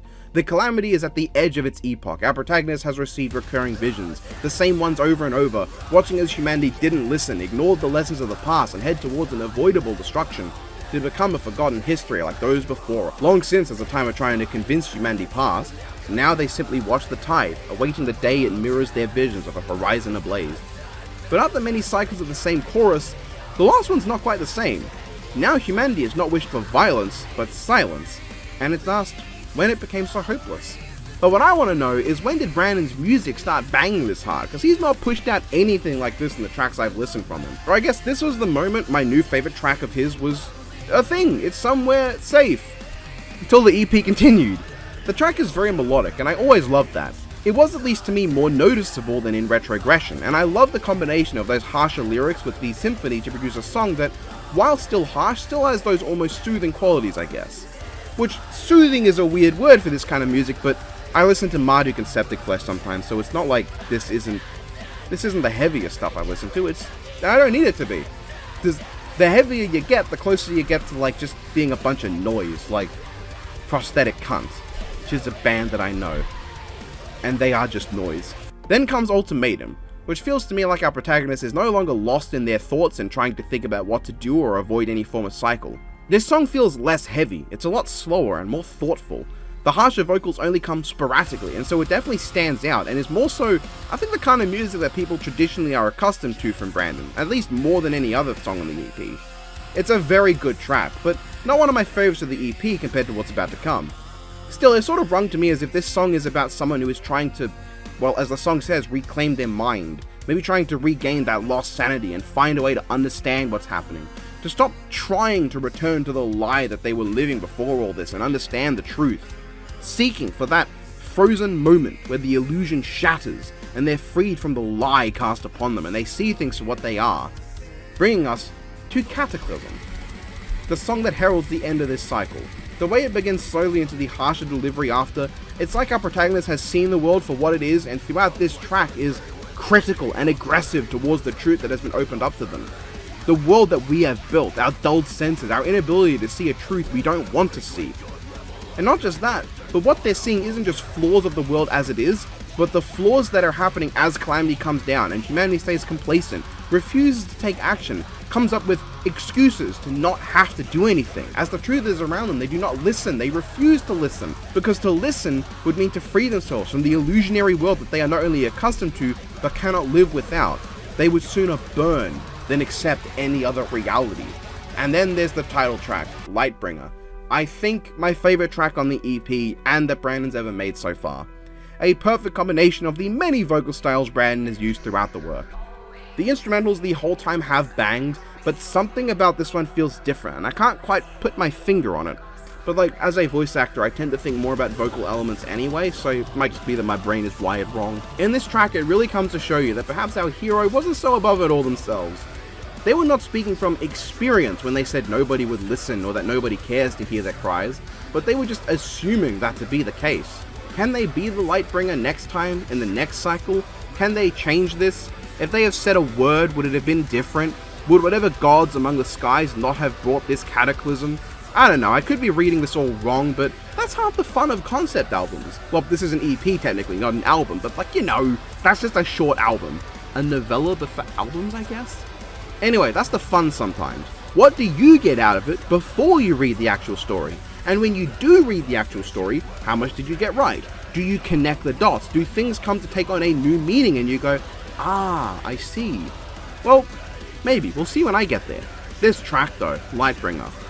Wow, it's amazing, it really is. And it even puts the titles of the previous tracks in it, which is always appreciated. Also want to shout out the drums. For some reason, in actually all tracks, the drums really stood out for me.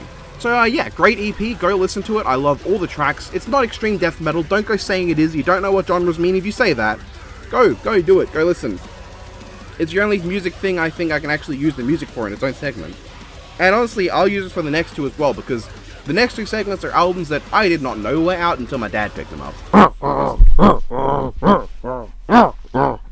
If you want to call this extreme death metal though, then yeah, I guess you'd be correct. Suffocation is some classic hardcore American death metal, and it's great. One of the pioneers of technical death metal and kind of the fathers of the deathcore genre, this band continues to put out some good stuff. Definitely not for everyone, to an extent way more than Brandon's EP, because this is like straight up, mostly guttural outside of the breakdowns, which are great of course as usual. It sucks to see Frank Mullen gone, but hey, he had his retirement tour, he had a brief cameo return, and he's even still on this album technically, so I don't think it can be held against the album. And I think Ricky Myers does a great job, as expected, given he would sometimes fill in for Frank in the past. I wouldn't be surprised if there are a lot of elitist Suffocation fans that end up hating this album because of the lack of Frank, but if they had given it a chance, they'd find that it's just as solid a work as we're used to from Suffocation.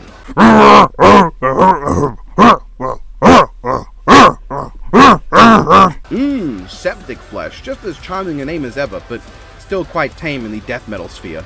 A good old symphonic death metal track as we're used to from the band. Modern Primitives is full of bangers. A great combo of melody, riff, and brutality, giving a more refined tone than we're used to from Septic Flesh. Though I haven't listened to them in like years, so maybe this actually is representative of their past work. I wouldn't remember. Maybe I should go listen to the old albums again. This album has a lot of great tracks that blend the aforementioned elements beautifully. A+ work. Thank you for nothing, you useless reptile. This is it. The finale of the video. The last new media that I finished in 2023. Mostly because family that I valued showed up and I really wanted to spend time with them while they were with us, so I didn't really get much time to play anything else or watch anything. But they were into Pokemon, so we had fun with it, and I got to play the game while they were watching and commenting, and it was a blast.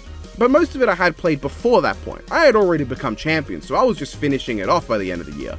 And what did I think? Well, let's go through it one last time this video. First off, visually. It's not the best. It just outright looks worse than even Legends Arceus, which came out nearly a full year prior. While the character designs, animations, and Pokemon tend to all bang, the actual quality of the animation, how it looks, isn't the best. And while I bet there were a ton of bug fixes since it came out before I played the game, I still came across a few issues with clipping and models not working as such. Aside from graphics though, I don't have too many major problems with the game. I think the open world was fun to traverse. Toothless, I mean Koraidon, was a cool partner with a banging design and a lot of personality, and I really liked a lot of the characters. Arven is one of my favorite characters in the franchise, Nemona is a really fun rival, and Penny is just entertaining for how unabashedly rude she is to everyone. I like the gym leaders, especially my man Grusha, who seems to have just as few shits to give as me, and also seems to despise Geeta almost as much as I do. I like Team Star, I liked a lot of the faculty, especially for some reason Hassel and Saguaro. Sawaro, fuck. And I like most of the new Pokemon. I wasn't too big on some of the future Paradox Pokemon, they're very much just the normal designs but metallic, while the past ones really tickled my fancy, with prehistoric vegetation, mammals, and of course non-avian dinosaurs. Really wish the future Pokemon were more speculative evolution than just robots. I came to like a lot of the non-Paradox Pokemon as well, mostly Clodsire. I named mine Poopa, and she was the best, the MVP, the GOAT. Kieran was not ready for her. Chi-Yu as well really tickled my fancy, and I was very fond of Tinkaton because Gigaton Hammer turned into a delete button in most fights with her. I didn't have a very solid single team with 6 by the end, but more so just a bunch of Pokemon that I would mix and match over time.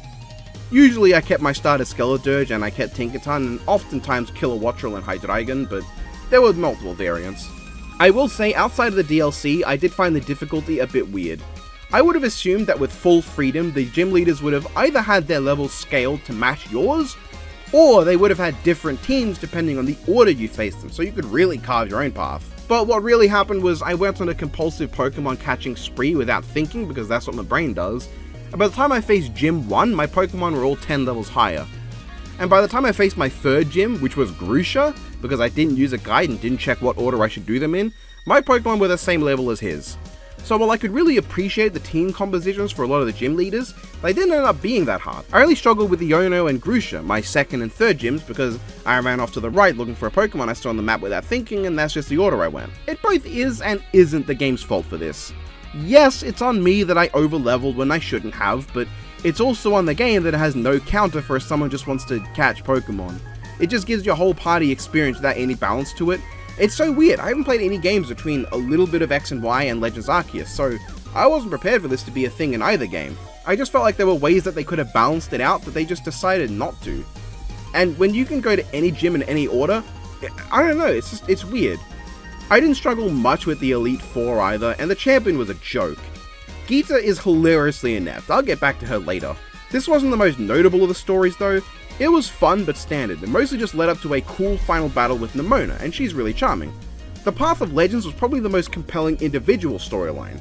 Arven is a very likable character, and by Pokemon standards, very fleshed out. I also adore how he grabs the most unremarkable, normal-ass Pokemon around, but then in his final fight, he manages to get the most out of them. He puts together a more threatening and well-rounded team than the actual champion of the region, and it really fits him to have the friends we made along the way team, bringing out the best of the least notable choices. The giant Pokemon were also cool, and putting a Paradox Pokemon among them was a great choice. The Team Star story I also thought was pretty compelling, if only because finding out about these dorks and what happened is kinda neat, even if the reveal of who the boss and furthermore who the person bossing you around is was pretty obvious. It offers a good emotional payoff on its own, and I like Penny's entire team being evolutions. This all culminates in the final story, which is actually pretty sick. Traveling into Area 0, which had been talked about the whole time and built up as a big deal, seeing a second Paradox Pokemon and then seeing more swarming the place, getting to enjoy the fun dynamic between your friends and how Arven, Nemona, and Penny bounce off one another. Area 0, despite the graphical issues with the game, still looks really nice, and I was genuinely caught off guard by the reveal that the original professor was dead the whole time. Like, yeah, I was a bit suspicious about the whole, wow, they suddenly start doing robot stuff, but I expected the professor to be, like, locked away by an evil AI, not dead and replaced with an AI that actually does want to help but is forced to fight you in the end due to its programming. The final battle against a whole team of Paradox Pokemon was pretty damn cool, and while the final fight between Koraidons is unfortunately scripted, it's still a really sick-ass moment and is well built up to, bringing us to a pretty satisfying end to a pretty decent overall story. You even get some personality out of your player character this time with the selfies taken with each important trainer you take down, or just with Arven and his path. That's appreciated. I felt more engaged than with some other games. It's hard to really talk about gameplay, I feel, because unlike Legends Arceus, which shook up the formula, this game doesn't do much other than the terrestrializing gimmick, which I barely needed to use at any point. And honestly, it made some of the major trainers easier, because it meant I went from thinking, ah shit, how do I counter that, to, oh right, I guess it's that type now, outside of Iono's Ace and the DLC trainers. Here's a funny story. So after completing the main story, I then went into the tournament, and I brought in an underleveled team backed up by Tinkaton and T-Tar, who was slightly overleveled. That turned out to be a great idea, because my first 3 matches against Arven, Jacques, and Dendra were actually really fun. They offered a good challenge. Well, Dendra only did up until her Taurus died, and then I walled her out with the Rizzler, which I will not explain what that is. Then came the final battle against Geeta, and man was it embarrassing. I know shitting on Geeta is kind of old hat now, but she really is just that shit. I brought in the B team and cleared her like I was wiping shit from my ass after dropping a fat one. I lost a single Pokemon, while everyone else at some point at least brought me down to 2 Pokemon. I didn't even use my 2 overleveled ones, I used the underleveled ones and I cleared her. So just the base game, I think it's fairly good. It's a fun game with definitely some flaws, but hey, as a Pokemon game, I had fun battling, catching, and the story was entertaining, and that's mostly what I asked for. DLC then I have less than positive feelings towards. The first one at least was very completely okay. The story is poorly told this time, with us learning about the big lore dump not like 20 minutes before the big plot twist that everyone saw coming is revealed. I don't get why we lie to Kieran in the story, and while I find Kieran and Carmine very entertaining on their own, when they're together I just get really uncomfortable vibes from how Carmine can come off as, you know, abusive, which might be fine if my character ever went in to say something or if anyone called her out for being kind of a shit sister, but no, Kieran is made to feel in the wrong, even though he somehow managed to convince all 8 people who live on this island to throw away everything they believe and thought was true within a few hours, just by telling them a story they have no reason to believe. Ogerpon is perfectly fine as a fun gimmick. I don't like how it's just super dismissive to Kieran. Preferring the player is one thing, but Kieran was fighting for this little guy all his life and he just gets ignored by him. I ended up feeling bad for him and how much the game seemed to hate him. Not helped by the fact that I clapped him with a Komo named Cheeks in a clean sweep during the final battle, so for my final battle with Kieran, I literally clapped Cheeks and won. The Loyal 3 are a complete non-event of a legendary trio. I just feel nothing towards them and their whole shtick. They don't have any visual pizzazz to me. The story isn't epic or interesting with a mystery to them like most trios. They're just kinda whatever. Yeah, I wasn't crazy about any of the first DLC in any regard. Kitakami offers some cool new Pokemon to the game that weren't previously available, and that's it. The second half definitely fared better solely because, man, that Elite Four was a good challenge. I genuinely struggled with them, and that was fantastic. Aside from Amarys, who I kind of ended up clapping, they all offered challenge, and I found their choices of Terra Pokemon a lot more interesting. I was not ready for that Excadrill. And then I got to Kieran and like, okay, I'm kind of on his side with how pissed he is and how a bit off his rocker he went given what happened. Like, I even stole his sister, so he has every reason to be the way he is. Then I go into battle, I set up toxic spikes, I bash through his team, and on the last turn, his nearly dead Hydrapple, yeah, I just did not attack it. No, I used healing items on that last turn. I ignored him for the last turn, while he flailed helplessly and died. Disrespected. Oh, also I like the Elite Four, I should have mentioned that. They're all great, and Drayton even has one of the most interesting pre-battle challenges in the game. After beating Kieran though, I don't know, the story just kind of happens. You go back to Area 0, and while it's neat to see the DLC characters react to the main story stuff, you kinda just battle some Pokemon while the Stellar type is not explained to you at all, and then you come across a turtle that immediately falls for you when Kieran is the one who set it free, and even though he used the Master Ball, he still doesn't get to keep this one because it goes nuts and tries to kill exclusively him and nobody else. And then once he gets back onto his rocker and helps you out, you are the one who ends up getting to keep it. Just have fucking 2 turtles, it would have been all you need to give the player one and not feel like you're shitting on Kieran by giving him one too. Like there's literally 2 Koraidons in this game, there's 2 fucking legendaries of the same type in this game, you could have had 2 turtles. Like this guy gets nothing but pain, and it's treated like it's all his fault. It's amazing how unpleasant he and Carmine can come across sometimes, because at their best I find them both very entertaining and charming, but at their worst they're just not. And also, Ogerpon only gets mentioned once in the second DLC if you don't bring it out to fights, and the Loyal 3 don't get mentioned at all. And the whole time I was wondering where Koraidon was. This guy is super important to the main story, but here he shows up in like 3 scenes. Would have loved to see him get to interact with Ogerpon, that might have been fun, or maybe get Kieran's reaction to the fact that we were just carrying around a legendary as our second ever Pokemon. But no, the only fun interaction we get is with Amarys, thinking that its name is Argias due to its cry, which is a banger joke, and I love how nobody even tries to correct her. But yeah, undercooked. The whole DLC pack in fact, kind of undercooked. I don't know how DLC was for the last game because I didn't play Sword and Shield, but maybe I will now that I have a Switch, I don't know, I hope it was better, the DLC at least. Hell, honestly, Turtle is kinda lame. Ogerpon's mask gimmick is visually interesting, while Turtle turns into a shell with him riding on top, and then a smaller version of himself on top of him, which just looks dumb. Anyway, yeah, that was basically that. There's more I could have done, like do more fights or go complete the Pokedex, but I don't know, I wasn't as compelled to complete it as I was with Legends Arceus, because it's really not that big of a deal, it's not the whole point of the game like with that one. I had nothing to do with all the other mons, and the best I could do is start again with a new profile or something, which I'd be willing to try that out and do it in a different route and get new Pokemon to use. I think it's likely I may still just casually run around to complete the Dexes when I have spare time and can't watch or play anything else on my own. I did a Terror Raid for Walking Wake, and shout out to the fella who brought a Miraidon that just 3-shot the thing, nobody else was necessary, you carried the team bruh. Oh, and I also did get to play a few official Pokemon matches with my man Don. None of them got finished, but the fact that multiple of them ended when it disconnected after Pooper showed up and destroyed it, once after I jokingly commanded her to do that in DMs with him, that'll be a memory I'll keep. Also when I sent a level 1 Piplup out and Walking Wake just fucking ate it. There's also the epilogue, which won't be out until next year, but I'll probably include that at the start of next year's new media list, who knows. So Pokemon Scarlet, how was it? I liked it overall. I think a lot of people give the game shit from what I've seen, but I genuinely think it's a very fun Pokemon game.